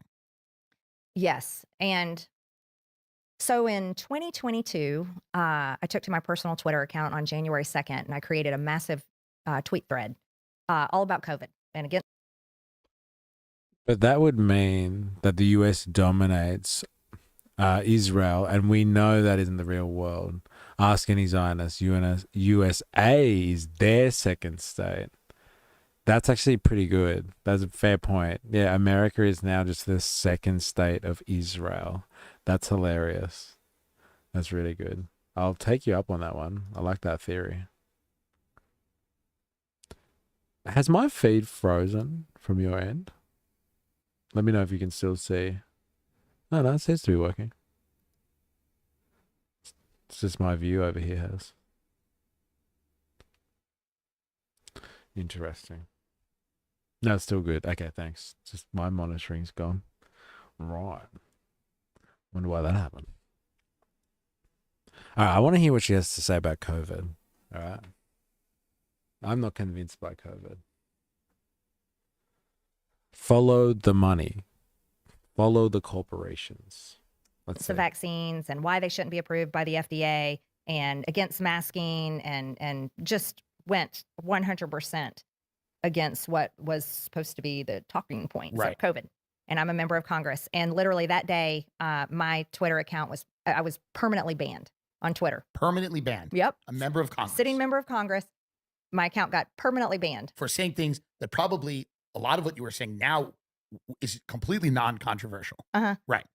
And my reaction to that, am I allowed to say words on this? You say anything you want. Okay. My reaction to that was, fuck you. Right. Okay. Unless most- Larry Ellison just bought my YouTube channel, which I will sell him.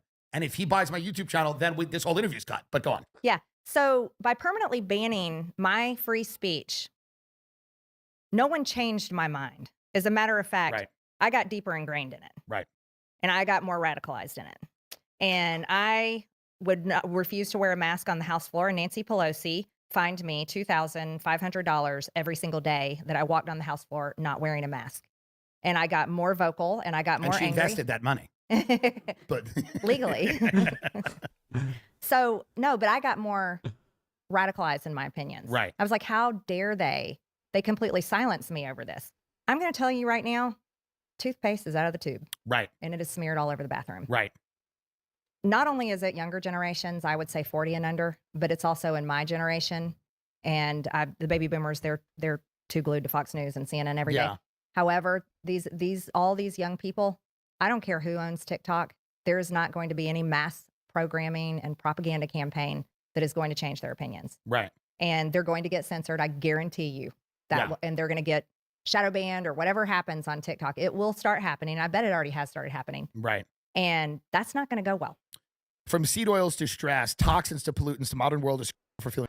Boo. Your physician, 15% and you may help the quality. When you look at an issue like healthcare, an issue like affordability, has the administration done enough? We're getting to working class stuff. All right, what did he say? Affordability? Healthcare? Affordability? Okay, here we go. Here's finally, we've gotten the Israel drama out of the way. Give us your thoughts on the working class issues, please. Issue like affordability. Has the administration done enough to help the quality of people's lives? At this point, inflation is stabilizing sort of, but prices have not come down at all. The job market is weakening. Job market is still extremely difficult. Right. Wages have not gone up. Health insurance premiums are going to go up. Car insurance goes up every year. People's homeowners insurance goes up. Rent is going up. Young people have no hope of buying a home. And then when they try to buy a home, they end up, like I said, competing with like Blackstone or somebody else. The average home buyer now is 38 years old. It just came out. Right. The average home buyer, 38. On the flip side, baby boomers can't sell their homes. They Right. pay massive capital gains taxes. They don't know, like, well, what do I move to? How do I downsize? I can't replace what I have. Right. So there are problems on both ends. Right. These are the issues that matter. Capital gains. My fucking heart bleeds. Like if you've just made like 500% of because you bought it in the Stone Age, and like now you're worried about paying a little bit of capital gains on that, like fuck, my heart bleeds for you, bro. Palestine versus Israel, part 294 in a few years. What an insight to come in with. In a few years, will it even take a few years? The best commentary we've seen in this chat so far, Corvo, Bianco, Nero, is that it'll be just after the midterms. It'll be back on again. So banned on Twitter means someone installed a zipper on her mug. Otherwise, she wasn't silenced. Yeah, I know, right? Yeah. No, she insider traded like a Trump. I'm neurodivergent. I wear a mask every day. Lovely. Thanks for letting us know. So much to Americans. These are the issues. I know people that literally, some of my own personal family members, some of my own personal friends, they're getting by month to month, charging up their credit cards. Literally, that's how they're getting by, charging up their credit cards. And no, all I've seen is a revolving door fucked. of foreign leaders in the White House. That's all I've seen. Qatar. Of course. You know, Yeah, all these everybody. different countries that are positioning themselves as, you know, as Yes. partners of, you know, America. Right. And so I do appreciate the president's efforts. He's trying to end wars. He's also trying to make it fair again for American trade. But at the same time, that is bumpy. It's bumpy. It's bumpy. And I'm talking to major manufacturing companies they're saying we support the president, we support what he's trying, his long-term goal, but we're having problems with these tariffs.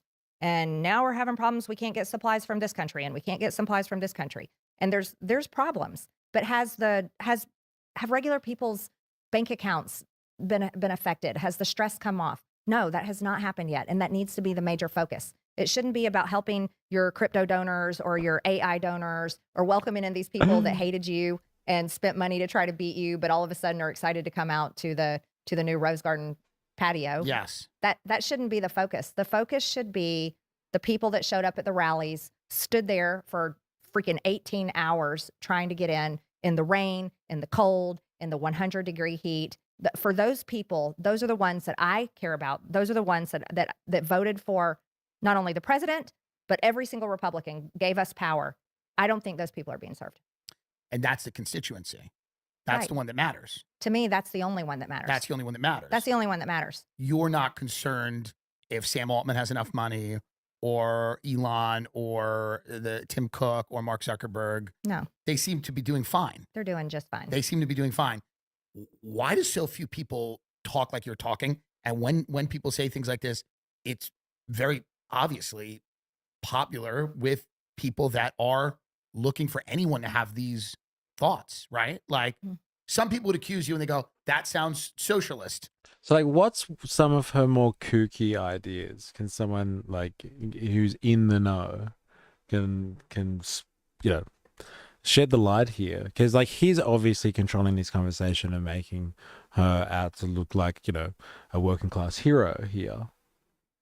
But like she didn't get an invite to the concrete disco. Aww. But like, what is her more edgy, kooky idea? Maybe I'll just ask my research assistant. I'm trying to understand Marjorie Taylor Greene a little bit better. What makes her a social conservative? Or someone who is distasteful from the opinion of a liberal or a progressive? Briefly, just dot points, please.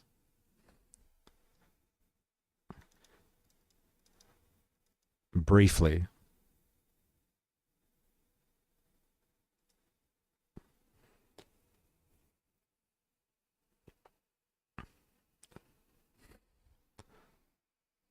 Christian nationalist, advocates the US should be governed by Christian values. Okay, fair enough.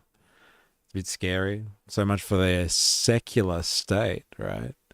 Opposes abortion, supports total bans.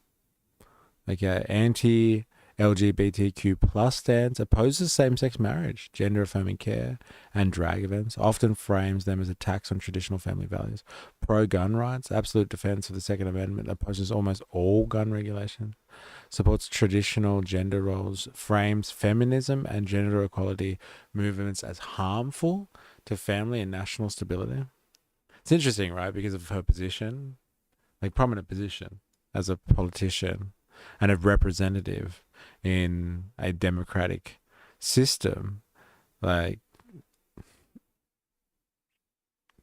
without some, original feminism, let's say, some good old original feminism, she wouldn't have even been allowed to be in that position. Anti-immigration favors, okay, so she's just the general MAGA vibe, I guess.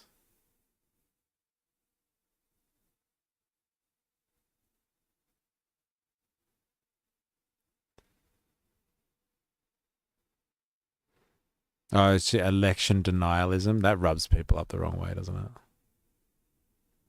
Denies or mocks climate change science and environmental policy.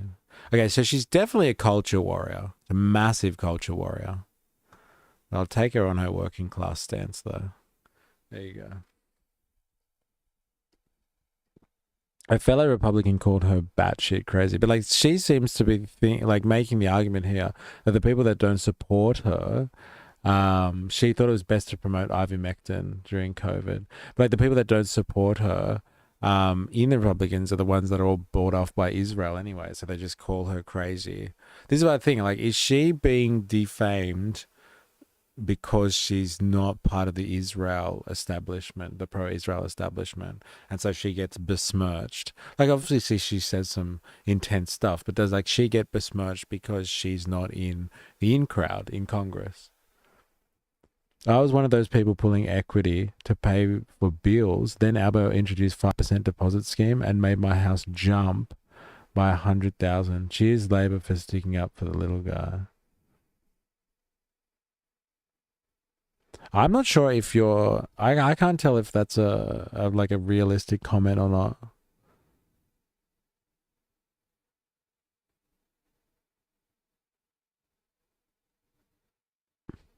Is that dilemmas? Is are you actually happy or unhappy with that policy decision there? A lot of Americans would argue that they're nationalist and Christian, but not nationalist Christian. Right. Well, I think with Christian nationalism is a particular hardcore brand. It's almost akin to fascism. It's kind of, Christian and American values are more white values only kind of thing. Very traditional in terms of family values as well. So it's for white families, man dominant, patriarchy, all that type of stuff. Bring it back to a better time when life was simpler. And those type of people over there, they weren't allowed on golf courses, if you know what I mean.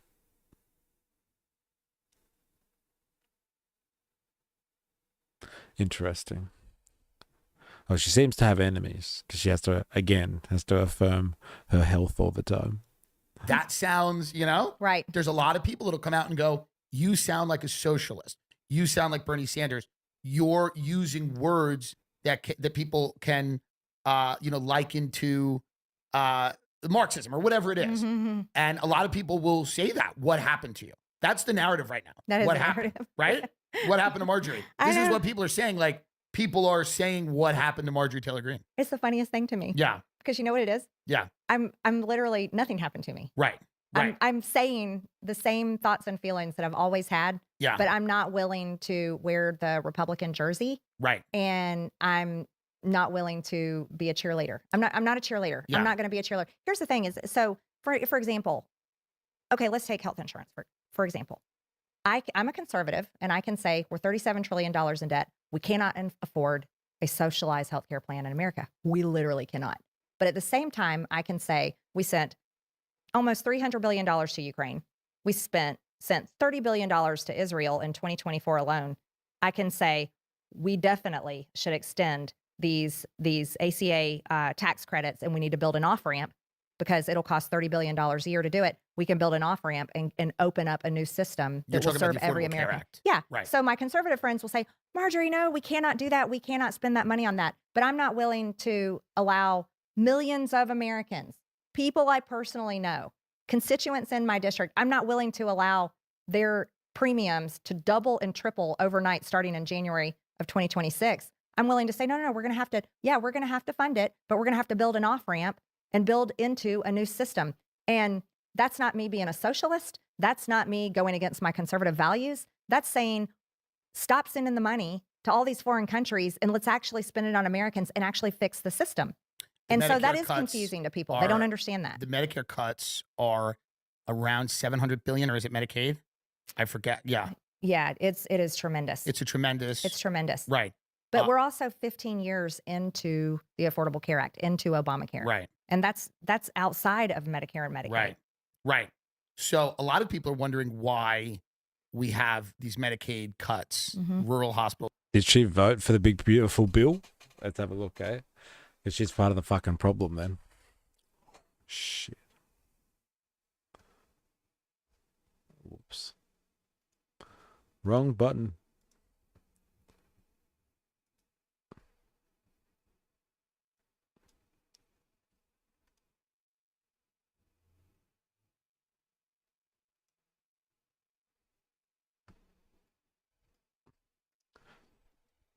Did Marjorie Taylor Greene vote for the big beautiful bill and the cuts to Medicaid?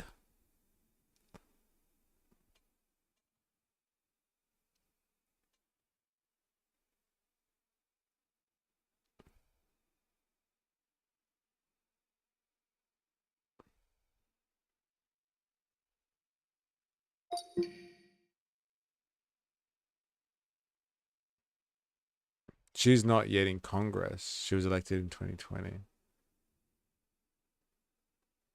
Wait, what? She's joining Congress in 2021.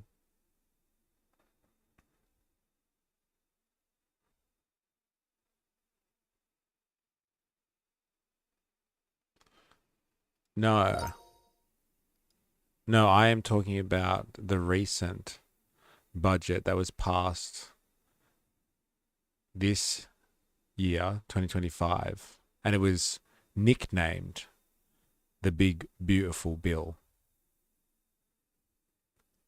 Did Marjorie Taylor Greene vote for this spending bill, which saw cuts to Medicaid and or Medicare? The claim here is that the Big Beautiful Bill cut $700 billion from Medicare or Medicaid over the next 10 years.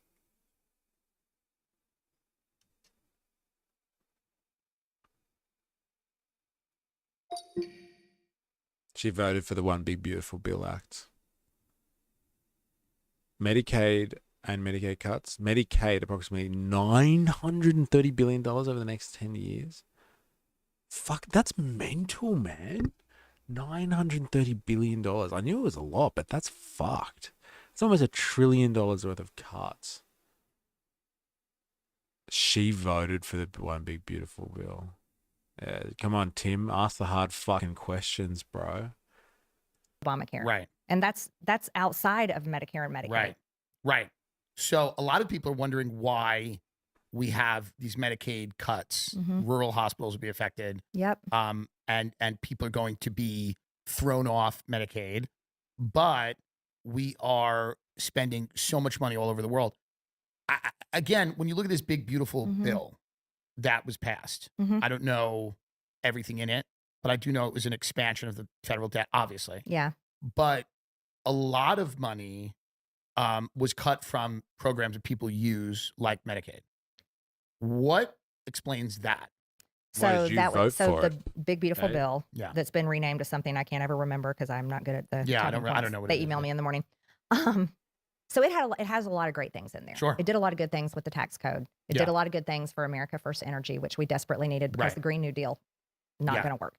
It had a lot of border security stuff in there. I Right. love all of that. Love it. Those were the course. things I liked. It had it has $50 billion for rural hospitals. Okay. That's a piece that a lot of people don't understand. Okay. It cut out, what it did is it cut out any payment for illegals, and it takes people that should be working, put them back to work and get them off the system. Right. That was the idea there. So when you hear people getting kicked off of Medicaid, Yeah. that's what it's talking about, is getting those people that are abusing the system Right. back out into the workforce. Classic rhetoric there. Hey, all those dole bludgers and welfare recipients out there that could be working, but they're just gaming the system. Let's make the cuts. And so they get back to work. Pull themselves off by their bootstraps. I know 4AS loves that one. Yeah, lazy assholes. They're the worst. Unlike the people in the corporate sector who get subsidies and access to public initiatives, public funded initiatives, and they get tax breaks, they get incentives, socialism for some, but not those lazy dole bludgers. They're the worst. These things are incredibly difficult to do. Here's my thing. Okay, so this is where her We house, put so much. the whole house comes falling down here. It's really unfortunate. I don't know why I've felt like really excited to see someone venture in to the working class political sphere, into the struggle, the economic struggle, that is the class war. But like, she doesn't really. Yeah, she's so close. Someone described it before. She's so close, but so far away. And this is the far away part shown in all of its in such raw depiction here. Is that she's just like, yeah, but there's those dole bludgers. We got to cut them off, and all them illegals. That justifies $900 billion. Did I read that wrong? It did say 900 billion, right? Yeah, $930 billion in cuts, not 930 million. That's almost $1 trillion in welfare cuts over the next 10 years. Trump has fucked the working class in America, man. That's hardcore, bro. Emphasis on industries. See, Medicare, just like, again, like, you have to understand the difference here. Like, Medicaid and Medicare are very different. In the US, there is a large distinction. And so I'm pretty sure Medicaid, I can never get this right. Medicaid is like, there's funding for old people. No, people that are too poor to afford things. Like, they have to be under a certain threshold. And Medicare is for the elderly. So if you're over a certain age, then you get some healthcare assistance. But like, if you're under a certain threshold, economically speaking, you get some assistance.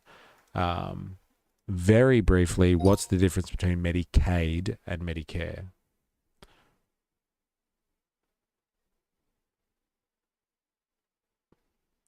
Yeah, Medicaid is for low-income individuals and families, and Medicare is for the elderly, so seniors and stuff. So like, here it is, right? Let's just keep that in mind.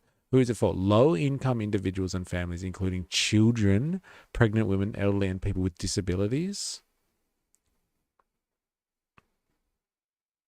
Usually little or no cost. So it's subsidized healthcare for people who are low-income individuals and families, including children, pregnant women, elderly, people with disabilities. And this is the big, beautiful bill. Cut $930 billion. $930 billion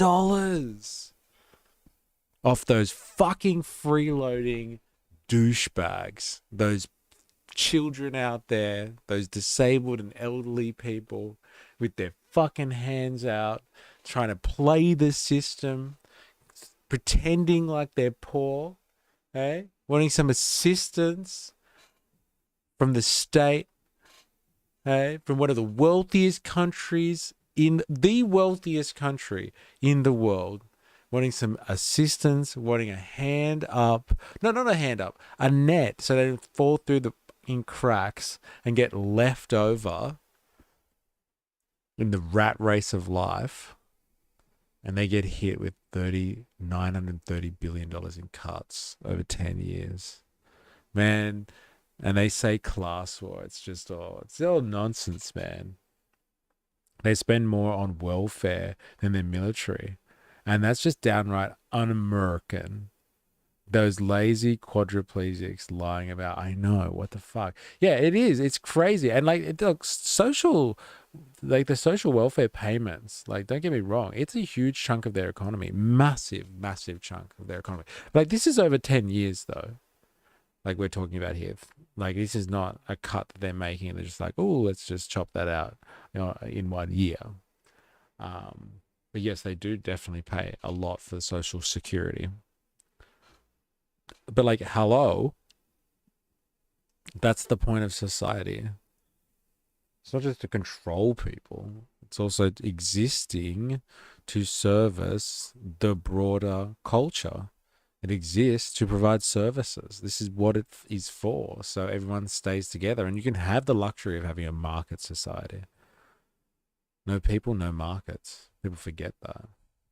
Like, oh my goodness, the war industry, the military industrial complex. We put so much emphasis into big pharma. We put so much emphasis into the insurance companies. My goodness, they get a tax credit for every single person that has a health insurance plan. We put so much emphasis into all these foreign countries, every foreign country, especially Israel and their wars and whoever they're mad at. And we go to war and we bomb them and then we defend them for whatever they want. Right. I don't think Americans, if you really sit down with a group of Americans and you go, okay, hey, everybody, we have this pile of money. Would you like it spent on your causes that help your life? Or would you like to continue in the system that we're going on? I personally, as a taxpayer myself, would like to take our pile of money that we have every year and literally spend it in ways that help Americans' lives. Right. And I don't think that's a radical thing to say. No. Fucking socialists. I said it. Get her. She's a witch. Burn her. Don't forget about adding $1 trillion every 90 days to just the interest on their debt. That's pretty crazy, man. What, every 3 months, it's another $1 trillion. And who owns the debt? I know we've had this conversation multiple times on this stream, but like, and who owns the debt? Private companies, the bondholders, other countries who hold American debts, like American bonds and like American cash reserves. Debt jubilee, baby. Debt jubilee, baby. Did she just give him the slip and change the subject off of the facts that she voted for the big beautiful bill? Yes, she did, and she was just like, oh, and Israel bombs people and we pay for it. That's outrageous. It's just like, yeah, okay, we've been there. You spent about a good 20 minutes fucking talking about that. Let's get back onto the fact that, like, you are saying this lovely rhetoric, and it's nice rhetoric. We have this big pile of money, right? And we all get to say whether we use that in the status quo or whether we get to use it for you, the person who pays the taxes in the first place.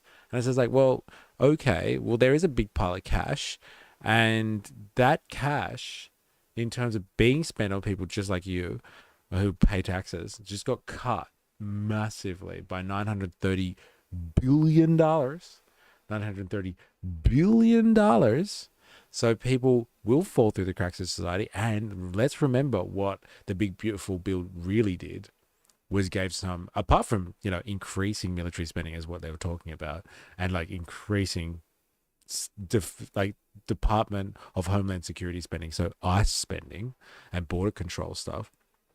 It gave tax cuts to the fucking wealthiest people in the US. And so that was a massive redistribution of wealth. The taxpayer, that pile of cash, the taxpayer was just like, here's a pile of cash. What do you want to do? Do you want to spend $930 billion on people so they don't die from preventable health issues? Or do you want to give tax cuts to the mega wealthy? Let's give tax cuts to the mega wealthy. Let's do this. We're doing this. All right, we got ourselves a deal. Fuck yeah. All right. On the military industrial complex, there's a lot of interests in Washington. Obviously, they're financial. Some of them are ideological. A lot of times they are connected ideologically and financially. When you see an about face, when President Trump goes, the Ukraine can now win all the territory back from Russia, it feels like it is kind of insane that we're encouraging more war and we're going to directly or indirectly fund this with weapons instead of trying to negotiate a peace. Now, he might be behind the scenes trying to do that. I don't know. But what happened there? What are these people in the Pentagon coming in and going, you cannot, you know, we don't advise making a deal here, or you know, we're going to look weak, I mean, is he being influenced by people? Are there generals that are telling him something? Is it that we couldn't strike a deal with Putin on the minerals that Lindsey Graham keeps talking about, these minerals that we need to have, right? Like, what exactly is going on? Because everything we've talked about is everything that I think the American people would say. Yeah. It is, we're in year, what, 3 or 4 of this war with Ukraine and Russia? Oh, I know. It actually started in 2014.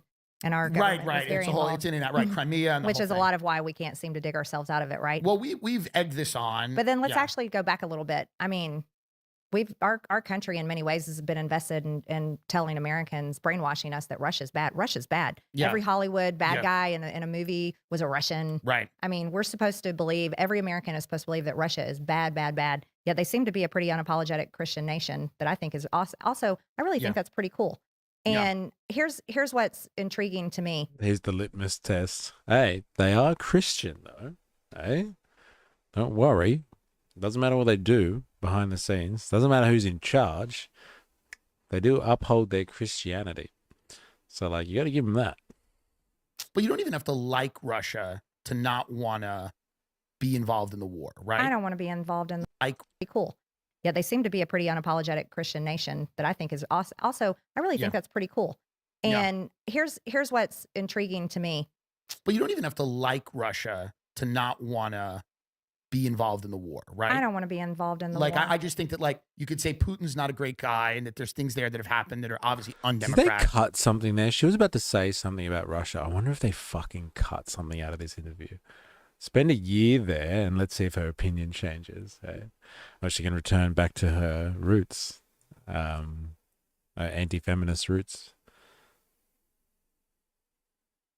Interesting. My concern is like this country. We're not contractually obliged either. Right. Ukraine's not a NATO member nation. Right. They're not even in NATO. Right. We don't have to defend Ukraine. Right. So there's no reason. Right. But yet somehow it's the most important thing that we've got to get involved in. And that's disturbing to me. And the other thing is we've spent sent tons and tons of money over there, but there's a bunch of extremely wealthy Ukrainians that all have incredible homes and cars and countries like France and other European countries. And I find that to be pretty sickening. Our own tax dollars were used not only to pay Ukrainian government pensions, right, to bail out small businesses, Ukrainian small businesses, when American small businesses were going out of business because of COVID lockdowns. Right. It's the bourgeois system, bro. Hey, don't blame the bourgeois system for the bourgeois system. I just got home. What time are you going till? I'll go live before you. Yes, I do want to rate, and I was about to like just cut it. How quickly can you go? Because like I think people can continue this vibe train, but I've actually got to go. I know I have to cut it at 3:30. But I am listening loud and clear. If you're able to set up real fast, then like I will raid you big time. How much time do you need? Tell me. I would like to know more. I'm going to keep this going for a little bit. Give me 5 and I'll out in on something to buy time. Okay. You got 5. Sweet. I'm going to stick around for another 5 minutes. You know what? We're going to stick with Marjorie Taylor Greene, and like message me in the chat when you're ready. I'm going to do the raid again. If everyone's listening to this, if you're listening to this from YouTube and you have the ability, go over to Twitch, play nice, go over to Twitch. I'll give you the link. And then go and raid Indoctrination's stream if you want to keep streaming for the afternoon. Let me get the link for you. I feel like I should have this. But yeah, if you're watching this and you want to keep streaming, Indoctrination's going to keep the party going. So there's the Twitch link. You can go there and you can join the raids, dude. I don't know. Like, look, I'm happy with the rhetoric for the most part. Like, you know, she wants to help the working people. She's sick of supporting Israel, and she wants to get better healthcare. But like, why vote on the big? Like, she's obviously happy and comfortable to be, you know, a rogue for the Republican Party, and you know, vote for the Epstein files to be released. But like, when it comes to like the material stuff, like I'm all for the Epstein, but that like Epstein is kind of like the Epstein file release is more of like a cultural issue than a material interest. Like, don't get me wrong. Like, it's the working people of the world that are the, you know, the children that are being human trafficked and used and preyed upon by this rich cabal this cabal of, you know, powerful and rich elites across the world. They prey upon working people. They don't prey upon their own. They have pretty screwed up relationships, but they don't prey upon their own. Yeah, okay, fight for the release of that and expose them for who they truly are. But that's not really an element of class struggle as much as it is just exposing like how fucked up their lives are. Like, the class struggle really would be like making sure we set up some type of system where rich people or rich and powerful people cannot openly, yes, exploit children and young people, like openly exploit them, like honestly. Boo! Hey, that's enough from you.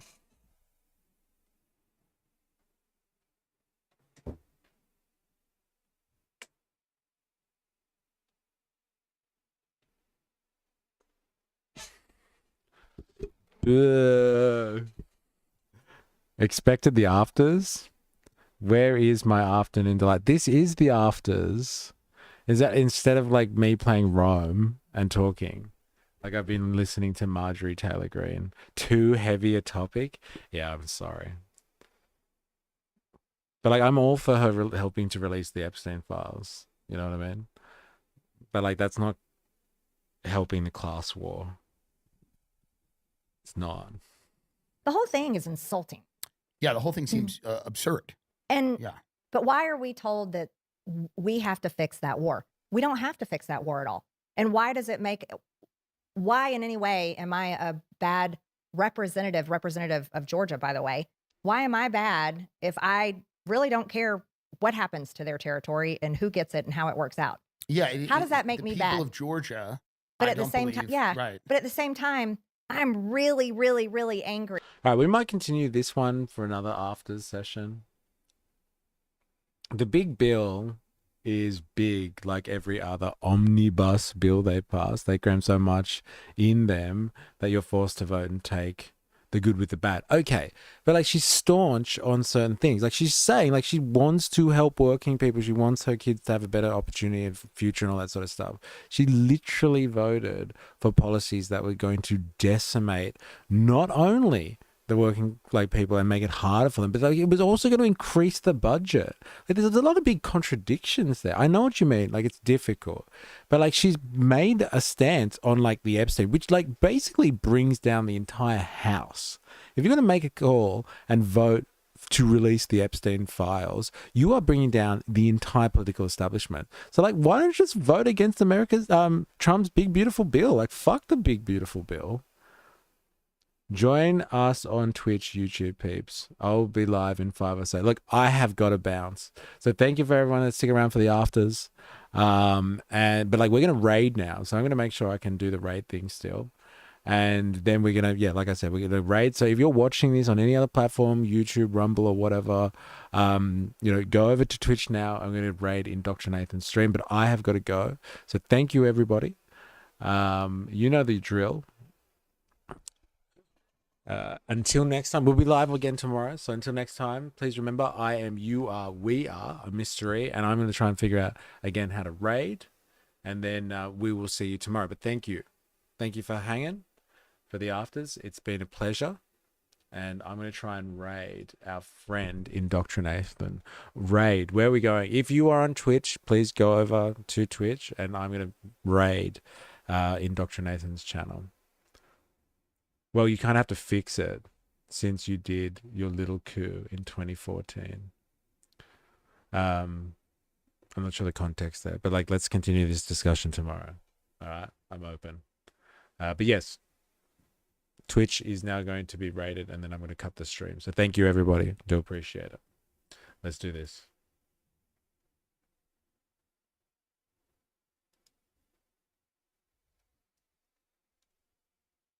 Yeah, there we go. There it is. No, I'm not knocking. It's asking me if I want to knock before I like politely raid you. Not happening. Just start the raid. 2 viewers are ready to raid. 3, 4 viewers are ready to raid in 6, 5, 4, 3, 2, 1. Let's do this. Raid now. All right, we are over in Indoctrinathan land. But yeah, thank you, everybody, and I will see you tomorrow. I'm out. Enjoy the rest of the streaming.